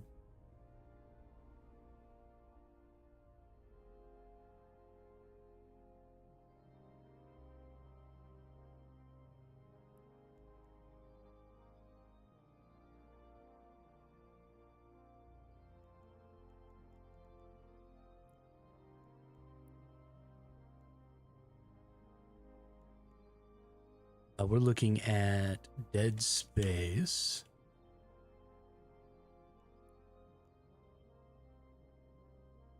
Neutralizer.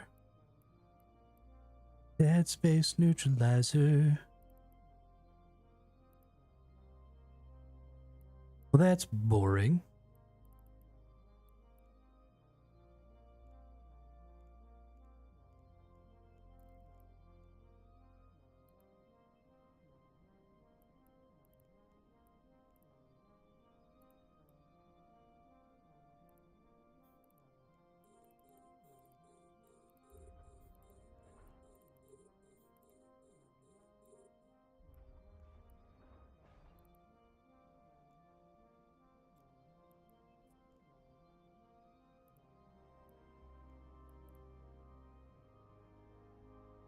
Baby, come back. Blame it all on me. Oh, that one looks cool, though. Looks like it's covered in blood. Like it was just running people over.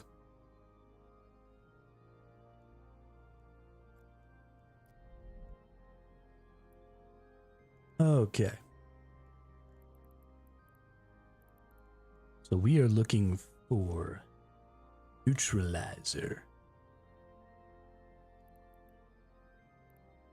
I don't see a dead space neutralizer. Dead space. There we go. Can we put a heavy on there? Yeah, we can. Okay. So what's special about these neutralize? Oh. Damn. Damn. Oh, and look at this power grade. Or power grid. Oh my god. Oh my god.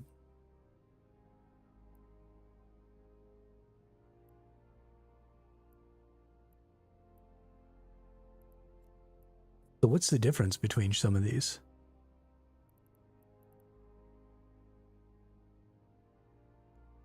See, this is what I'm talking. This is what I've been looking for.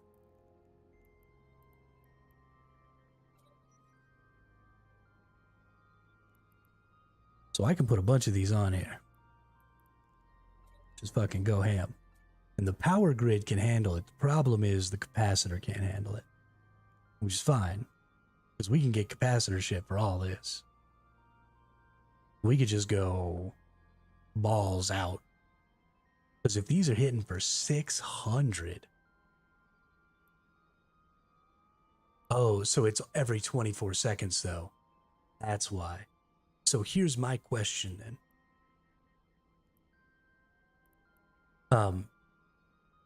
Do these activate and then wait 24 seconds and then activate again? Or does it drain 690 over the course of 24 seconds? Because the other ones are all 6-second, right? So that would be 4 times. So if it's even a fourth, which it's pretty close, then these are about the same as far as ability. But if it hits for 690 and then waits 24 seconds and then hits for 690 again, then honestly, I would think mix matching, right? You have a couple of these so you can just punch the shit out of somebody. Oh, and it's got a 30 km optimal. Oh, baby, don't be so mean. That's so good.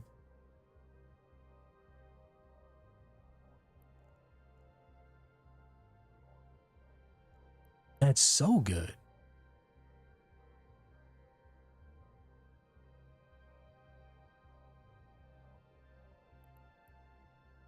They start at cycle.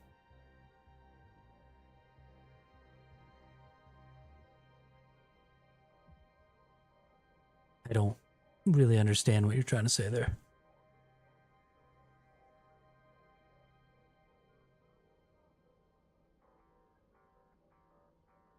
I just kind of need to know if it's an overtime effect or if it's an instant and then wait effect.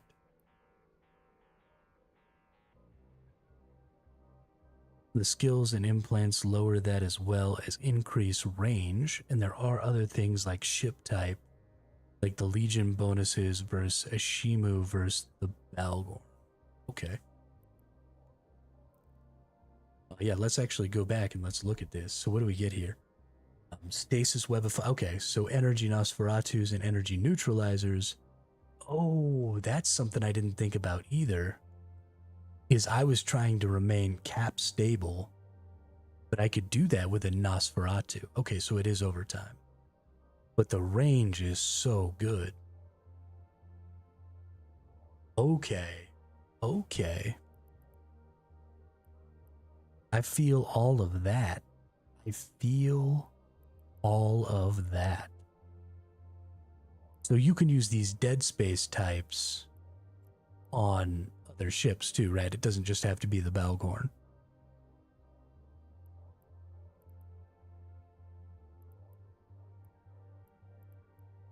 Heavy moat energy neutralizer, 600 for 24 seconds, okay. With only a 20 kilometer. Okay. Okay, see, things are starting to feel like they're really possible now. Because if I could hit somebody for, I mean, a significant amount here. You're at 690. So what's my gigajoules here? We got 9,000 gigajoules. But I am not cap stable. So let's look. And this is also a battle cruiser. Yeah, this is also a battle cruiser. And my goal is not necessarily to have to deal with battle cruiser tier. What was I about to do? I was going to do a thing.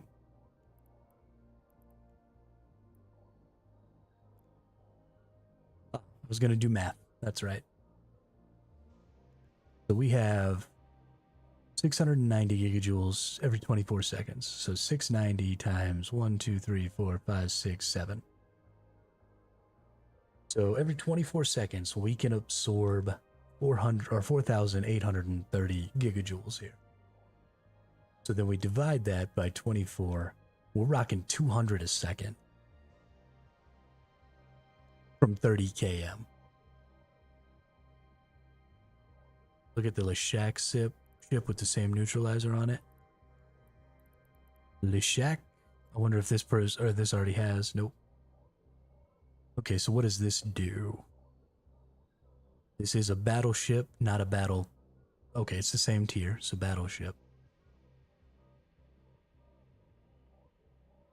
And we've got supratidal entropic disintegrator damage, supratidal entropic disintegrator rate of fire, reduced energy neutralizer capacitor need.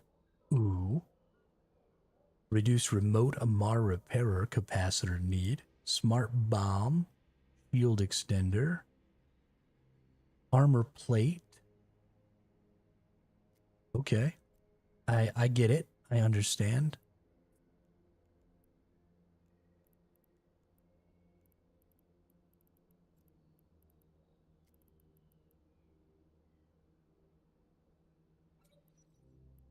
It does have much less. But, oh yeah, there you go. 3 minutes. Wow. Yeah, that's significantly easier to maintain capacitor. Oh, you got so many lows for the capacitor recharge rate. So you could have armor plates and some more armor and stuff here. And use your lows for your capacitor regen. Unfortunately, you'd only get 5 instead of 7 here. Which isn't quite as good. And also you're not getting the bonus. But you could totally make that cap stable. So 250 times 5, you need 1,250, which you've more than got. So as long as you could bump your regen on your lows here.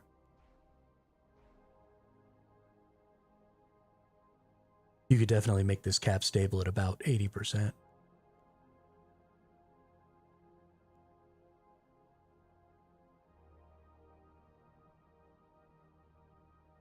With some solid armor and stuff.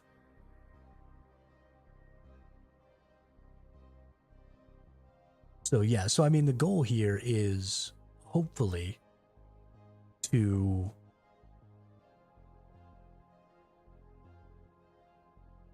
be in a position to not get ganked by 1 or 2 people when I'm trying to farm in lowsec or nullsec with a bunch of barges. Right, so I'd like to be able to be on field with 3 barges and 1 of these. And then if 1 or 2 people come in, then I nuke down their capacitors and then warp away. I'm not trying to kill those people. I'm not trying to anything like that. I just want some form of defense. Now, I think in lowsec, the better option would be to run a cloak, even though this isn't a cloaking ship, and just be out there cloaked and then hit them with the capacitors or hit them with the neutralizers. So that way they're not trying to bring bigger ships, because I think this thing would have a really hard time trying to dump the capacitor of anything beyond like a cruiser or maybe a destroyer, because the cruisers were running about 2,000 gigajoules. So it would take like 10 seconds for this to be able to take down a cruiser's capacitor. Which, I mean, the cruiser might not be cap stable or something like that when you hit it. So maybe that doesn't really matter. But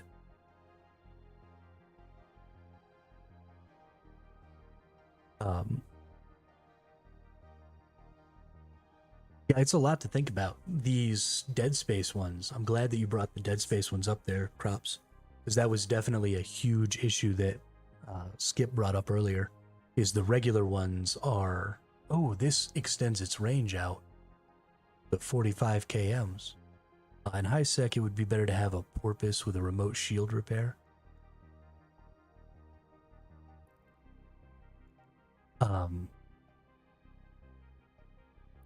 Yeah, I'm not super concerned about what's going on in high sec.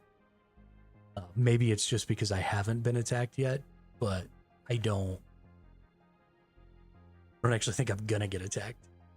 In low sec, it would be better to have inertial stabilizers in the low slots and one warp core stabilizer. So I kind of thought that too, but I don't think that that will be enough.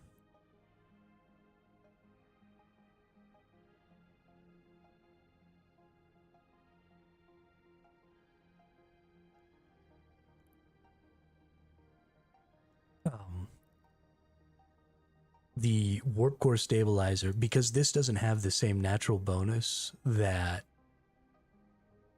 the ventures have, I just don't think that a single warp core stabilizer is enough to stop you from getting tackled, because they can bring as many tackles as they want and they don't have to do a ton of damage to you in low sec because nobody's coming. So they just kind of have as much time as they need to kill you. I mean, I guess in high sec, your goal is just to survive until Concord comes, yeah?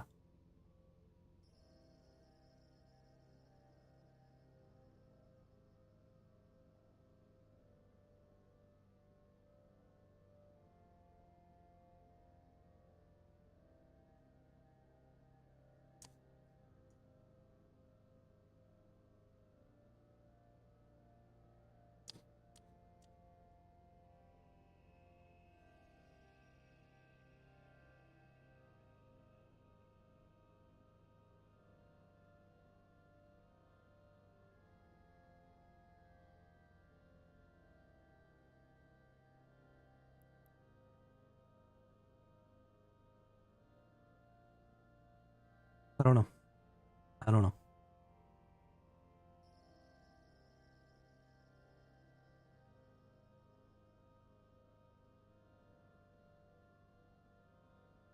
The problem is that there's always going to be a point at which it doesn't matter what I do to prepare, I die.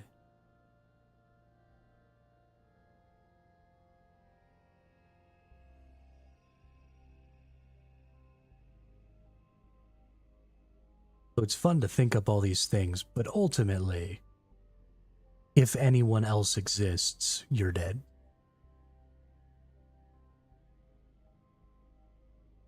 That's just kind of the way it is with gathering.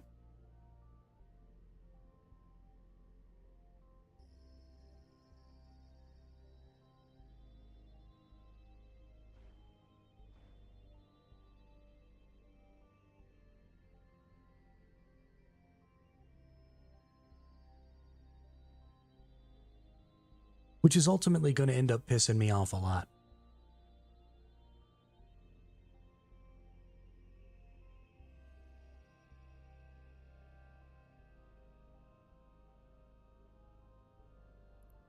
Womp womp. Now I'm sad.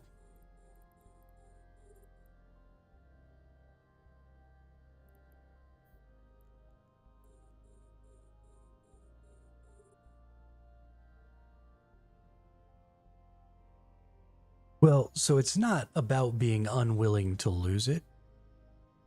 It's about whether or not I can create a situation where I can maintain it and continue to grow my econ. Because it's all well and good to say, don't undock something that you're unwilling to lose. But if there's a whole avenue of gameplay that I can't realistically explore as a solo, and it's the avenue of gameplay that I want to play, because the danger associated with that avenue and the cost of loss associated with that avenue is just so extremely high, then there's something wrong with the game balance. It has nothing to do with whether or not I'm willing to lose things.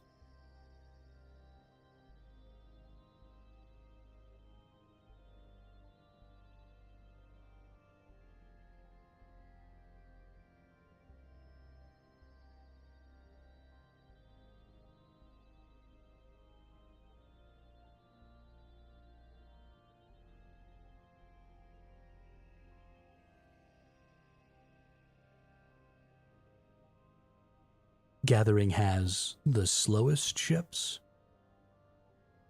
and the least defensively capable ships in the game.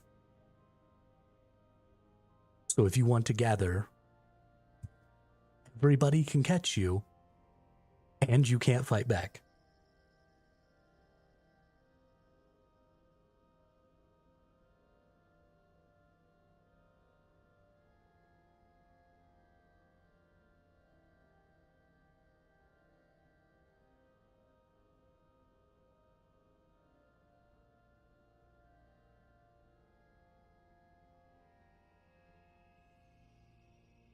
But that's okay. I'm going to overcome that challenge. Going to find an avenue to allow me to get away. And I'm going to find that avenue in such a way that doesn't mean I just run away every time there's somebody else in the system. I know that's the prevailing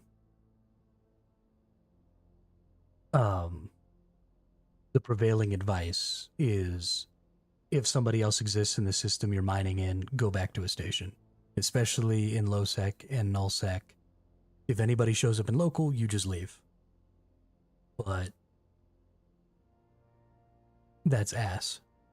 Sure, so obviously capital ship mining, sure, the Rourke wall. Fantastic. I'm by myself. And the progression can't be from high sec mining or, low sec or null sec mining with a venture, and then the next step where you can actually survive is Rourke wall. Right? All the steps in between have to be survivable and have to be profitable. It can't just be venture farming and Rourke. It's, again, bad balance.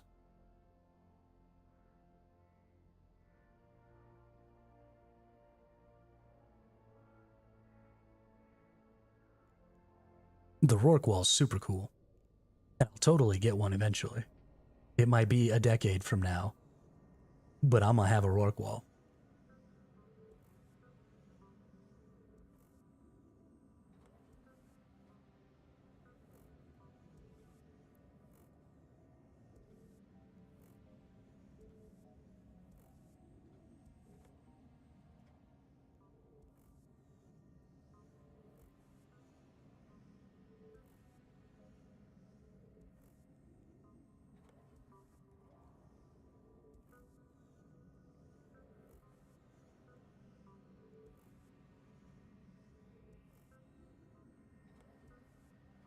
Yeah, I mean, this thing's super dope looking too. I love all of these big ass containers on the side and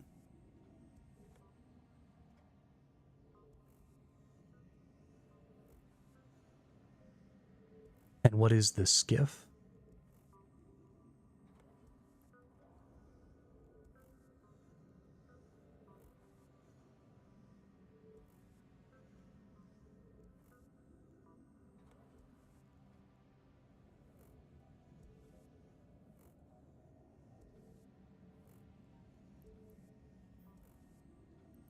Oh, is this another version of the Venture or something? Another version of the Exhumer. Is this one of those special things that you were talking to me about?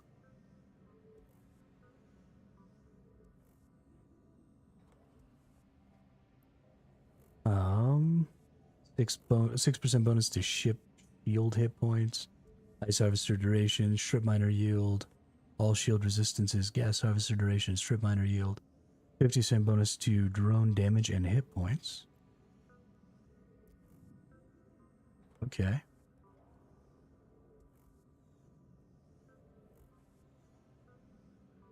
A lot of drones. What are some of its stats here? Look at its navigation stats. Alignment time is long as fuck. Oh my goodness.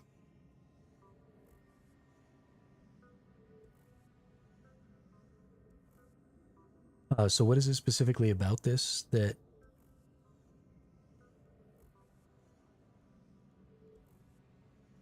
I mean, I like that there's lots of shield stuff here. That's great. I'm sure its EHP is significantly better, yeah. Yeah, wow, actually significantly better than what I'm using right now.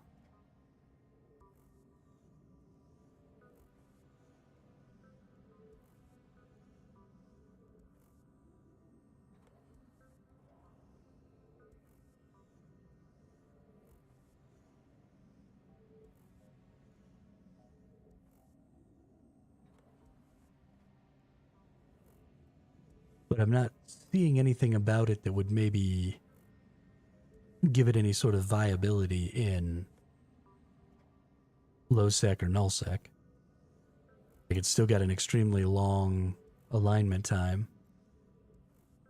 And while armor is great and effective hit points are great, if you're tackled, it doesn't really matter.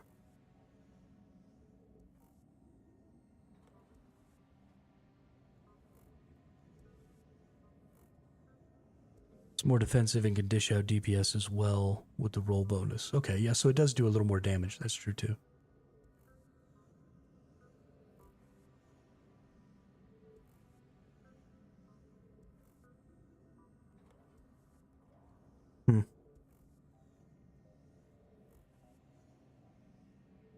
I still don't think that I would be willing to take that out.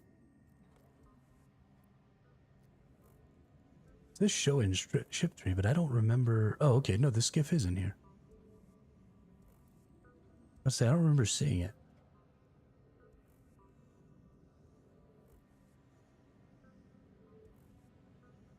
Yeah, I still just don't know if I would be willing to take that out into lowsec. Like, I don't think it would probably survive. Maybe I'm wrong, but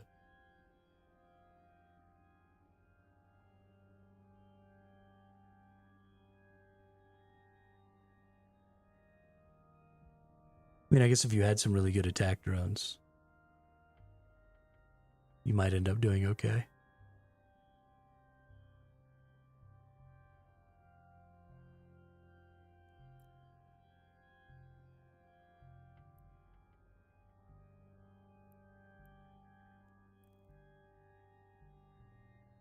It's a lot to think about.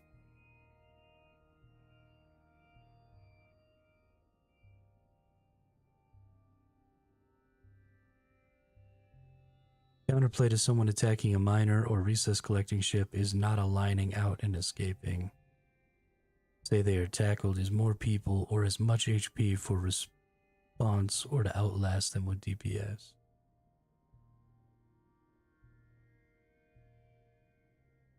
So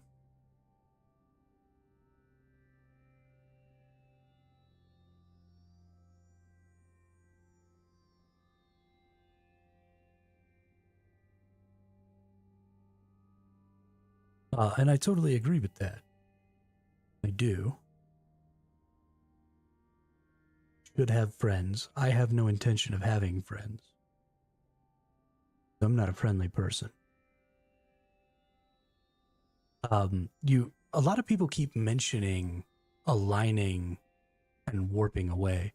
I was drag mining yesterday, and while the warping out is faster when you're already aligned, it still takes a really long time to warp out unless I am doing something wrong. I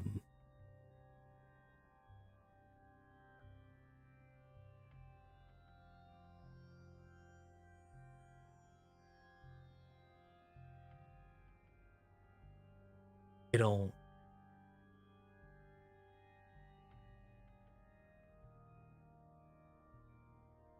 I don't understand, because when you drag mine, the whole point is just to align yourself, right? So you just pick your, right, you pick your station, you hit your speed super low, and then you hit the align, and then you just stay aligned with it, right?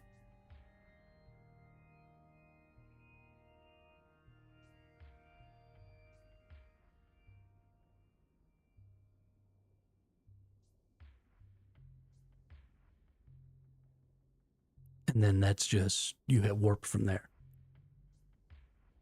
The asteroid is depleted. Or am I missing a step in there?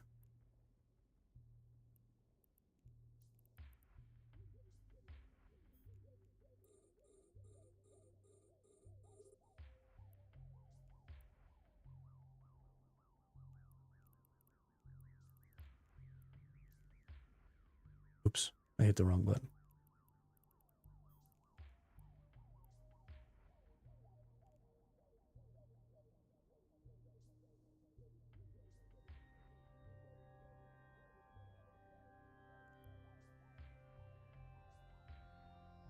Because I'm totally fine to run away. What I don't want to do is run away from people who aren't attacking me.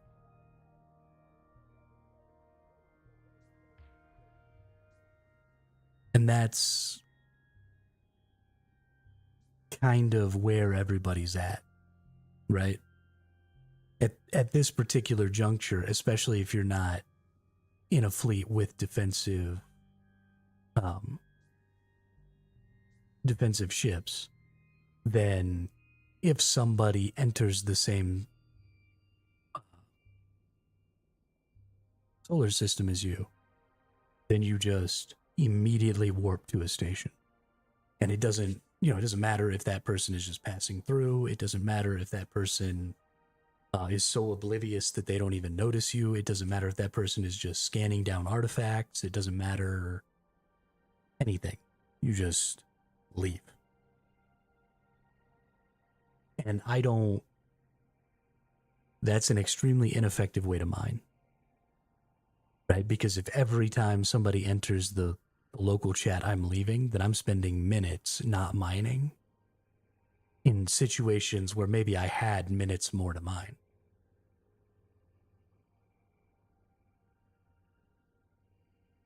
And so I'm just losing a lot that way.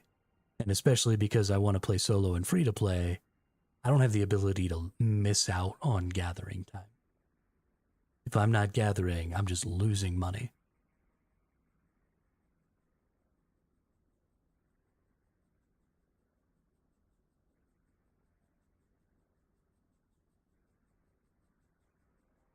And so either I need to find a better way to identify when somebody is likely to attack me or when somebody is on their way to attack me. Yo, this person is actually a fucking asshole. I have gone out of my way on more than one occasion to not mine the same rocks as this motherfucker.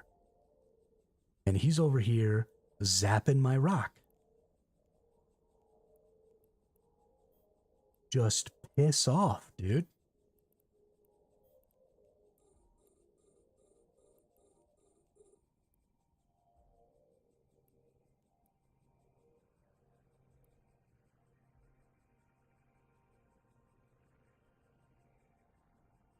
Oh my god. I try to go to different parts of the thing as him. Like I'm trying to be nice. Stop being a piece of crap.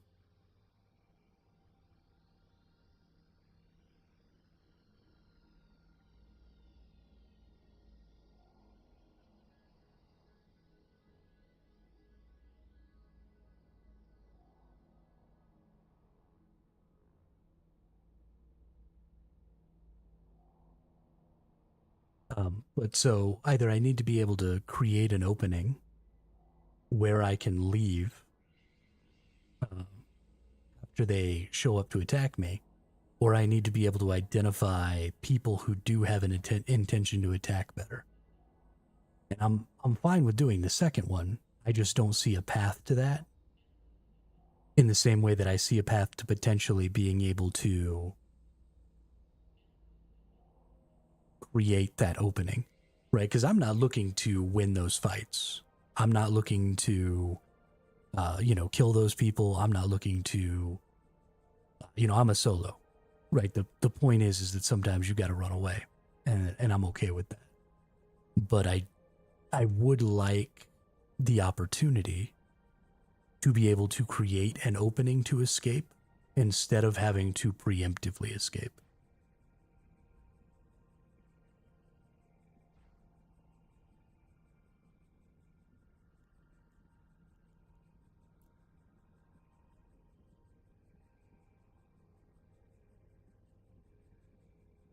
And I don't think that's unreasonable.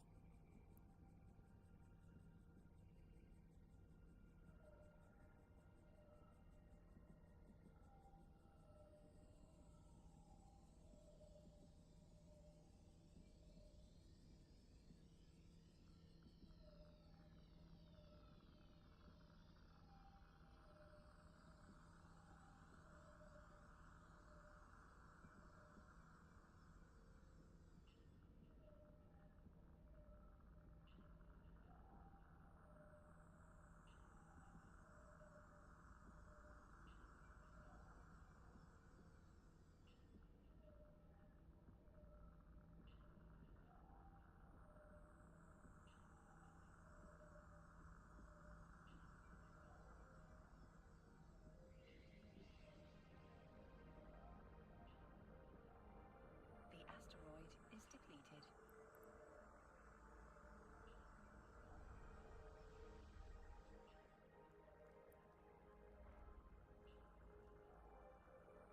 That's right. I'm going to suboptimally mine that asteroid just to take some of it away from you. Jackwagon.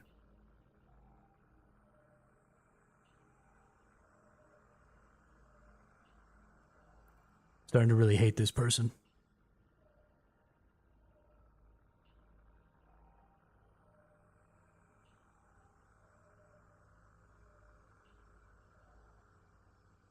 Also, I'm starting to feel like they're probably just a bot.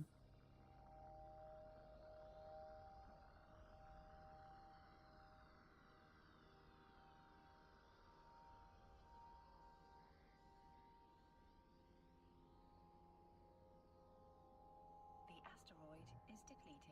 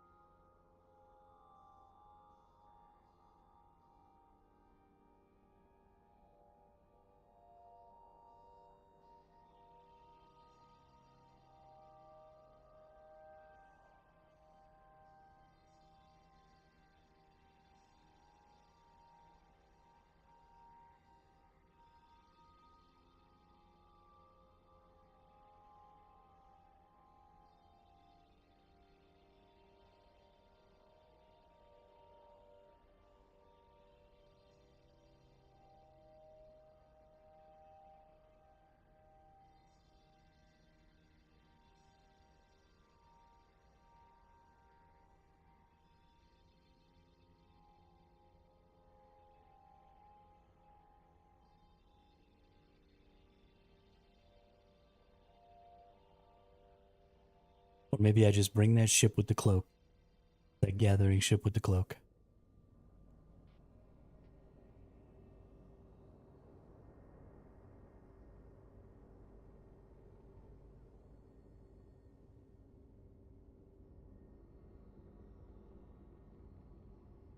I just only mine in a prospect.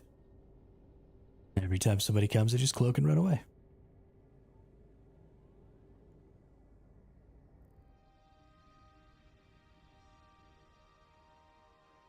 I'll just have 10 prospects.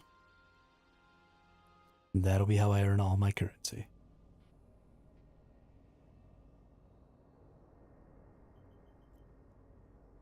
Right? What do you get?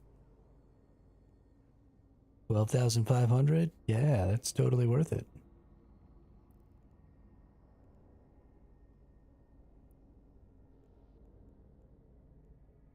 Not even a little bit.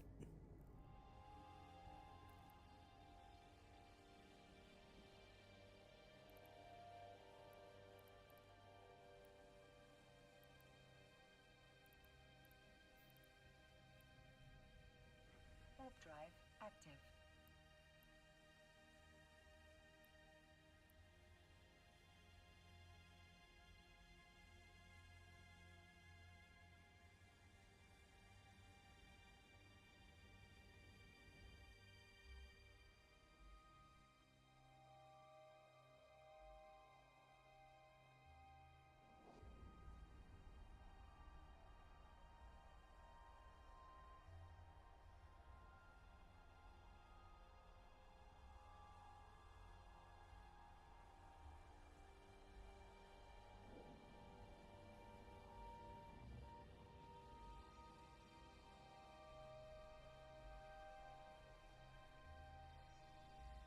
Docking request accepted.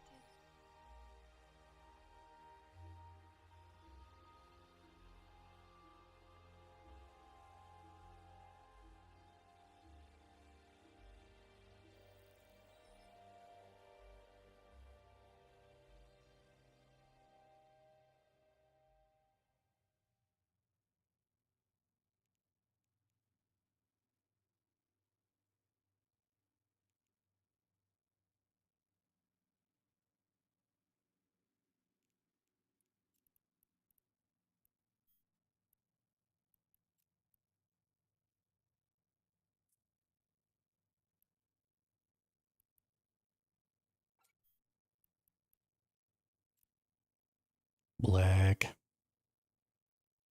I wish I was gaining more freaking currency.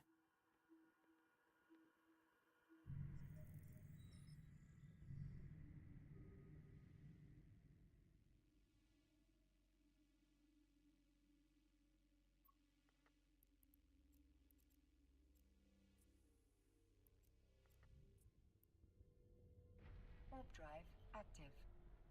Phew, actually, this is probably not the place I want to go anymore. Sure, let's go to Belt 1. Warp drive active. Was I already in Belt 1? Yep.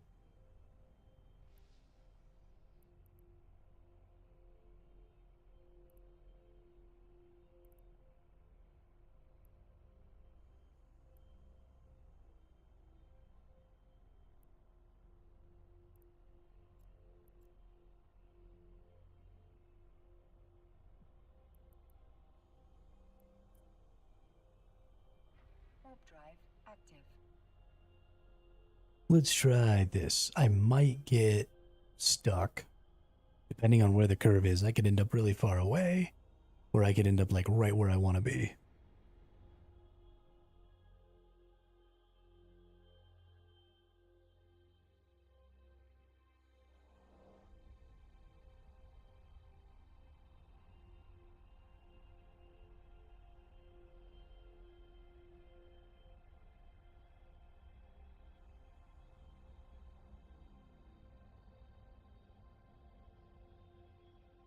And I ended up really far away.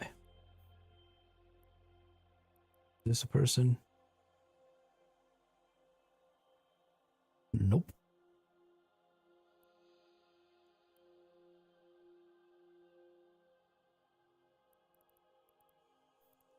All right, let's go there. Let's go there.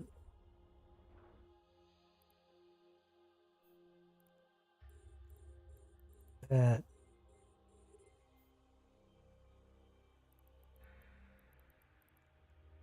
Let's hit that.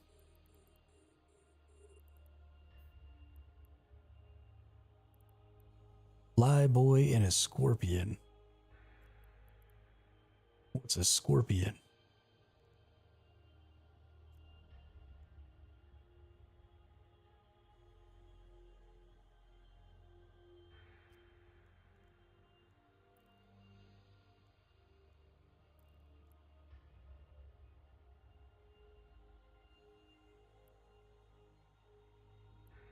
Scorpion.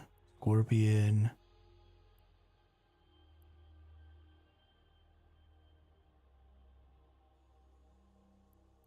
Okay, there's no way that these people aren't gonna kill me.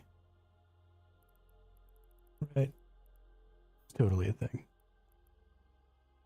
Warp drive active. I'm surprised they haven't tried to kill me already.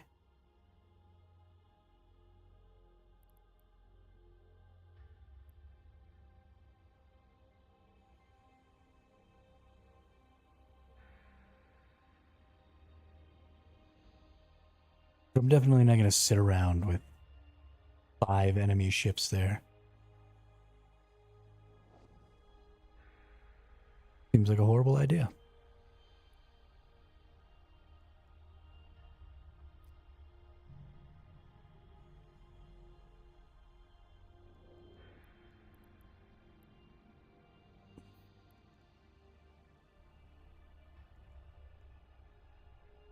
Docking request accepted.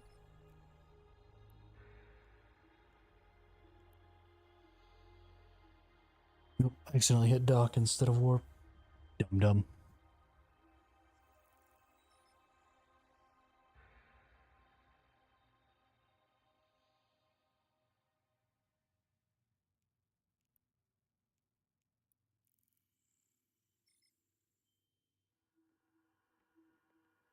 So,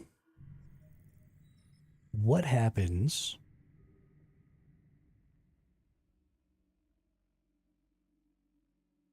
when a covert ship launches an attack? It uncloaks, right? Warp drive active. I think this might be the same place I just went to. Maybe not, though.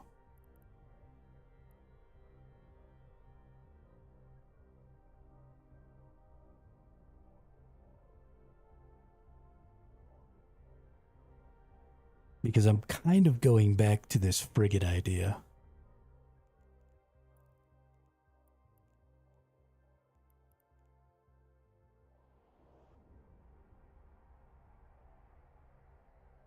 Because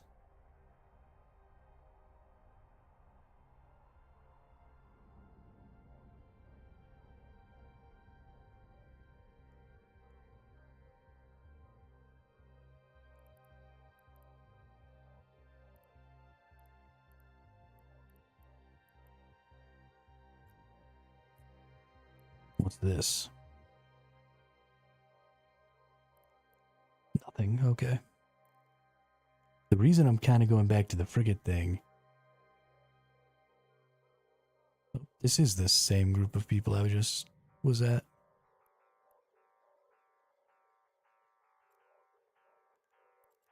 I hate everything. Asteroid belts.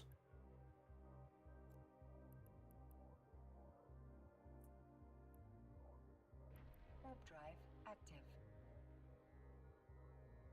Um.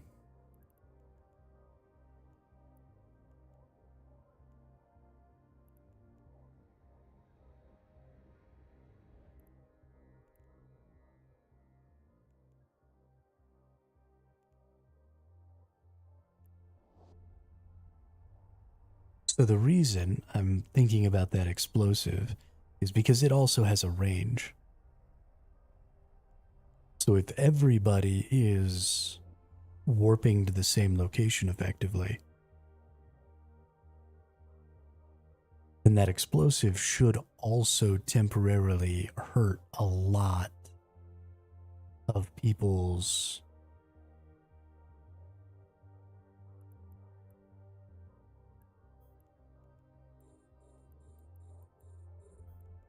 um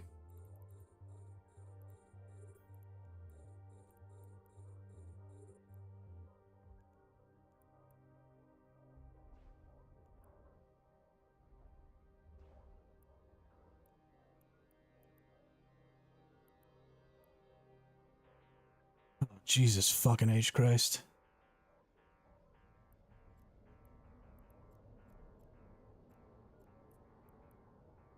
Warp drive active.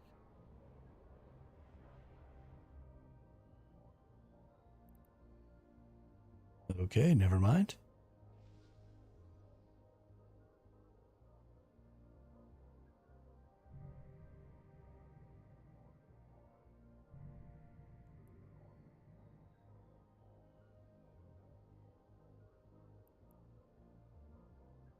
I'm really confused by these people.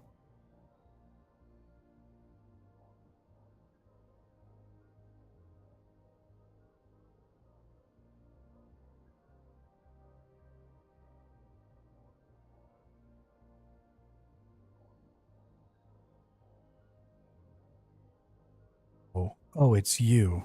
Got it. Got it.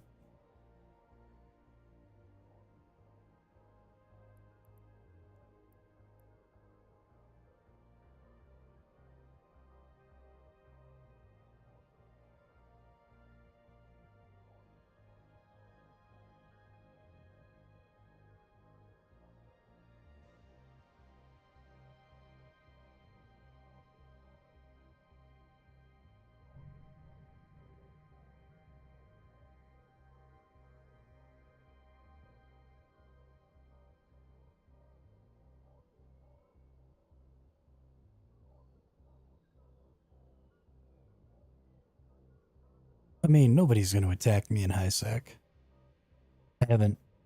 I've been farming in this specific system for like 3 days, and nobody has even sort of pretended like they were going to attack. I'm not. I don't think I'm really in any danger here.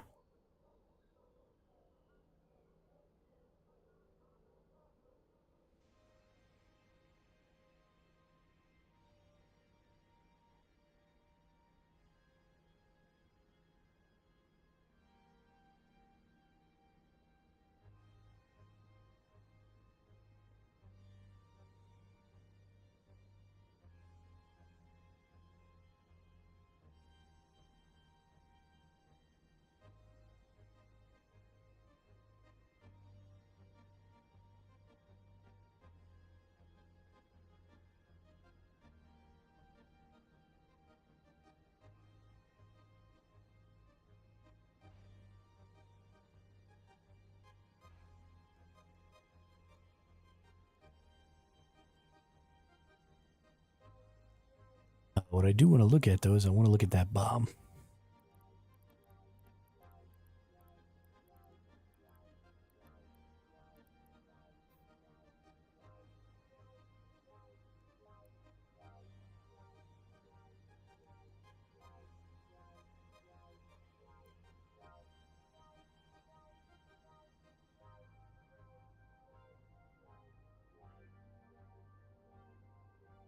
Why can't I find void bombs?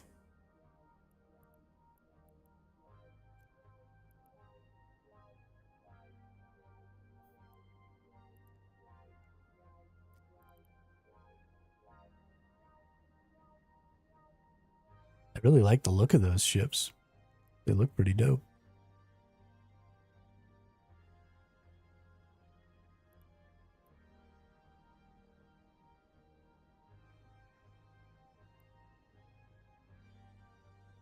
$100 gigajoules. Area of effect? Okay.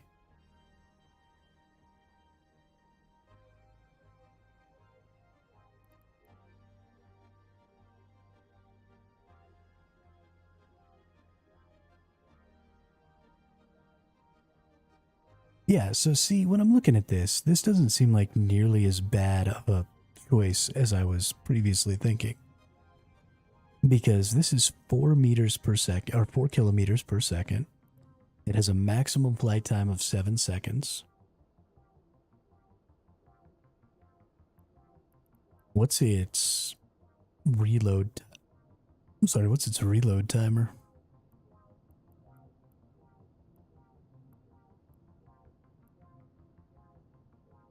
And it's going to hit 15 kilometers.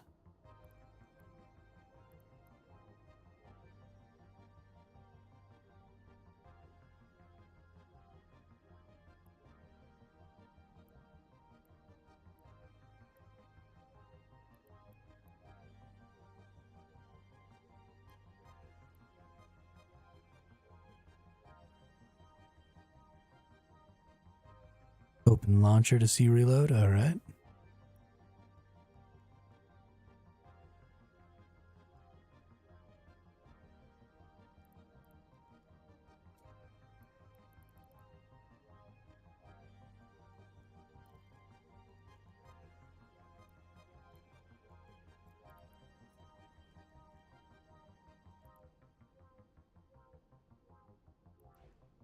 Now, where did my bomb information go? There it is. All right.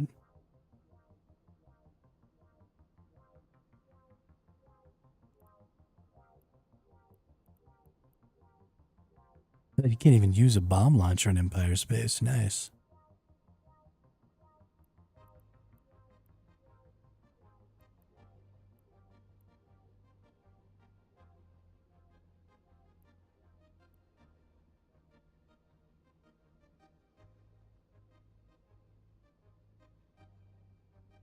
So, I mean, I'll launch a fucking void bomb at you every 10 seconds.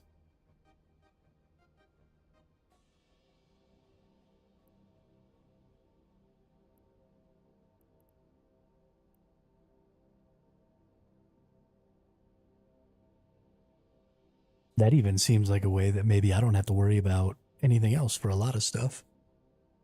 Okay. So, yeah, I feel like this path is just the better one because a 15-kilometer radius means that if everybody warps in the same general vicinity,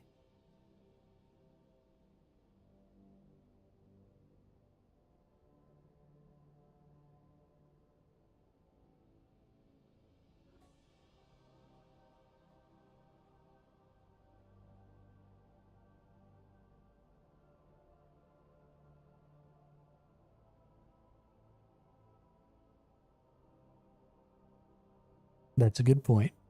That does also pose a problem.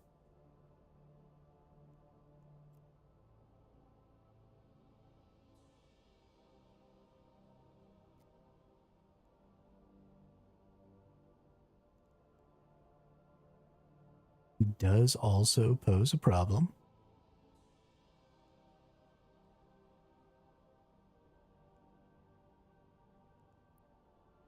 Radiates an omnidirectional pulse upon detonation that neutralizes a portion of the energy in the surrounding vessels.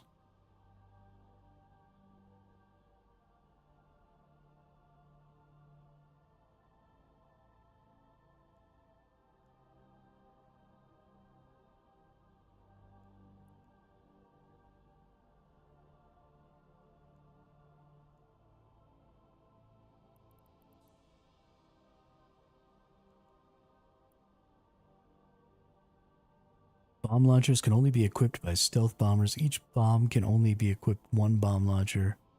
Your ship must be at the minimum velocity before you can activate this module. What is the minimum velocity?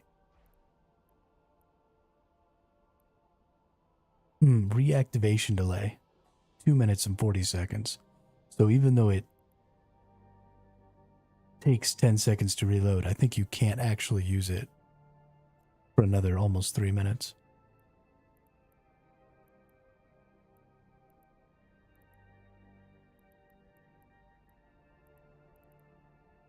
What's its minimum velocity? 1 meter per second. Okay, so you just straight up can't be moving, which is fine. My intention is to be cloaked.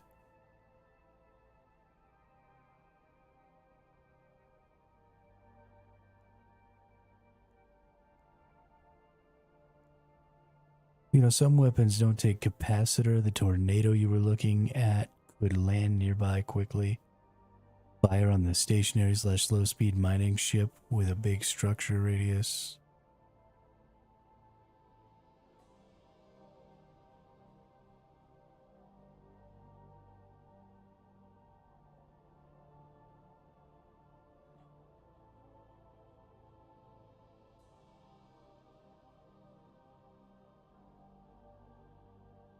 There are so if I totally neutralize somebody's capacitor, They can still fire on me sometimes.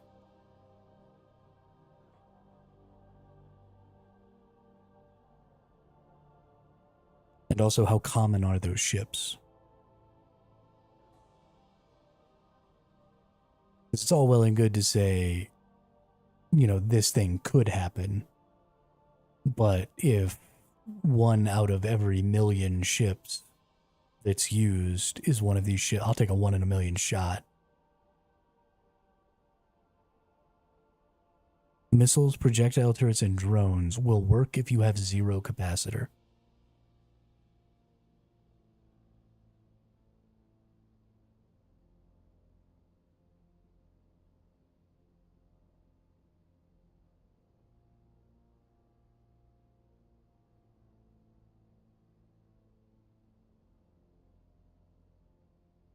Then what's the point of the energy weapons?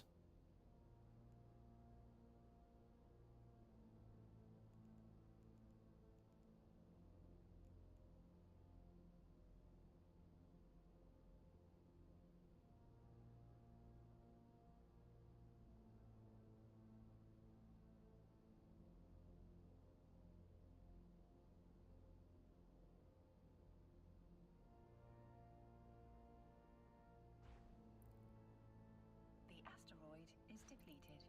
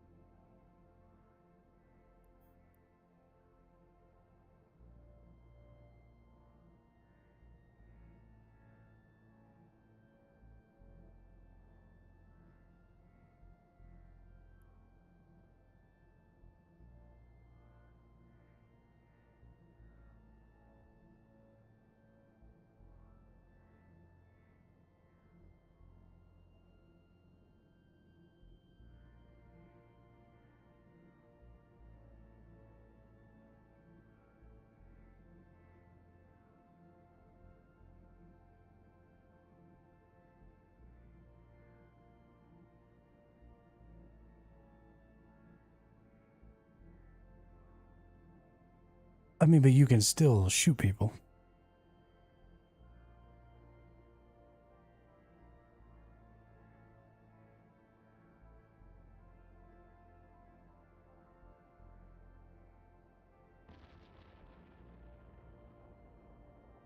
Now you're gonna get yourself attacked.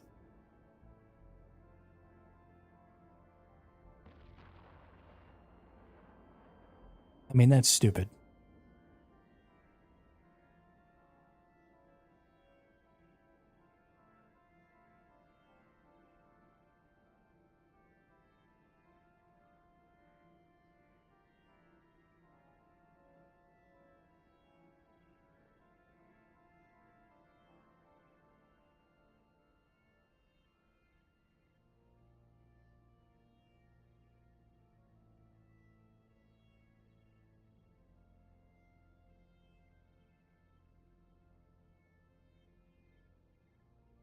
I was a fire controlman in the Navy. I worked on all of our point defense gun and weapon systems. I can tell you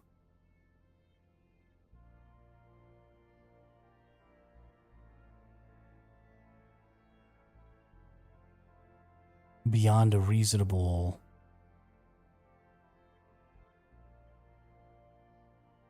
Okay, there's one. See, there's something I didn't know about. Jam them so that they can't lock you. If they can't lock you, they can't scramble you, right?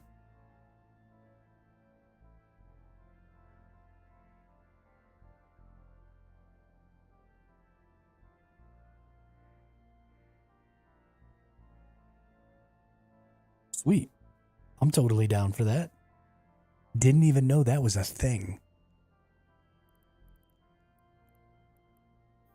So let's go back in here. And let's go look for burst jammer. Get all these off of here. That's fine. What's a burst jammer do?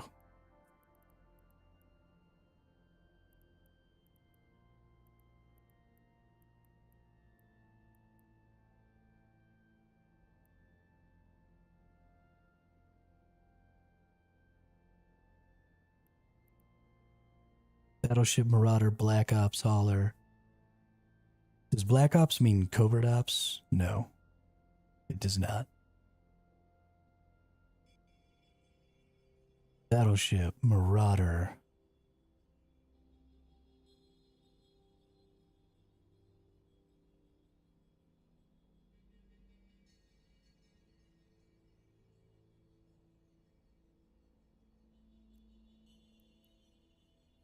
Okay, so I just straight up can't even fit this to this. Cool.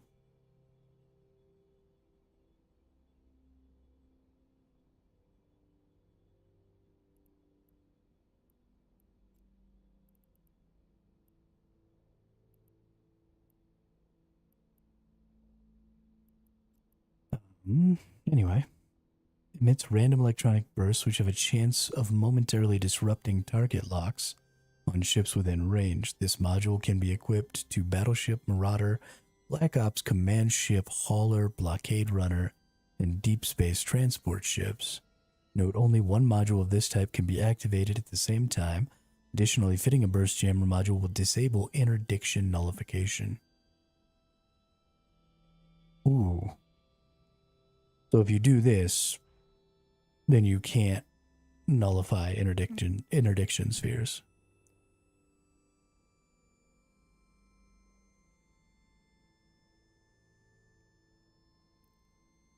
Okay, so what are Black Ops ships? Because Black Ops is probably...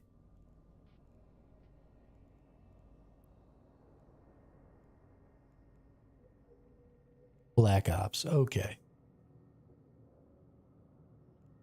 So this is a big boy ship. Got it. But it did say they could be used by battleships, right? So I could use these on regular battleships.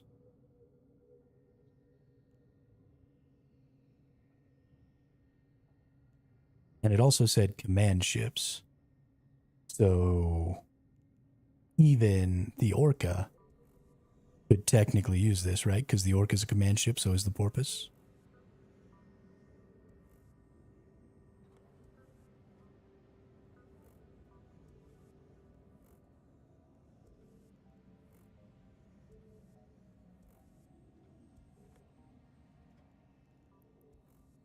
I like the regular ECM modules under electronic warfare.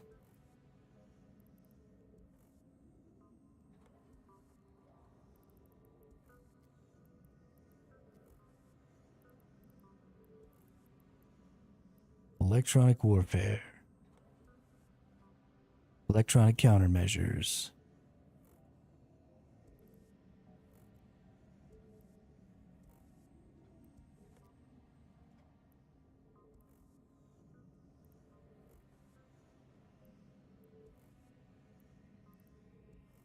Gravimetric jammers.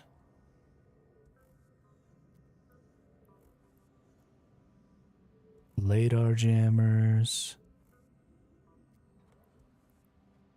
Radar jammer. Disrupts enemy targeting by generating a field of random sensor noise.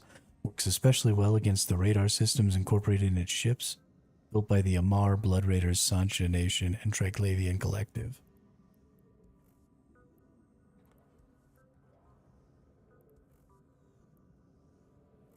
Optimal range, activation time, duration 20 seconds.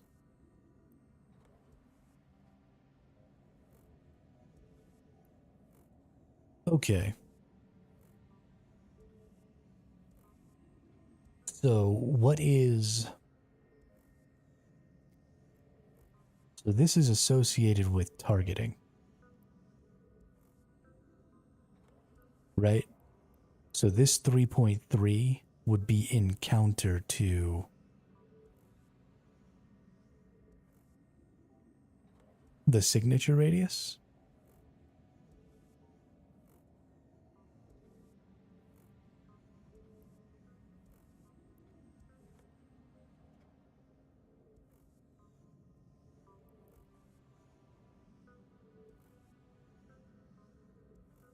Or these four values are associated to these four values in some way.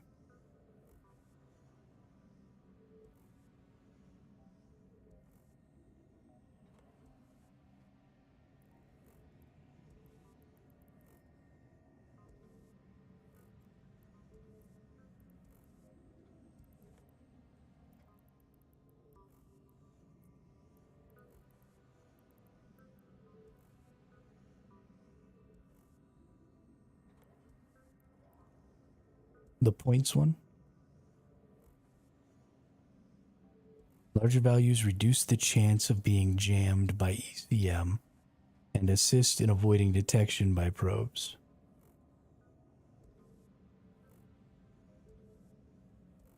Okay.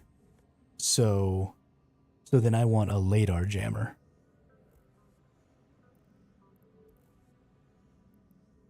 Not a radar jammer. Because I want more of this value.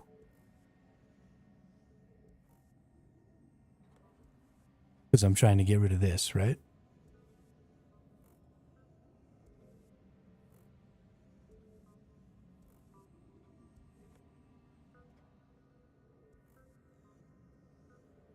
Depends on the ship attacking you. Sweet.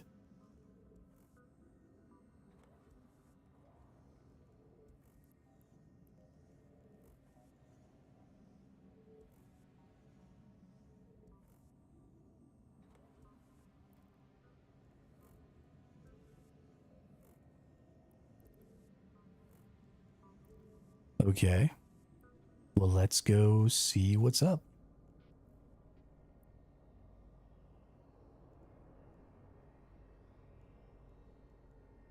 Targeting.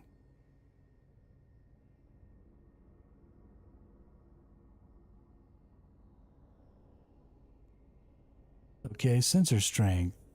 They've got magnetometric sensor strength of 11. So I'm just trying to kill whatever the bonus is. So we have magnetometric, we have radar, we have gravimetric, and we have LiDAR. Okay. That all makes plenty of sense.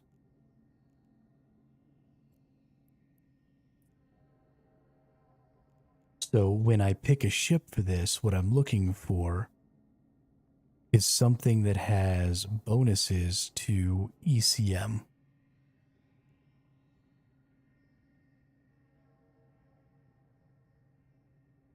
Electronic attack ships, bonus to ECM target jammer optimal range, bonus to ship capacitor capacity, bonus to ECM target jammer, reduction in ECM target jammer activation cost. Are there electronic attack ships that are not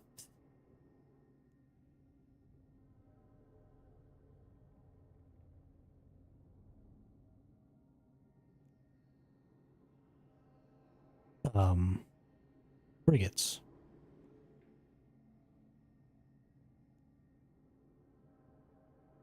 ECM target jammer ships, so recon ships.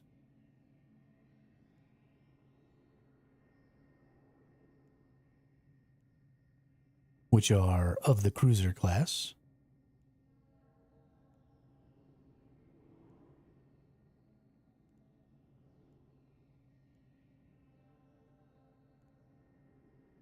Black Ops ships, which are of the battleship class.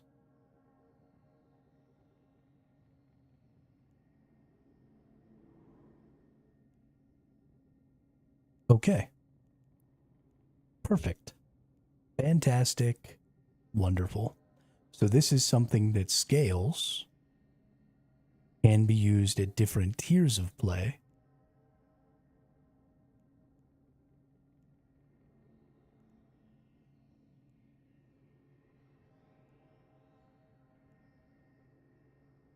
Even has a version that can be used as an alpha, which is cool. Not that that would be valuable for my use. So the point is that you need to get an electronic attack ship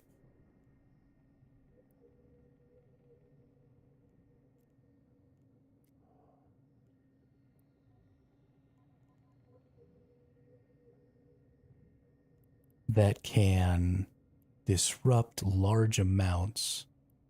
So the regular radar jammer does 1113. If I put it on this electronic attack ship, ooh, these are mids, not highs. That's good to know too. If I put it on this electronic attack ship, it doesn't change.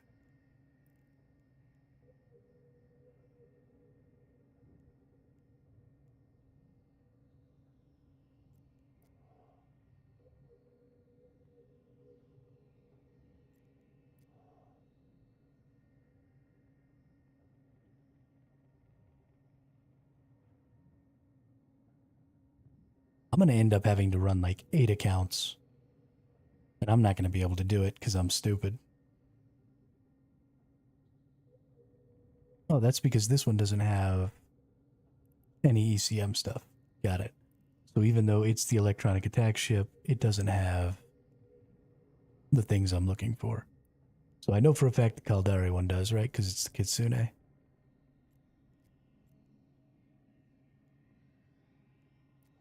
So that's fine. Let's go to the Kitsune.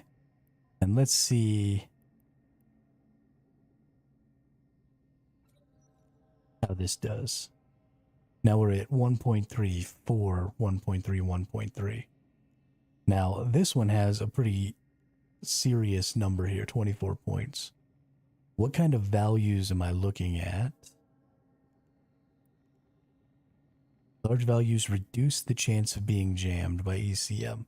So I have to get this below 0, right?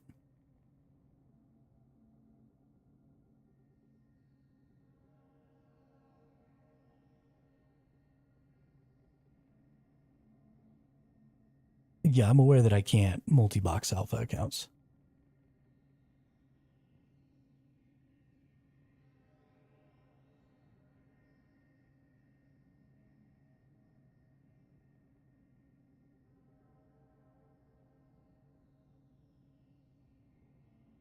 What do you mean if 1 is alpha, 15 won't work?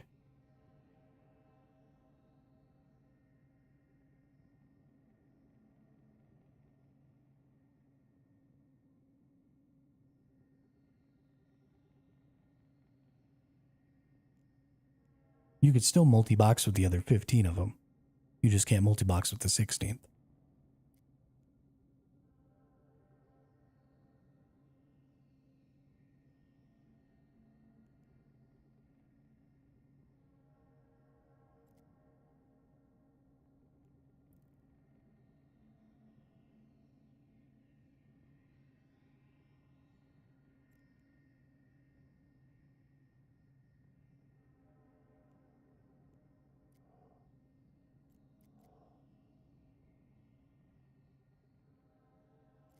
Okay, so something I want to look at is what those values are on more standard ships. So let's look at... Oh, I didn't realize the interdictors were...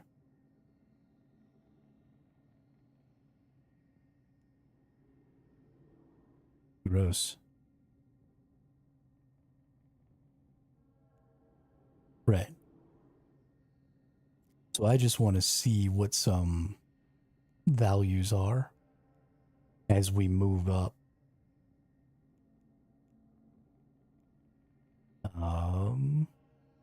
Sensor strength. Yeah, so see, this is 14. So the ECM ships naturally have a much higher resistance. As well as probably the recon ships are going to have much higher resistances as well. Yeah, that's 32. Whereas the regular heavy assault carrier is probably going to be lower. Yes, it's only 24 points. So ships that are going to typically be coming to attack me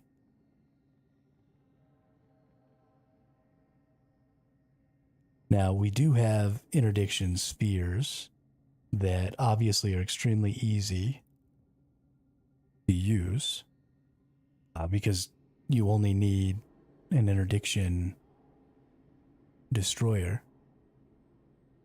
So this is something I'm going to be running into a lot, right? People just warp in and interdicting you.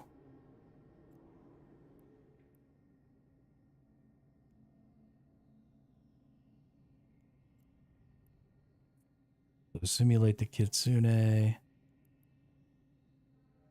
So let's look at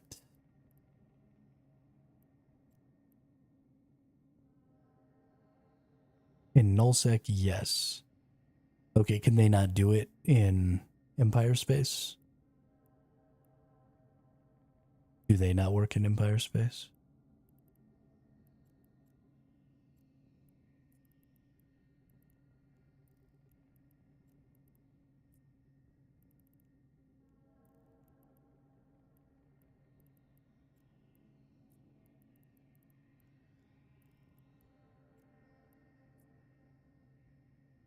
But the bubble, once launched from an interdictor, can't be jammed away. It's a physical item, right?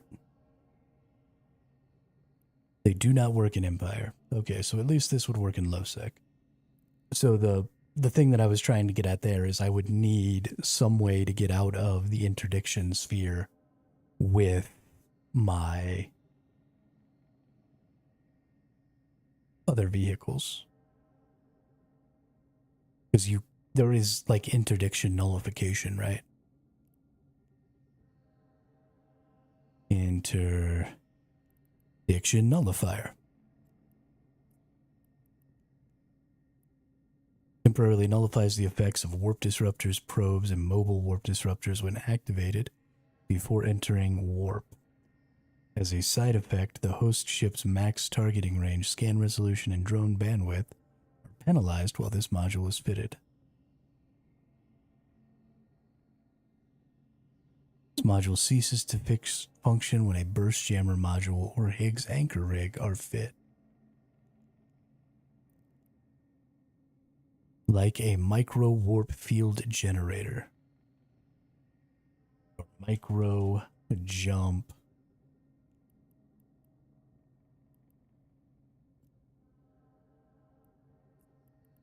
This module spools up and then teleports the user up to 24 nearby ships, along with all drones, fighters, probes, and bombs 100 km in the direction the ship is facing. All ships teleported will retain their movement, direction, and velocity in the new location. Note the micro jump field only affects capsular piloted ships and will not move certain ship types, including capital ships, freighters, and the Orca.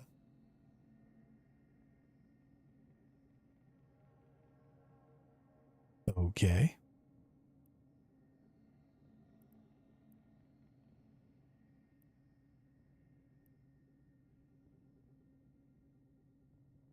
So this would also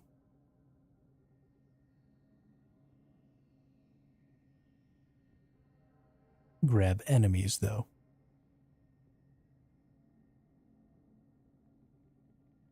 Yeah, I saw you move around earlier. I saw you, like, warp away over there. So does it only affect leaded ships? Or does it affect all ships?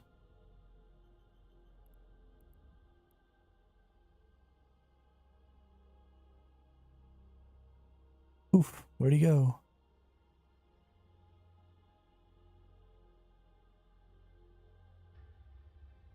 That one was the individual one.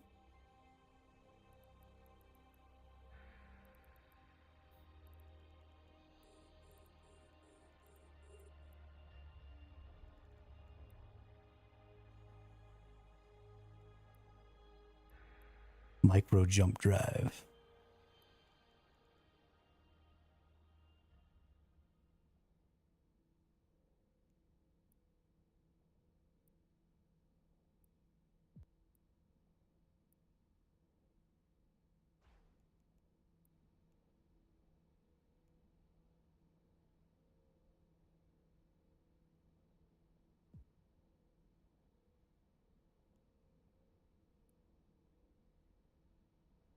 The asteroid is depleted.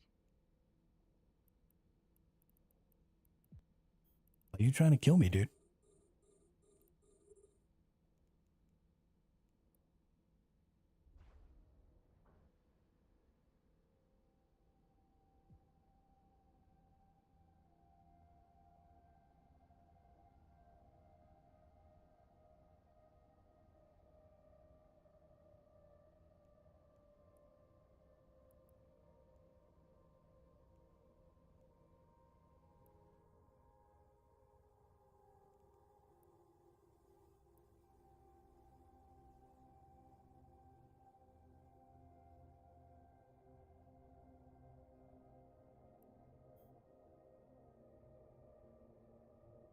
Where'd who go? That's cool. So you can have one of those fitted to each ship, or you can have a field generator that can take 24 ships, but it will take your enemy ships as well. It is a 6-meter radius, or a 6 km radius, which is a 12 km diameter. So as long as all of your ships are within 6 km and the enemy doesn't get that close, 6 km is pretty close. So you have some time. How long does it take? Activation time. So it does take 9 seconds to activate. So these can be scrambled.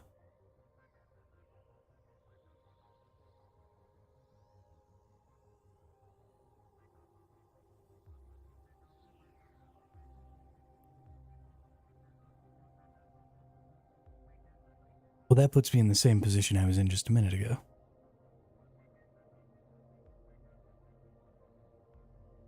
But this is to get away from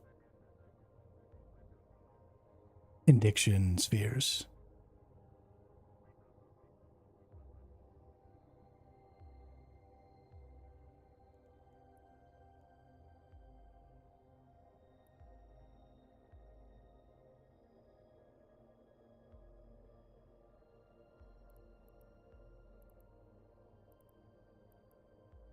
Again, banned in high sec space, but I only need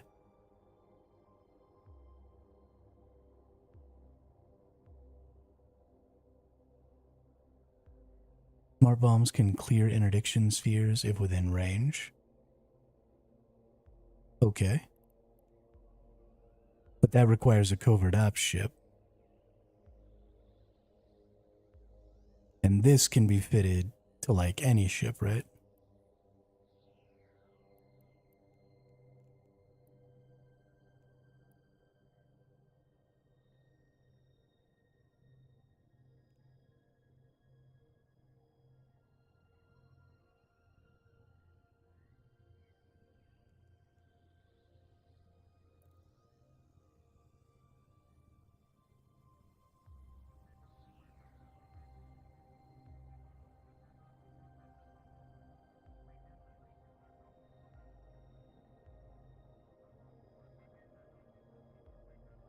Okay, so smart bombs are not bombs. Got it. So what I am gleaning from this day of thinking about how to not die is that there is a fit out there somewhere. going to take a lot of finagling, but it involves micro warp drives. It involves smart bombs. It involves electronic warfare.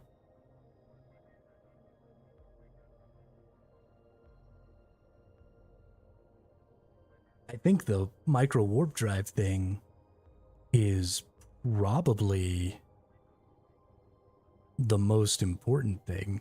I mean, 100 km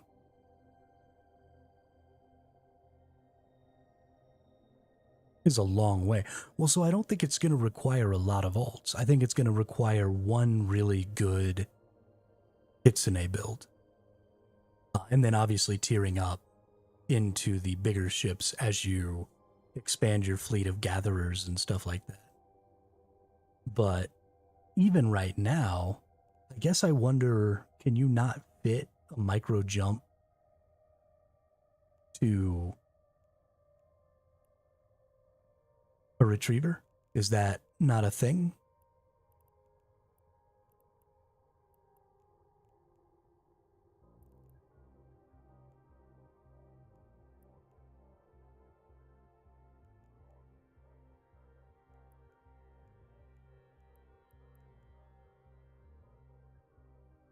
Micro jump.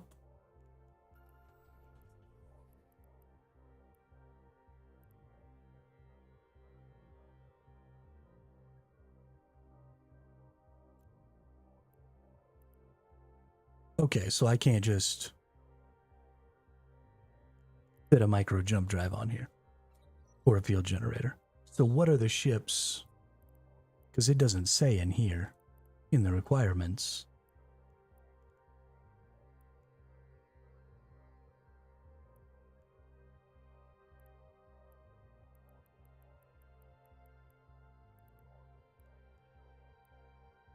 So what's the, I guess what's the thing I'm looking for?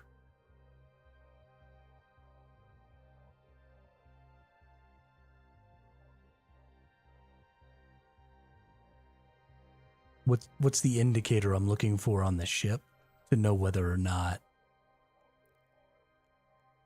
it can gather or it can use those?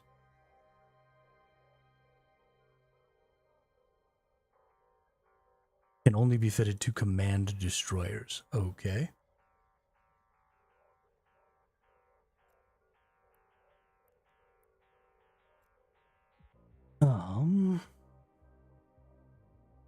Belt jump.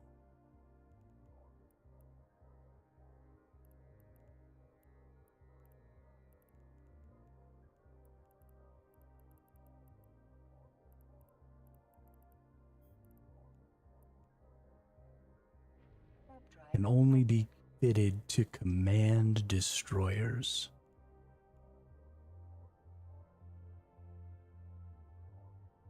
That includes the personal and the fields?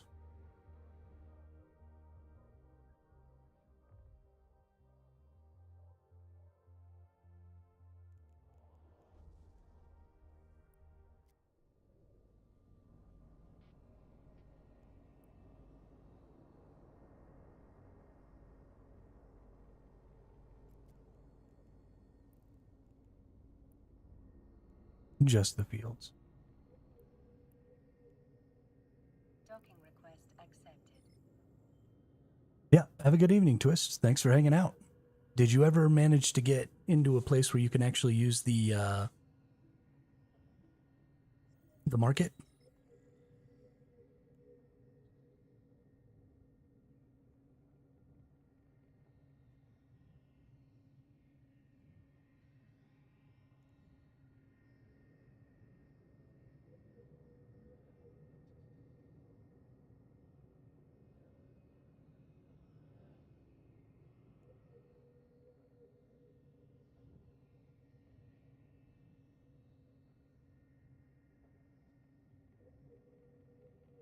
Wow.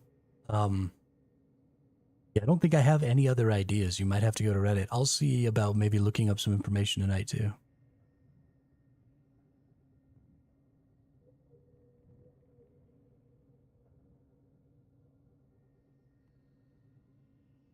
There should be like a purple quest line. Is normally what you're following at the beginning.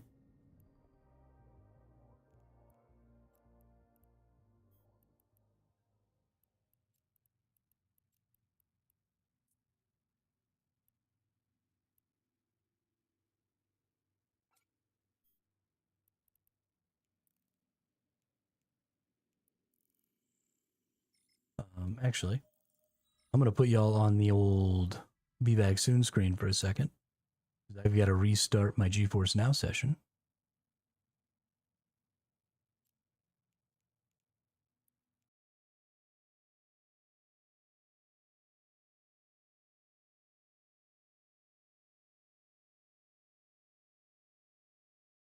Yeah, I didn't even think about it while I was going through that stuff. I just clicked on what the purple thing said to click on. It didn't really. Sozu, did you ever fight that dude that blew you up? Yeah, so I fought him and then he blew me up again. And then I went back last night because he's there killing people all day, right? He's probably actually not there right now. And so nobody goes into that region. So I thought that I could go and be cheeky and mine the ore at the uh,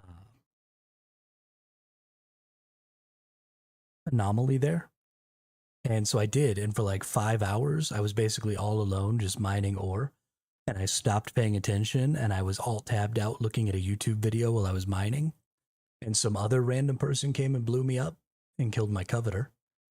So then I went and made a retriever and went back out into the lowsec space that I was in during stream yesterday and almost immediately got blown up again. So I lost 2 barges yesterday for a total of about 200 million lost ISK, which was super dope.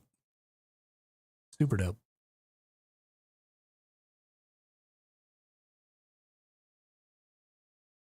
Because that's what I get for taking barges into lowsec. But I wanted to, so I did.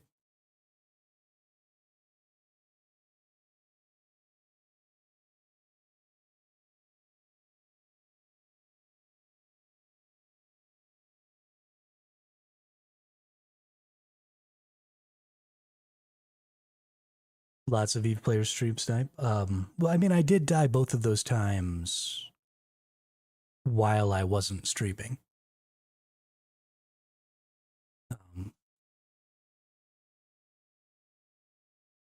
So while I assume you're probably right, there's probably lots of stream sniping that goes on, and that may be something that one day causes me to quit playing this game because fuck stream snipers.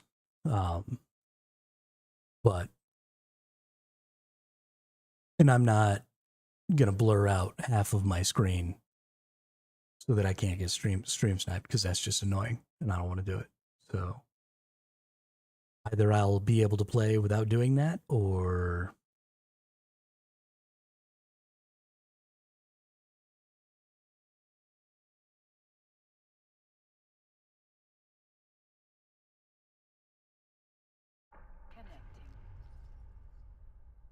yeah, I mean, I'm also not going to do that because, like, I like talking to you all. We've been having tons of conversation here. If I had a ton of delay, then I would just be talking to myself and there would be no interaction. And I'm not. Especially because I basically just sit around mining in the same spot all day, every day. The delay, A, wouldn't really help, and B, would just ruin the stream as far as I'm concerned. So I'm just going to pretend like those people don't exist. And if it gets to be so much of a problem that playing the game is just impossible, then I'll just quit.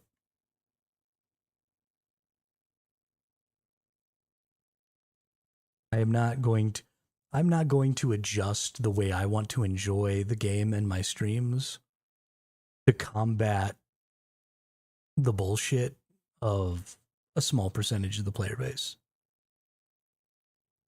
I refuse to have the manner in which I play the game dictated to me by a bunch of assholes.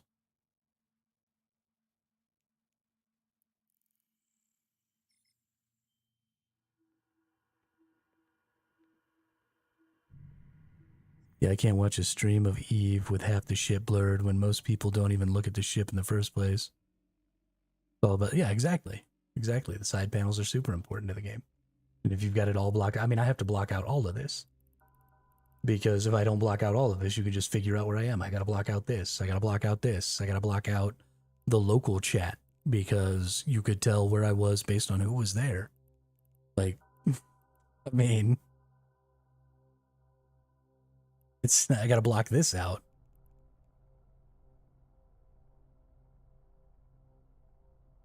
It's not enjoyable. The worst thing is you can see where anyone is as soon as they warp to a gate.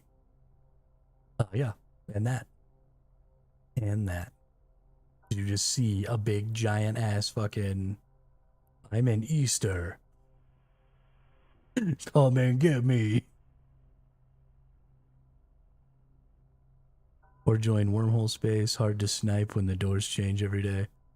You know, you'd like to think that, wouldn't you? But if Albion Online is any indicator, with their Avalonian Road stuff, I don't imagine people have that much time sniping in wormhole space.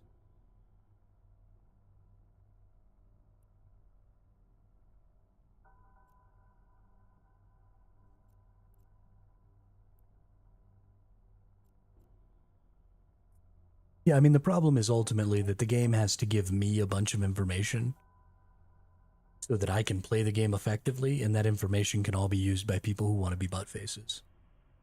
So,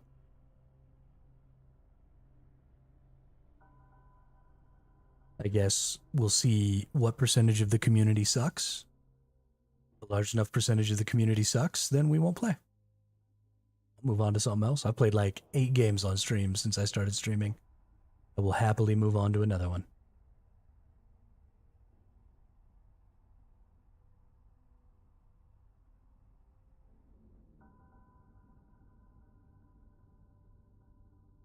Don't give no fucks.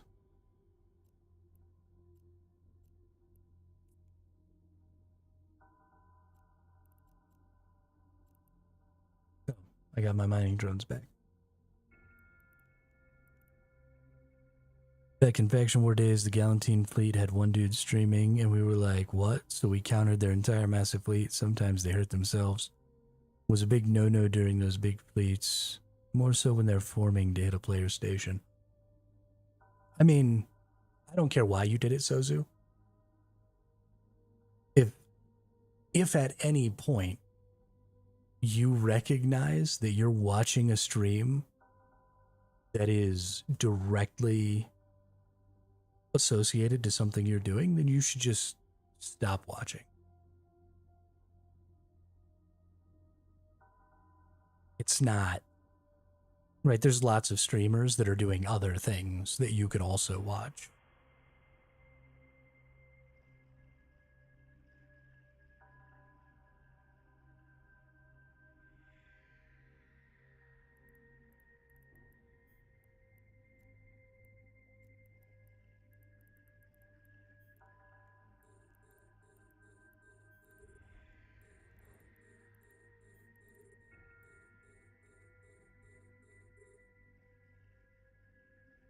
I mean, I'm sure they did. That's another reason that I don't like grouping since I've started streaming, because I don't want other people to have to deal with the same garbage that I do, and I don't want somebody else trying to dictate to me when I can and can't stream,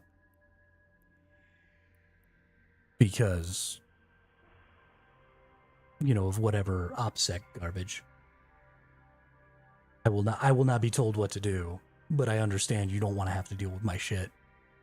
Fine.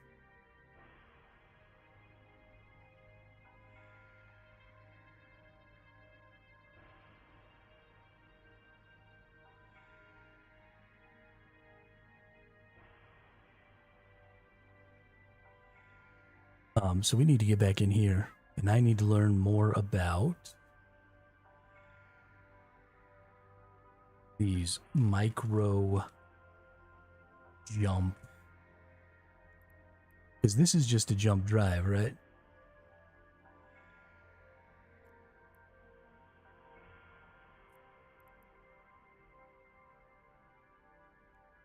So this only affects the ship that it's attached to. But this still can't go on here.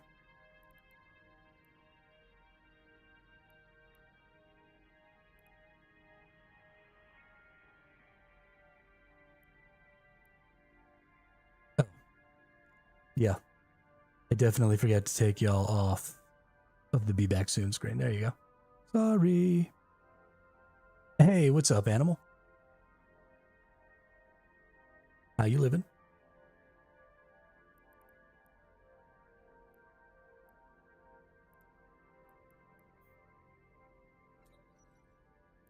Okay.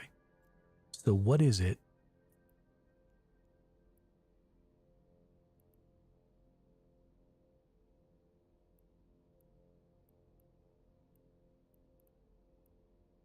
Can only be fitted to. Here we go. Flag cruiser, combat battle cruiser, command ship, Cobra, attack battle cruiser, and deep space transports.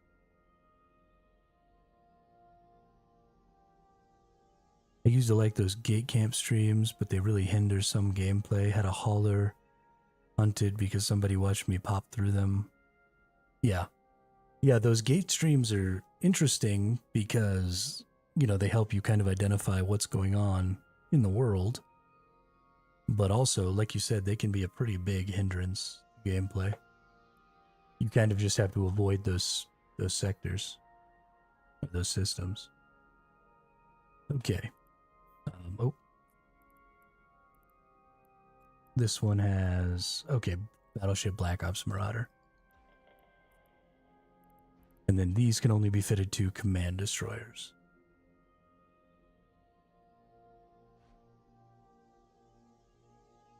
Okay. So then, what we're looking for in the way of a defense ship for the first tier of defenses that we want to go through is we want a command destroyer. We're going to look at the Bifrost because the Bifrost is Minmatar. Light missiles, micro jump, shield command, and skirmish command burst effect.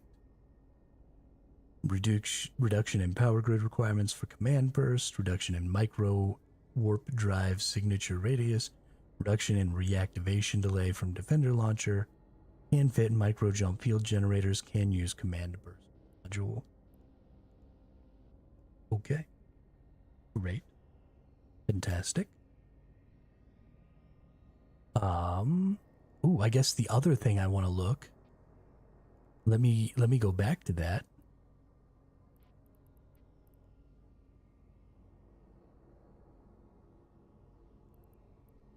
This said command destroyers.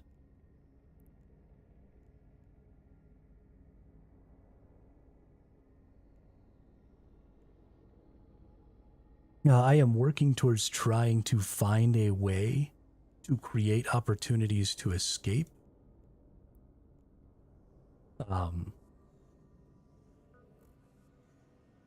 As much as possible.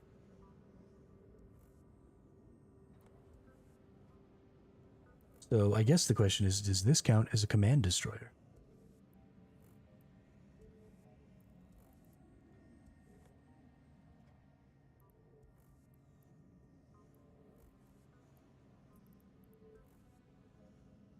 Bifrost, Druger, Magnus, Pontifex. No. Okay. It does not. Yeah, so we've been talking most of the day today about the fact that I don't want to die.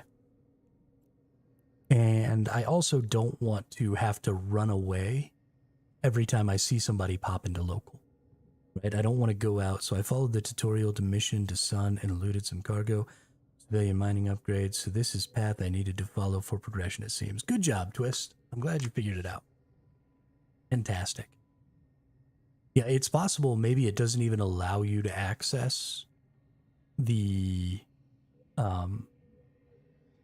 maybe that's what's happening, is you have to get to a certain point in the main story before it allows you to access the market. Might be the thing.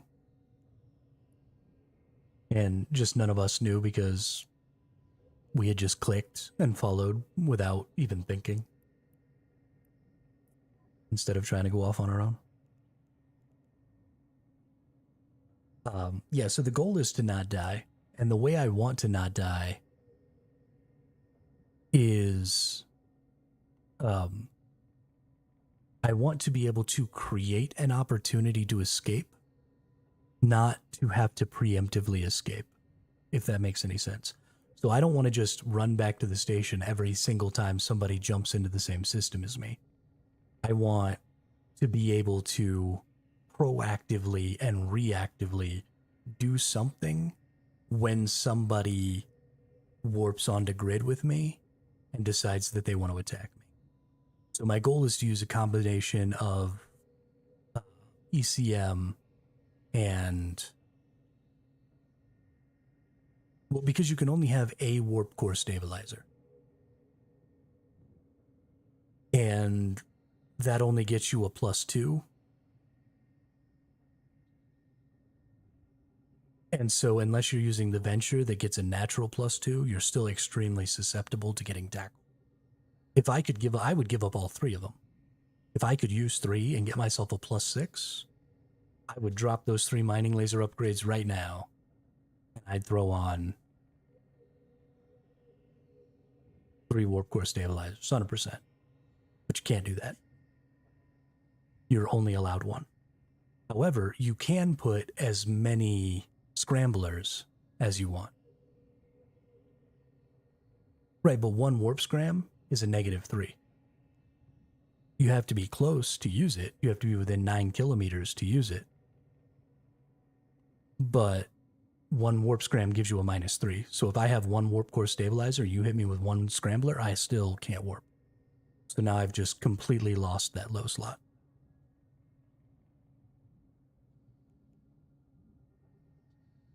You would have to hit me with 2 disruptors.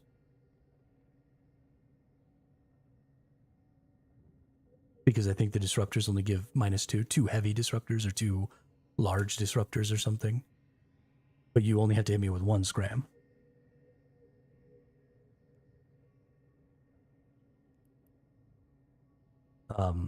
So a couple of things we're looking at doing is using ECM to keep people from targeting, and using jump field generators to create distance to escape interdiction spheres and stuff like that, and then just warp away. But the whole point is to create an opportunity to warp.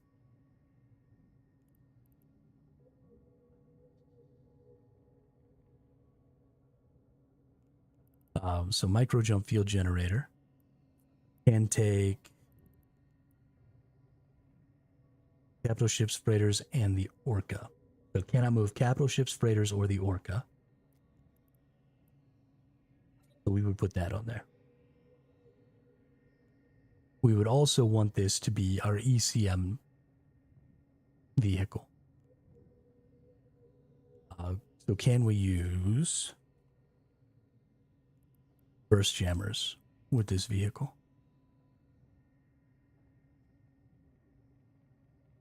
Battleship, Marauder, Black Ops, Command Ship, Hauler, Blockade Runner. No. Okay.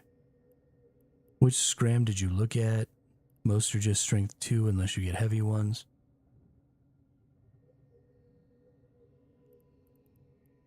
Warp Scrambler 2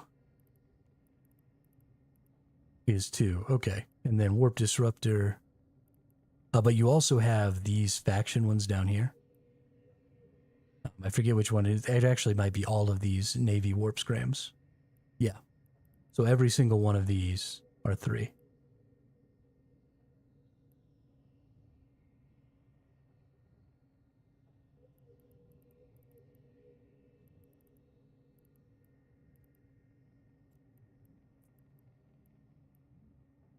And then the heavies are 6.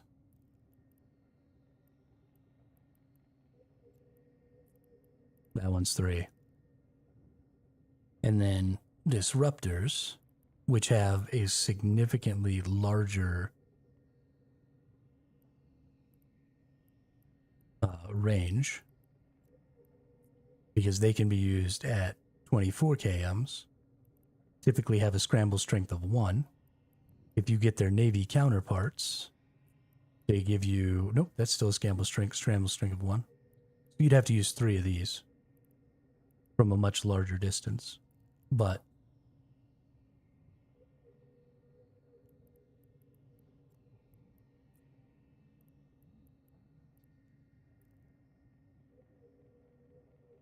and I mean, I suppose you're right. There are going to be people who are out there with just regular scramblers.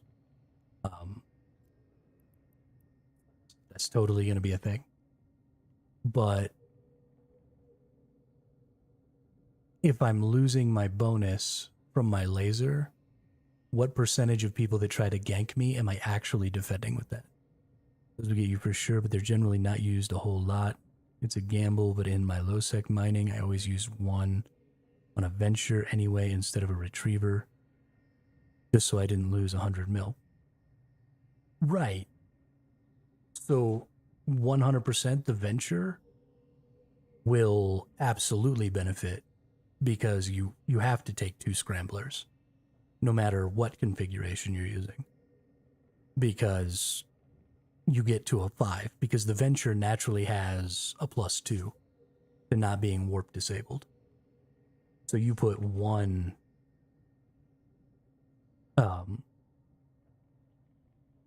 warp thing on there.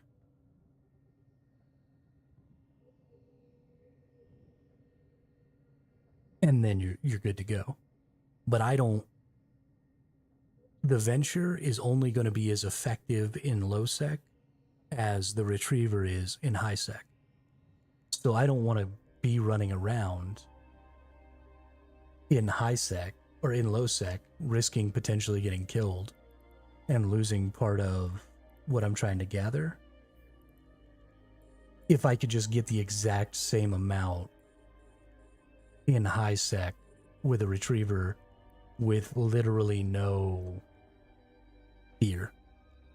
Like, nobody's coming to try and kill me right now. I'm just doing my thing. I've been tabbed out into the ship fitting thing all day today, and I haven't even had anybody look at me funny. So the amount of security I have here versus the amount of security I have in low sec doesn't make it reasonable to use the venture to go and do that mining, because I'm not going to gain any more money or any more ISK for all of that extra grief. I might as well just have a nice chill relaxed time here in high sec doing whatever the fuck I want. So this is a down the line kind of a thing that I'm working on now, because it is going to require 2 accounts, so I at least have to have Omega for them. But what I'm trying to do now is just build something that can punch holes, basically. Something that can stop people from being able to target me so they can't use their scrams. And then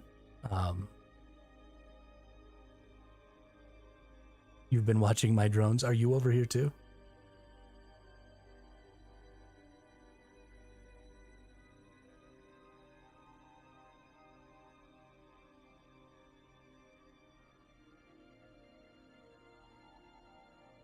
Yo, what's up, Guardian?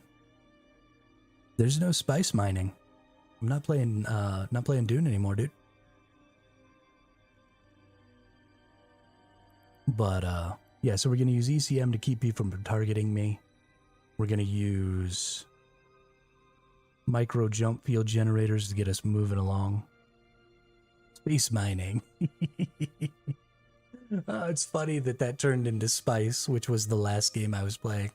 That's actually pretty hilarious. Yeah, it's going good. It's going good. Got killed a couple of times last night after stream, which was a little sad, and has now sent me down a ridiculous rabbit hole, trying to create a fit for a command destroyer in the future. So yeah, we absolutely need this. We also absolutely need electronic warfare. The big deal here is we want to get, and we put tier 2s on this one, we can. So we need lots of mid slots. These are all mids. Goodness, and that tier 2 doesn't really do much, does it? Going up to 4 and a bunch of .3s. Gosh. Back to tutorial. I'll see what it takes me. The asteroid is depleted. Oh, that's funny. I believe.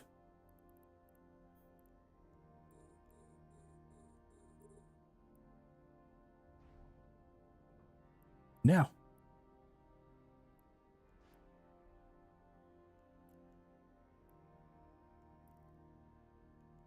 Okay, please. Just attack the thing. For the love of God. I hate you, Retriever.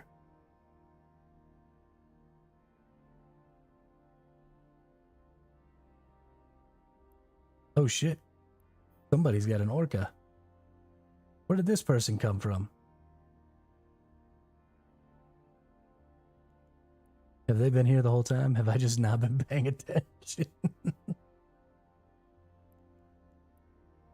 This is what I'm talking about. I love not having to give a shit. It makes me very happy. Oh. Yeah.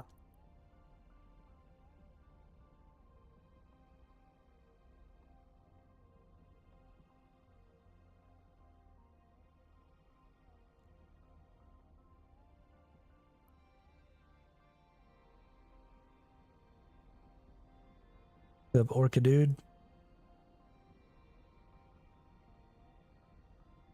Shooting out his little command bursts. I wish I got command bursts. Can I be in your fleet? You can I has command burst?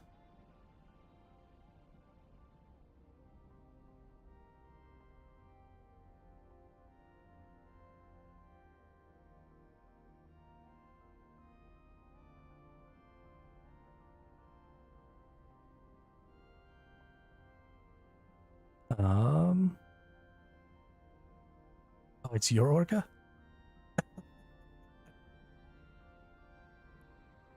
Oh, I should have been able to figure that out from the...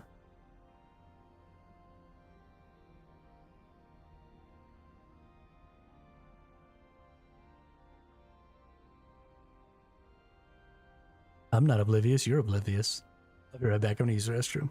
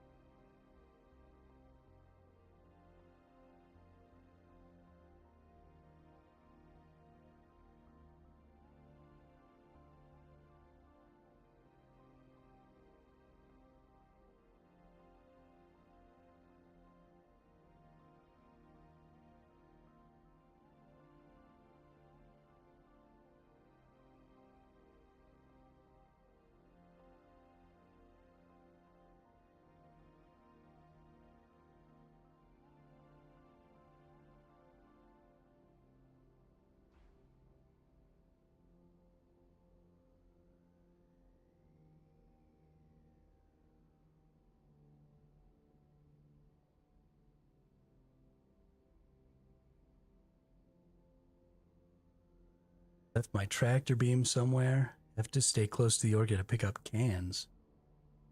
I don't even know what that means. Look at all these.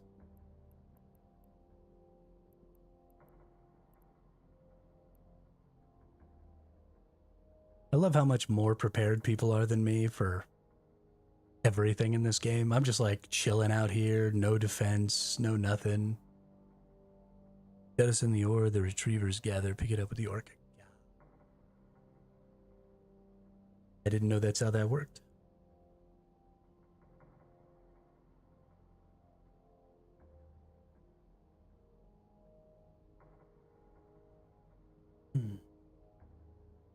That's cool. I'm very excited to get there one day. I'd love to orca mine.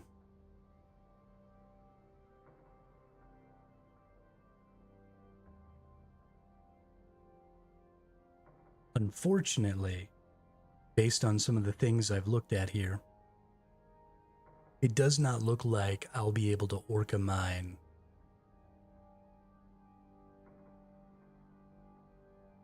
and have this tackle defense system working, because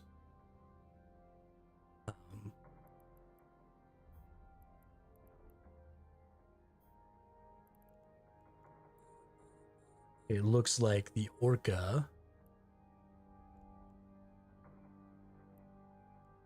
can't use the micro jump thing, or it can't be a part of it.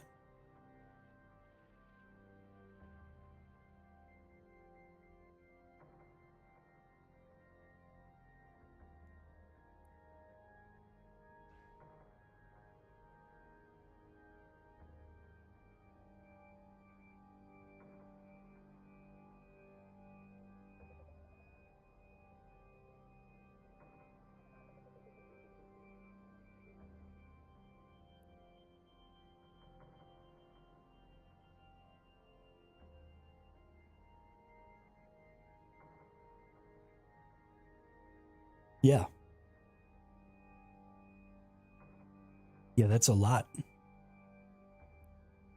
I didn't realize that the orca's hull was so small, though.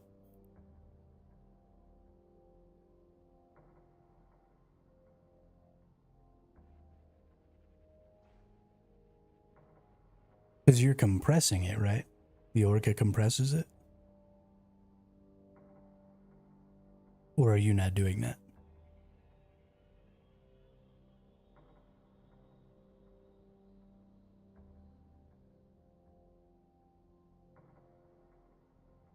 Oh, okay. Got it.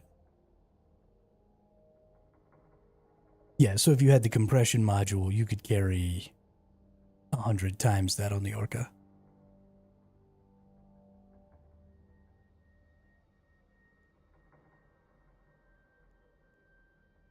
You know, that's a fair point.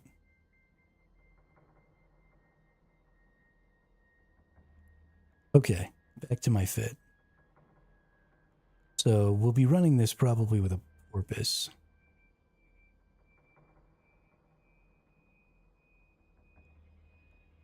Right? Because we can use a porpoise with this.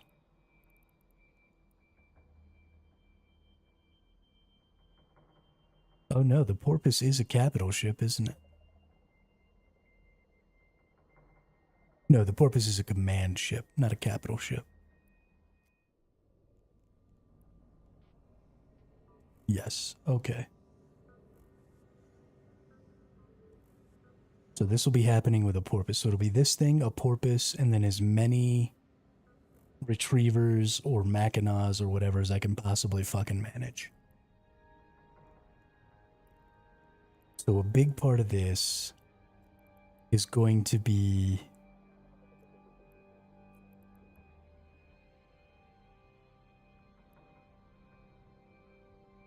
the bowhead. Do you not like the porpoise? Okay.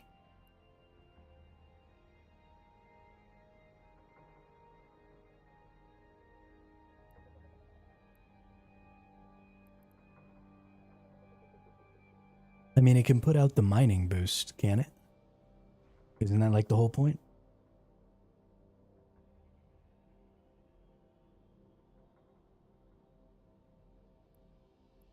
Oh, the ore capital hauler.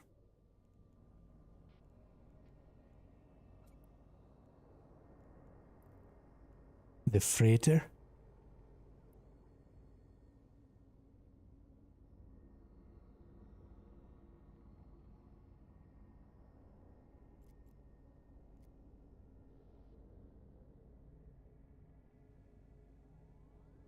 I don't know. Looks dope.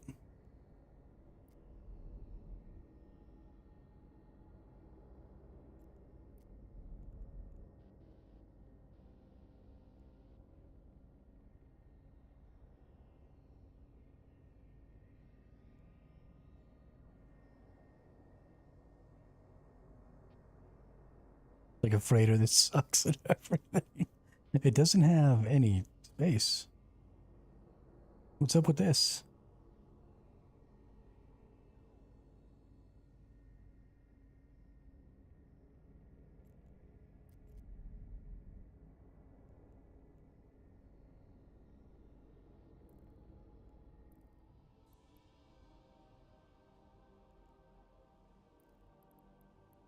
Okay, so this officer one.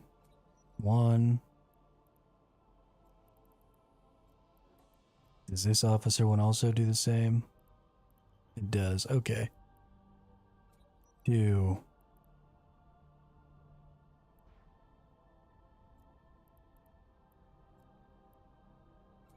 3.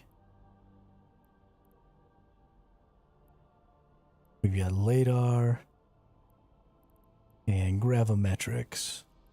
So we could do these 4 for a total of 9 jamming across all spectrums.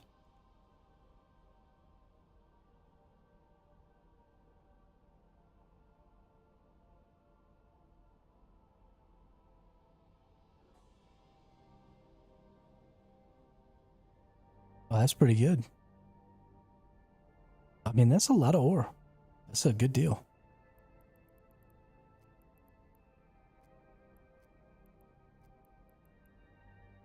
Or we look at multi-spectrum jammers. What did the multi-spectrum jammers do? 3.5s all the way across. So that's way better. Unless their CPU requirement is out of control. 3.1, 3.2, 3.4. So what's different about these? Imagine compressing could probably mine out. Oh, you could definitely mine out the whole field for sure.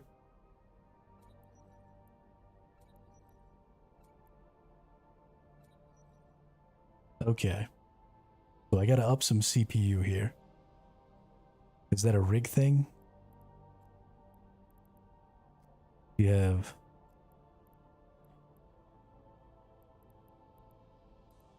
processor overclocking unit. Let's go up to mediums though.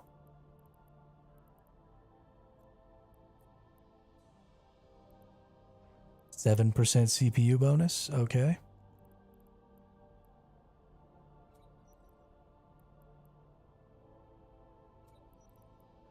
This one can't have that.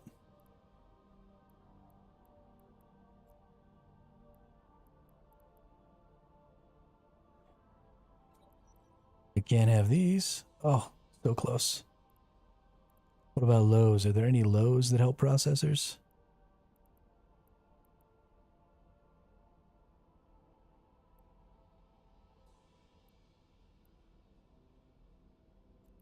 Oh, hang on. Signal distortion amplifiers. I bet you those increase ECM strength. Yes, please.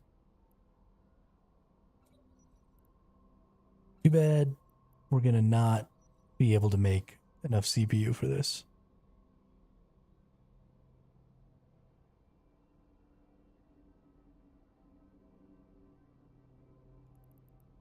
What's a coprocessor?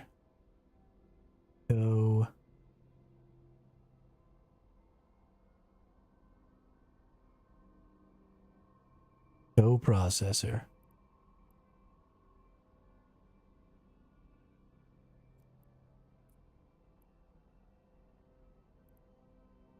%10%. It is also a low. Okay. So we'll take one of those out. Put a coprocessor in. Take out. Coprocessor. Take out. Coprocessor. Okay.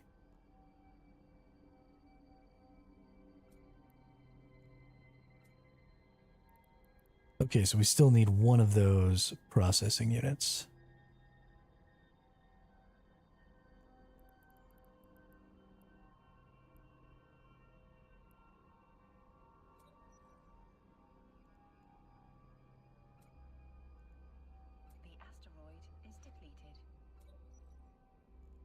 The asteroid is depleted.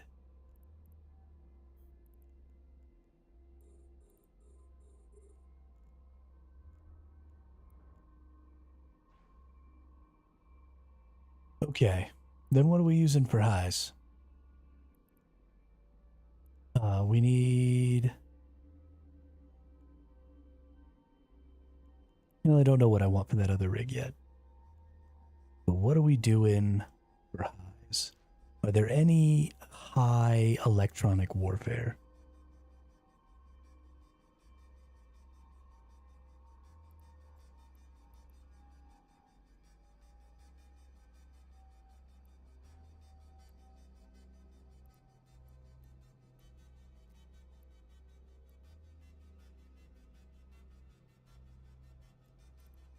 Burst projectors.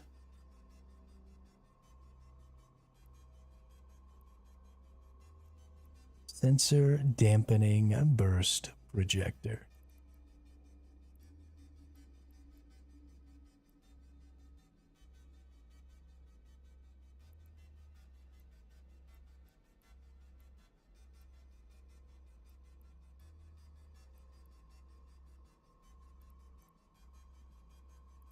Can only be fitted to supercarriers.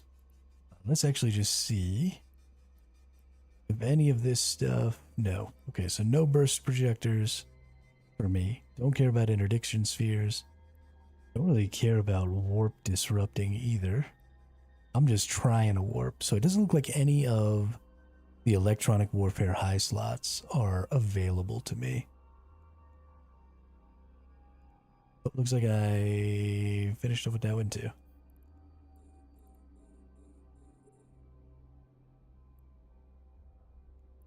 The asteroid is depleted.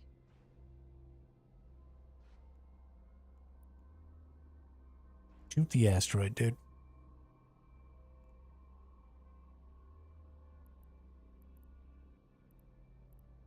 So no electronic warfare. What about...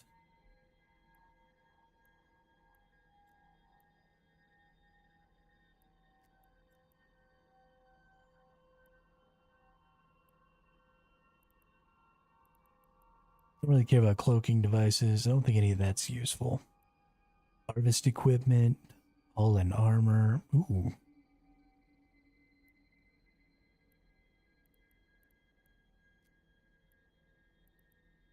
Scanning it. Ooh, smart bombs.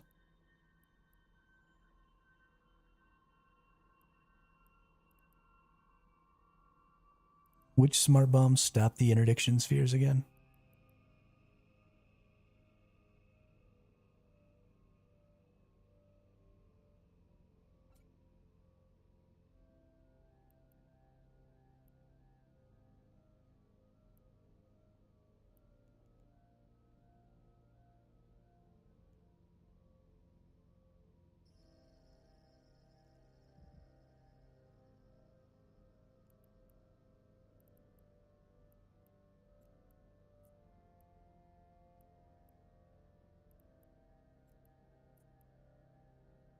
The asteroid is depleted.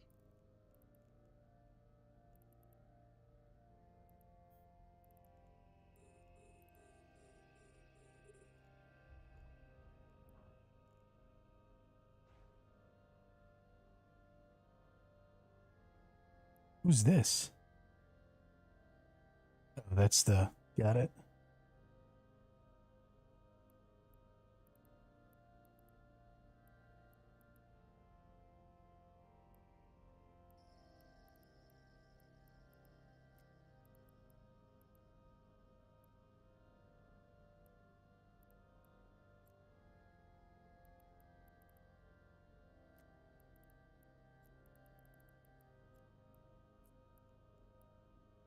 Radiates an omnidirectional pulse from the ship that causes EM damage to surrounding vessels. Okay, what I want is one that stops interdiction spheres.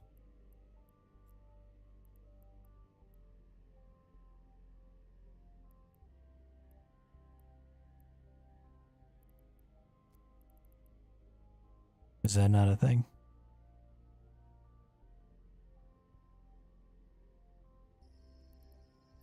Demons, large EMP, large graviton, medium, micro, small.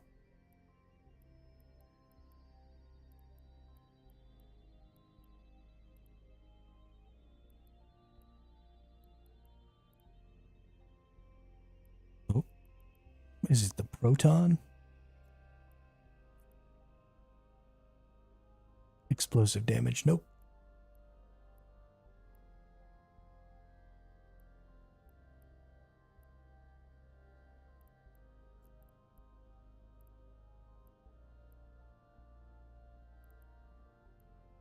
Okay, well, I don't know how that works, but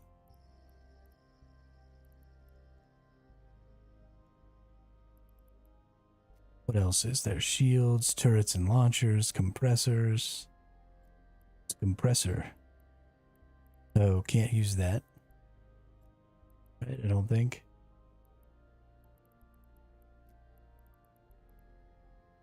Drone upgrades, structures, special edition festival assets. So the other option, we either do shields or hull and armor to just make this as much of a tanky boy as we possibly can. Also, we're not cap stable.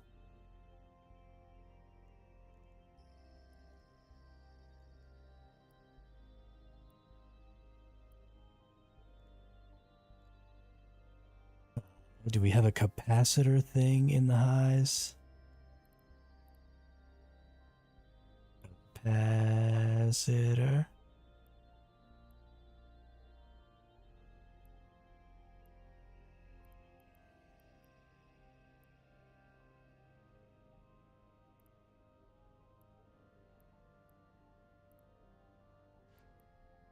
Capacitor transmitters.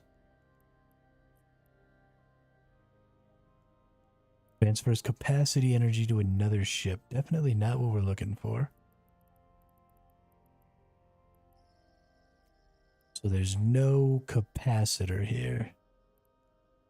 So what we probably need is a rig.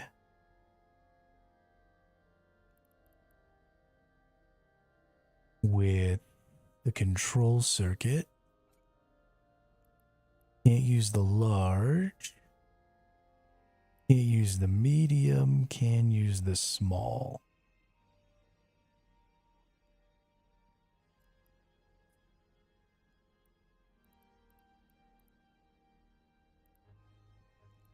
Well, you would think that that would increase its time, but it didn't. That's annoying.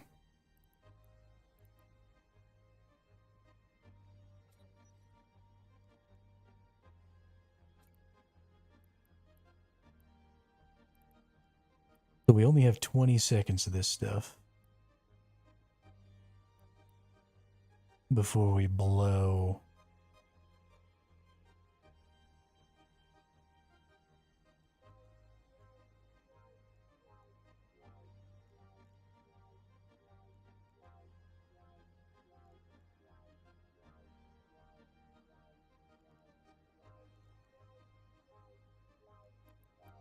I really don't know what to put in these highs. I really want something with more of these and more of these.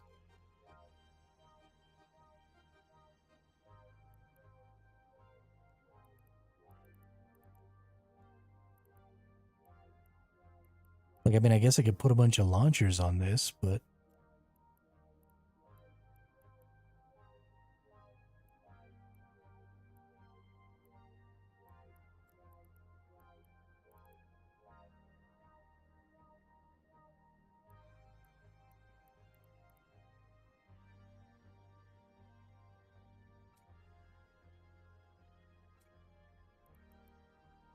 why is it trying to grab 9 of these?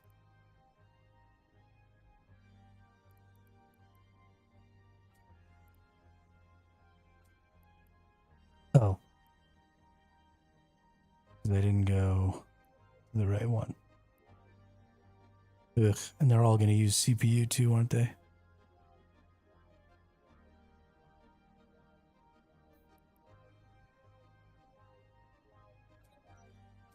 I mean, if we put launchers on all of these, then we pretty much reduce ourselves to not being able to use this.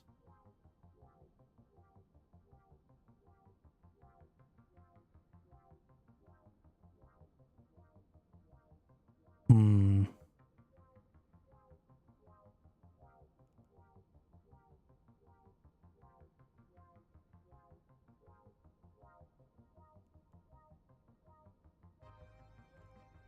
Well, I wonder if one of these versions of another version of this ship has more mids and more lows.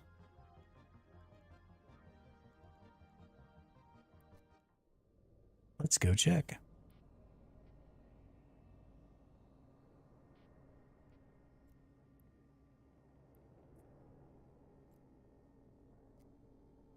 Bidding. We got 4 mids, so that's actually less mids and an extra low.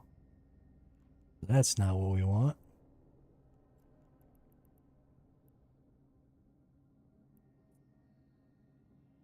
Stork has 6 mids and 2 lows.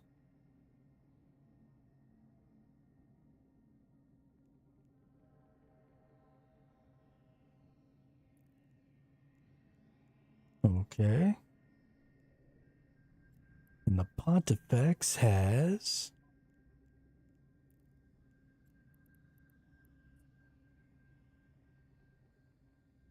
3 mids and 5 lows.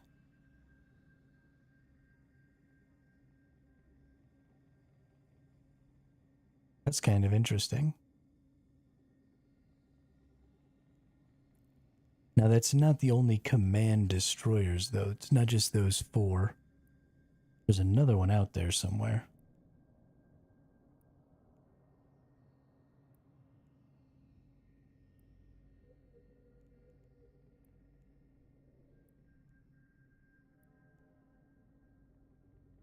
Command destroyer, here we go. The Droger. Is this the upgrade of the Scorpion? No.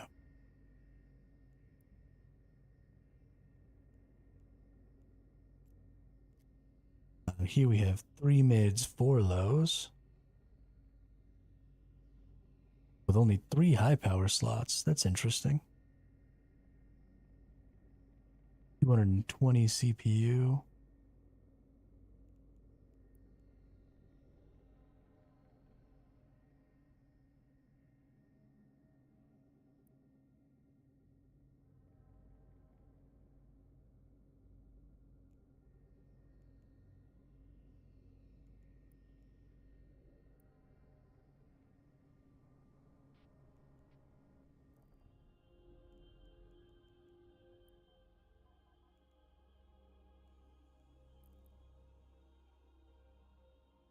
Oh, look at that.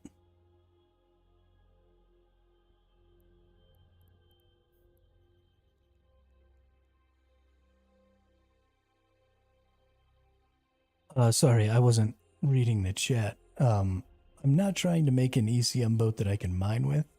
I'm trying to make an ECM boat that can protect my miners.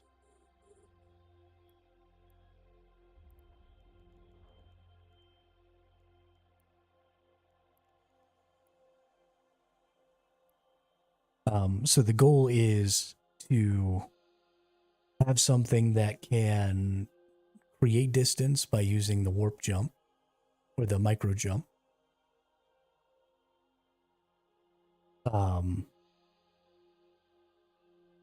And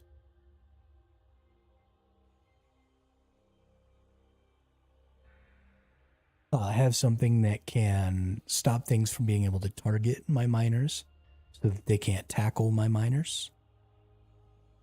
And I mean, that's basically it, right? My goal is to be able to stop people from targeting my miners, use a micro jump to get out of interdiction spheres, and create myself some distance so that I can warp away when bad things happen.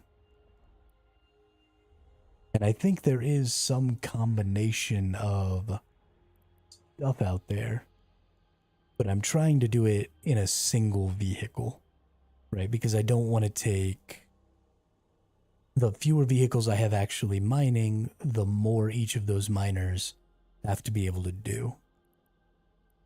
And I don't think that's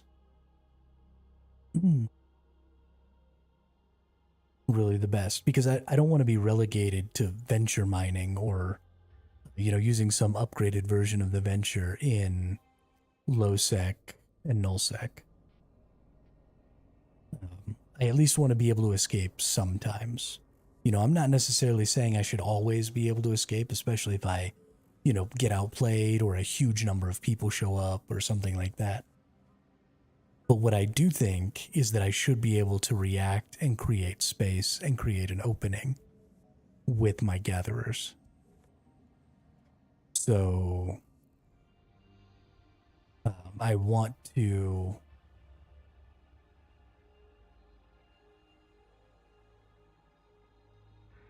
have a ship that can help accommodate that by, directly interfering with people's ability to target my miners, um, directly interfering with disruptions and stuff like that. So that instead of having to, constantly be looking. Speaking of which, there's 30 fucking people in the local. But instead of having to just constantly be looking at the local and worrying like, oh, there's a person in my local, now I have to leave.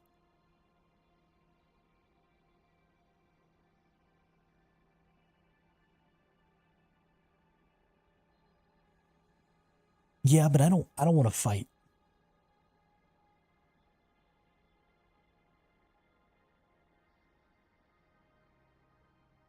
Because no matter what,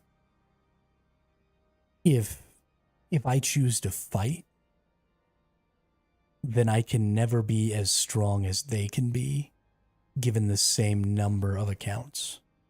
Right? Because a lot of my fighting power is going to go away because of my gathering strength. Right? So I've got gatherers out there and they're basically useless fighters. Like I could throw some tech 2s on here.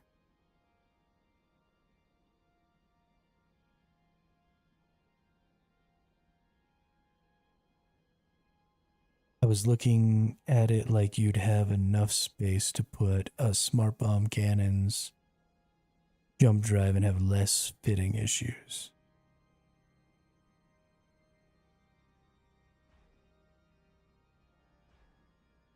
Yeah, so I want a smart bomb. I don't really understand what the smart bombs do. Somebody told me they would stop an interdiction sphere. Or there was a smart bomb that stops an interdiction sphere. But I don't understand which one that is.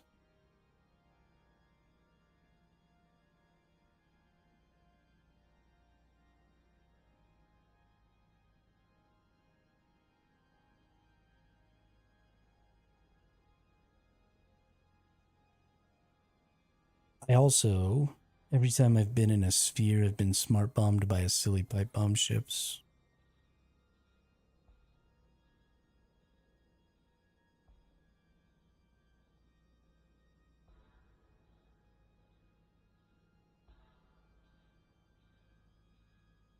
Right, but which smart bombs? There's like 1,000 different kinds of smart bombs.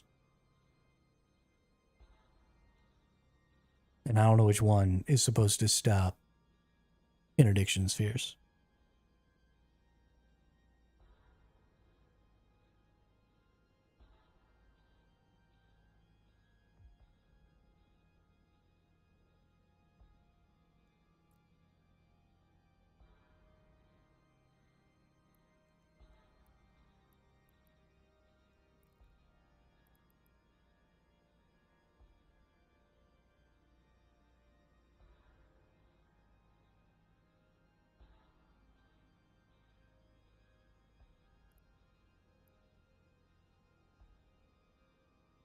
Um,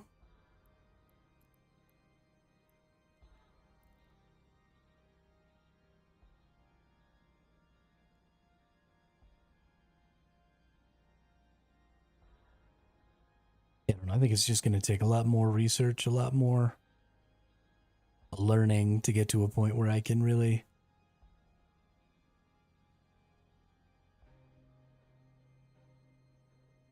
make that a reality, you know? The other thing about those fits is my skills are all really low, so I'm not getting any bonuses to any of my skills or anything. Which is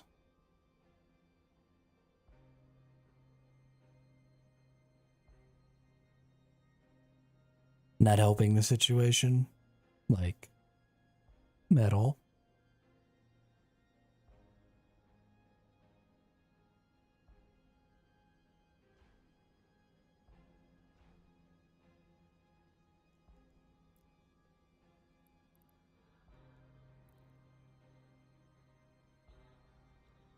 They may have told you the wrong thing unless I don't know which smart bomb.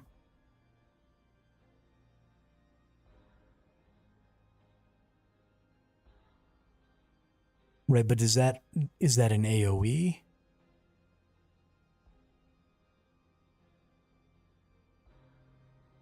Or is that just for the ship? Because I need it to be an AoE because I need all of them to be able to warp. Let's interdiction. No.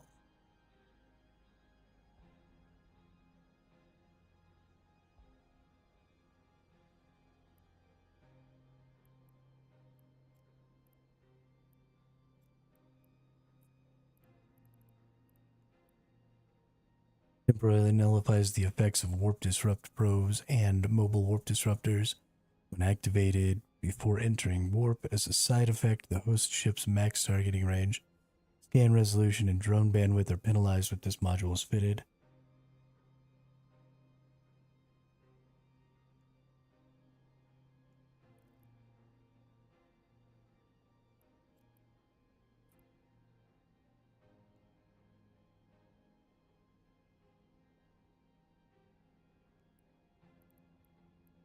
Yeah.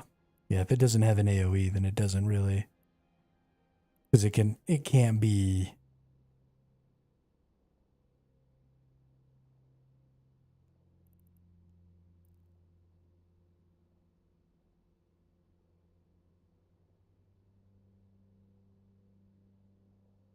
Oh, okay. So smart bombs. So interdiction.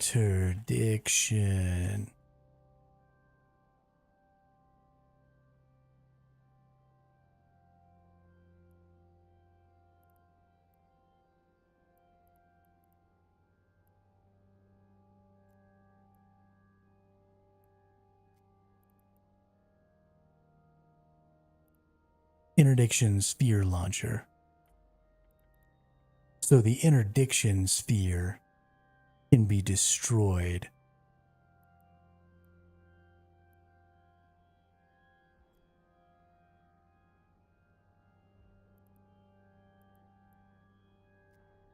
by the launcher, or can be destroyed. Used with stasis webification probe, surgical warp disruptor probe, warp disruptor probe. Okay. Got it. Got it. Got it.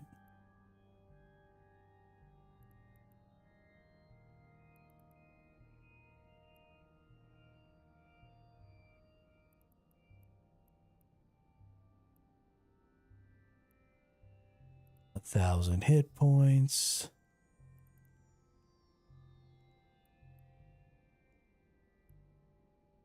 And the surgical only does 10 km.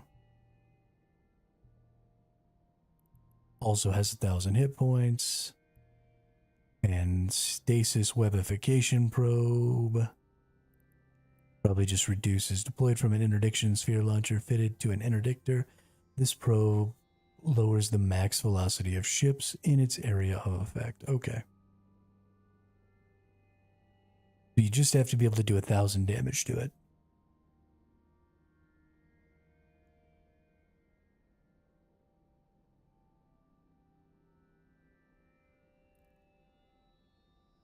Interesting.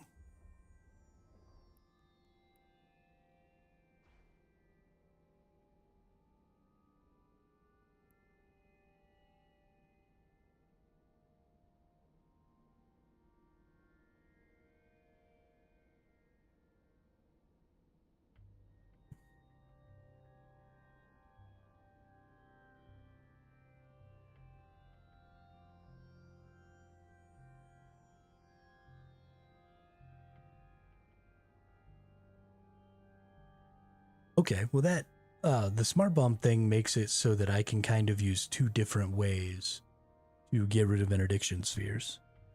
But that still doesn't really change the other problem. The other problem, which is escaping scramblers. So I guess one of the other things I need to look at is, do scramblers or disruptors harm a person's ability to use warping, jumping, micro warp drives, and micro jump drives?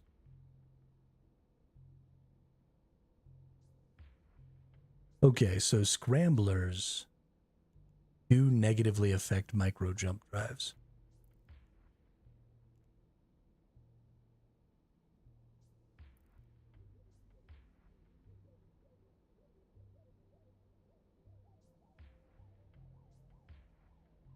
So this is probably the biggest problem I'm having, is trying to find a way to prevent scramblers from scrambling me. One of those solutions is Warp drive active.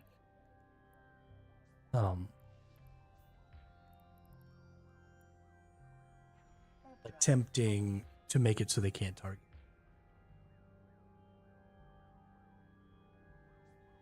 Because if an interdiction sphere doesn't stop micro jump drives, then I can just jump out of it with all of my ships.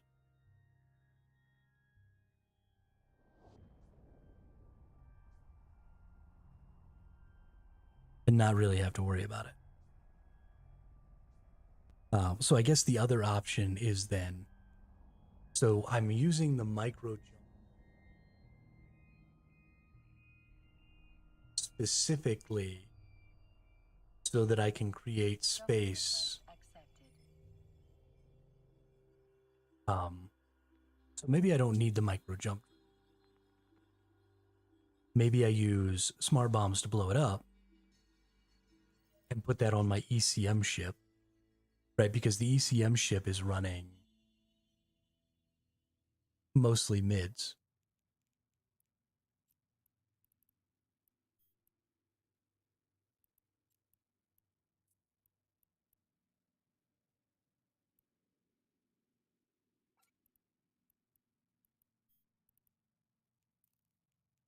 So let's see.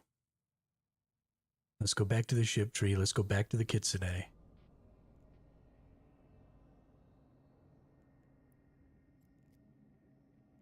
Let's go back to the simulate. So at a low tier here, we can put smart bombs.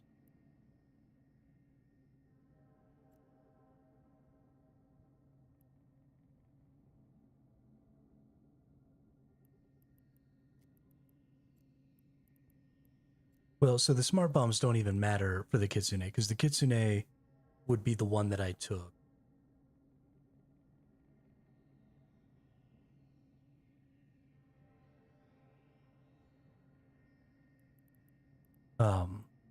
The Kitsune is going to be the one that I intend to take.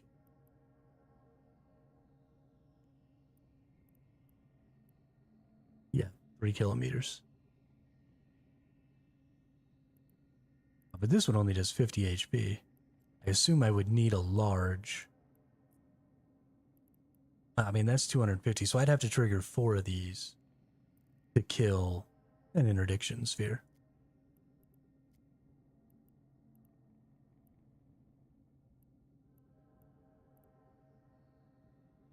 But the Kitsune is kind of the one I want to take into lowsec, because you can't even use interdiction spheres in lowsec, right?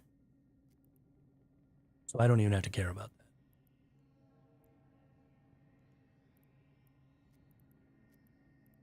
What I would be caring about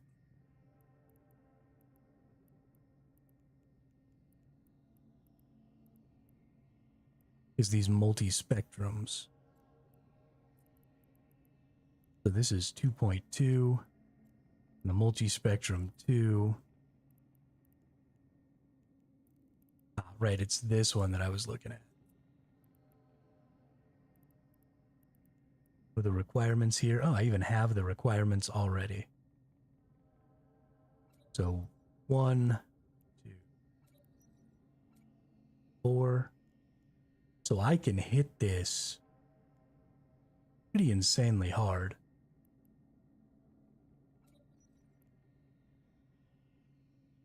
CPU. No, it's processor for the lows.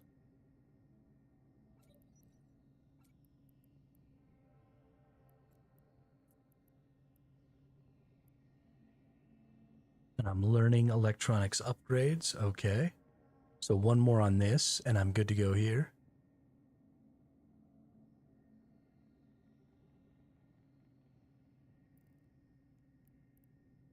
And then I'm looking at, because the likelihood is, right, that if a ship comes to attack me, even if they come as a group, it's unlikely they're going to bring lots of tacklers. Maybe each one of them will be outfitted with some tackling. Maybe. But my assumption is that they would bring mostly damage and then either an interdiction sphere if I had lots of gathering, or a tackler trying to tackle down maybe targets, or regular gate camps would be the main threat in low.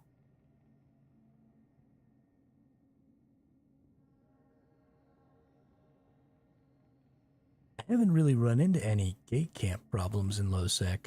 People have just been warping onto my grid and killing me, is my issue. Because I can't get away in my retriever. Because it's slow as fuck.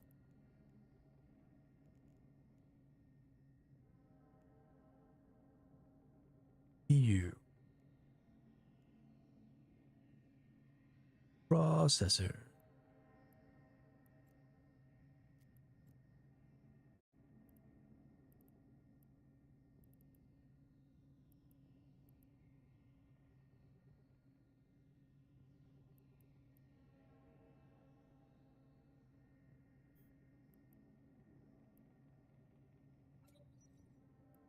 So I could probably even maybe do this, and then take this off. Then go back to lows, and then do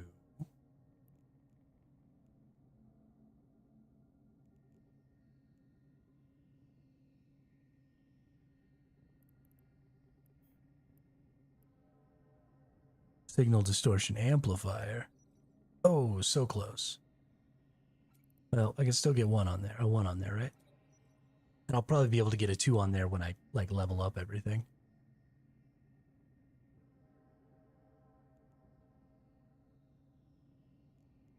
But the point here is I could hit for 9, 18, 22.5 that they're targeting, which is almost enough to get the Kitsune.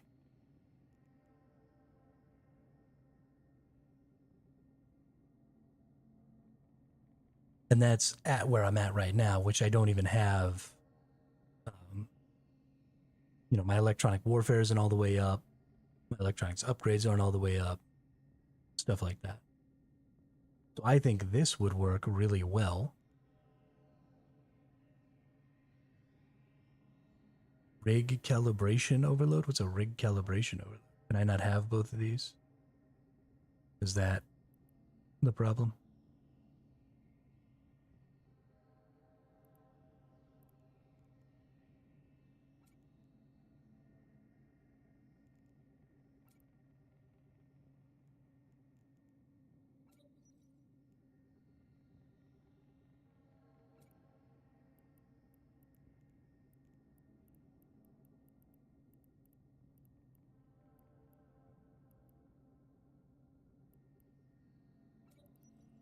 Okay.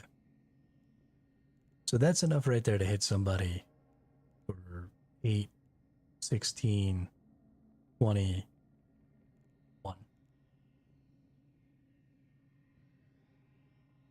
So that's 21.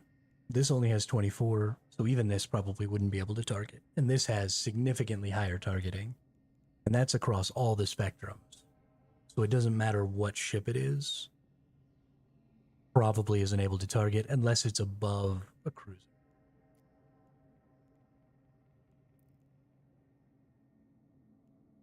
Because if we look, let's look at like the assault cruiser.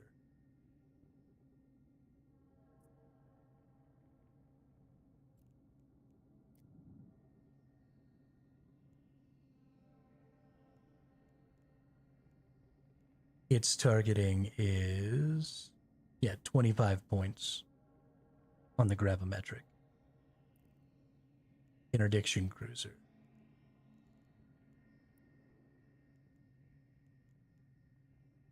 Its targeting is 19 points on the gravimetric, so this would take it down to nothing.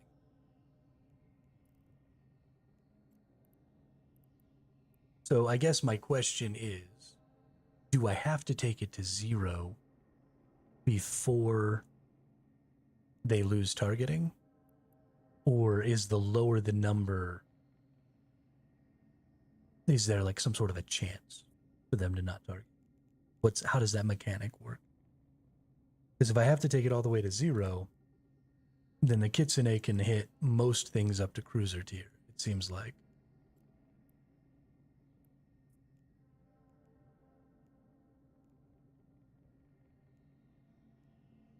And take them down.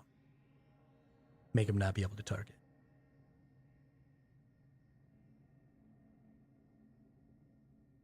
But beyond that, I'm going to need a bigger ship with more ECM. So I'm going to need recon ships or...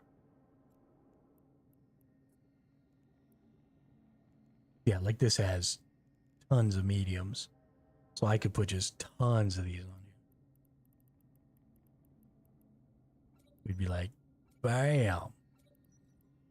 Oh yeah, and it's got so much CPU.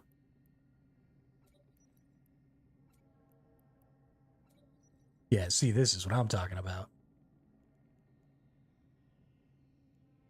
9, 18, 27. I didn't even eat up all the CPU on that, so I can definitely do some low bonuses. And then we need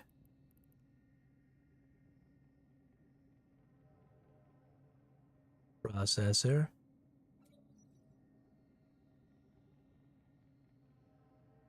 Your chance to jam is ECM strength divided by sensor strength.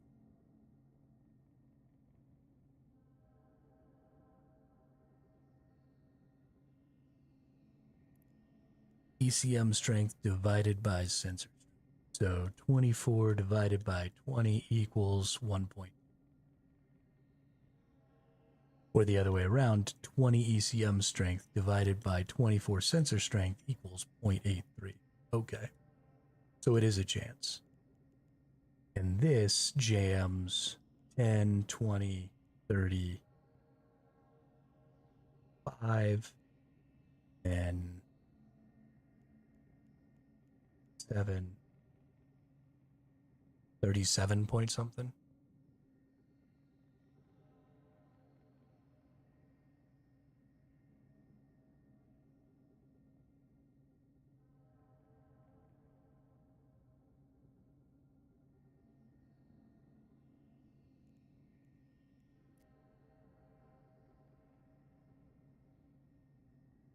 You do one.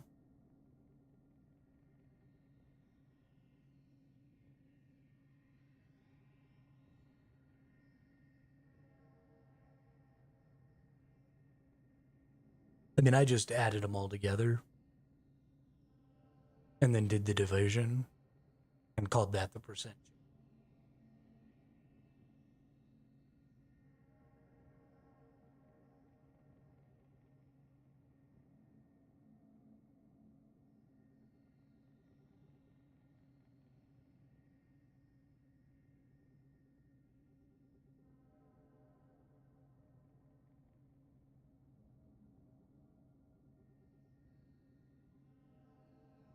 I don't know if that's right, but it's close enough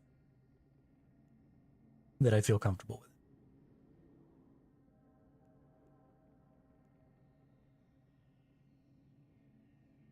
But what I want to see now is what sort of bonuses or what sort of, yeah, so this is only 23. Oh, wow.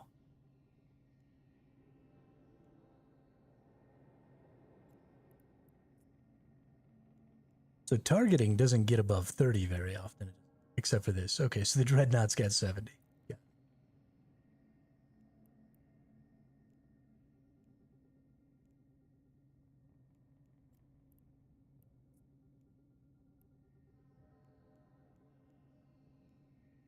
And that's 260. So virtually impossible to stop. Cool, cool. Cool, cool, cool.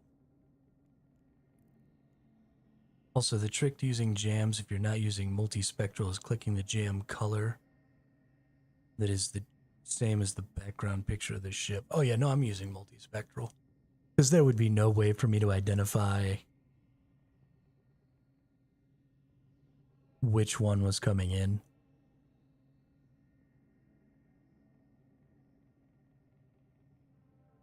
There are just, I mean, there's too many ships and there's too many possible options for ganking. And I mean, trying to figure out what was going to be used to gank me at any given time would make me want to scream. I'm just going to use multispec. That seems simpler.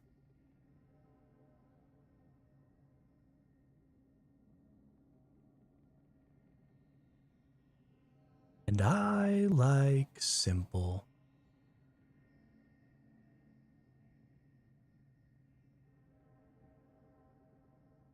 I like simple very much.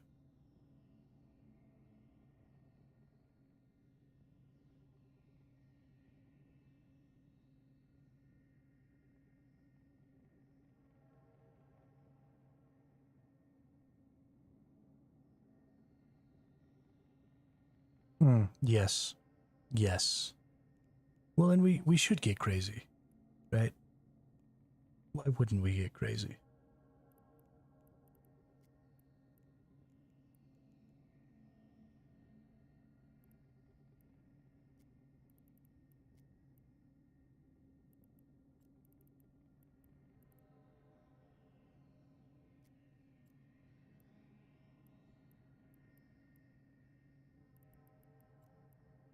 Is it these?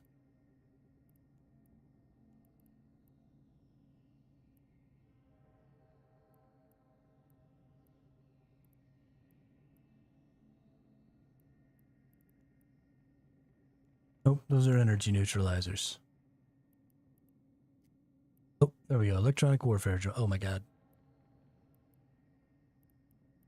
Now I want to punch myself. Oh. But hang on. Can these go in the drone bays?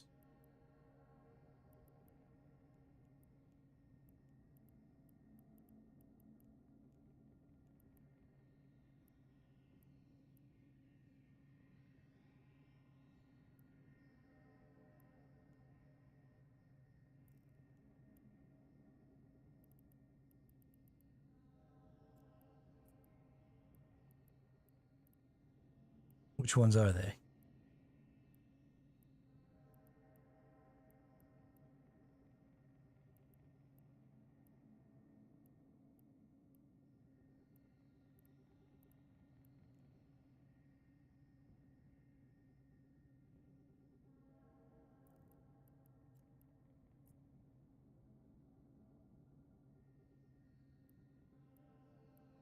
Target painting?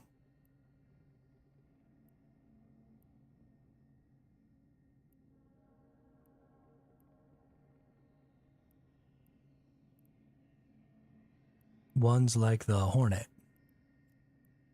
Oh, that's why Homeboy had so many Hornets around.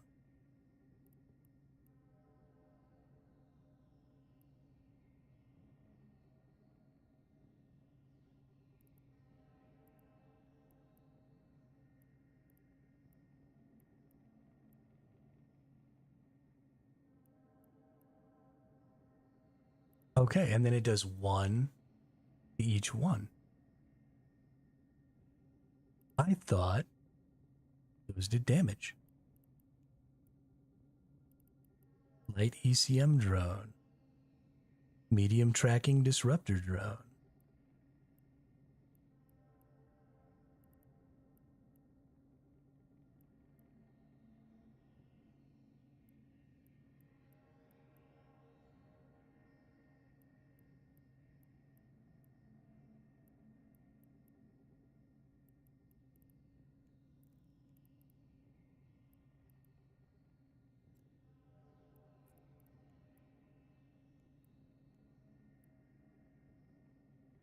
The sensor damper. What is...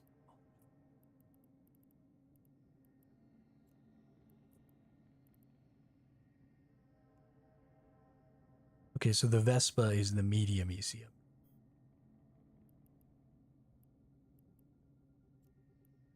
Or is the Wasp? Wasp is the heavy ECM. Okay.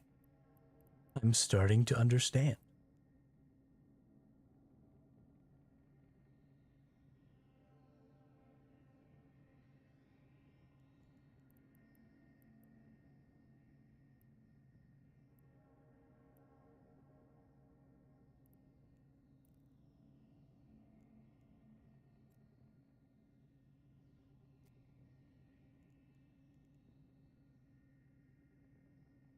Minus 300 for the low bandwidth cost ones.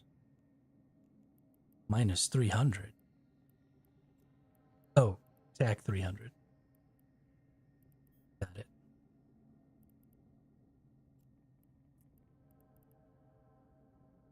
And then we've got some propulsion jammings.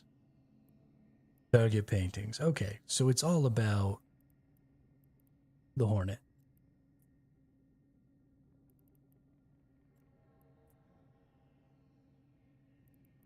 Oh, okay, and then they've got an EC, electronic warfare. Got it. Got it. Totally got it. So the Vespa is the medium. 10 megabits. 10 M3s.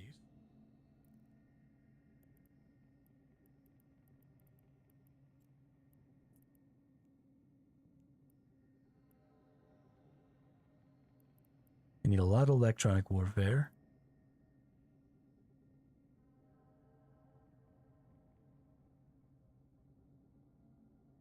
Need more electronic warfares. That's okay. That can be done. Market is available now. Another couple missions completed and is a thing now. I owe you all a big thank you. I'm sorry we couldn't have figured it out faster for you.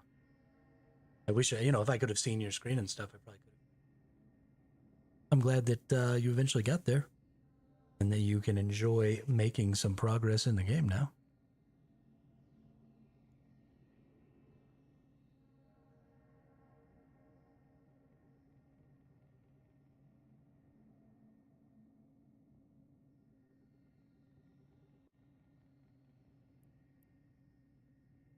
So this is even...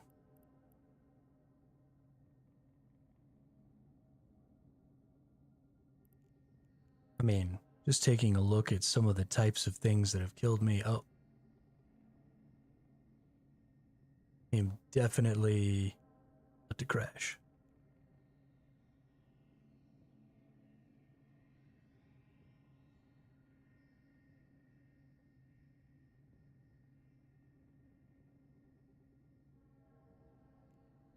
Okay, well, it looks like my internet just took a shit.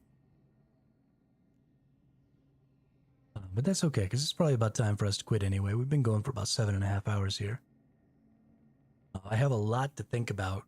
Thank you all so much for the insane amount of information you've given me today about the ECM and, some different steps and stuff I could try and take, because we are...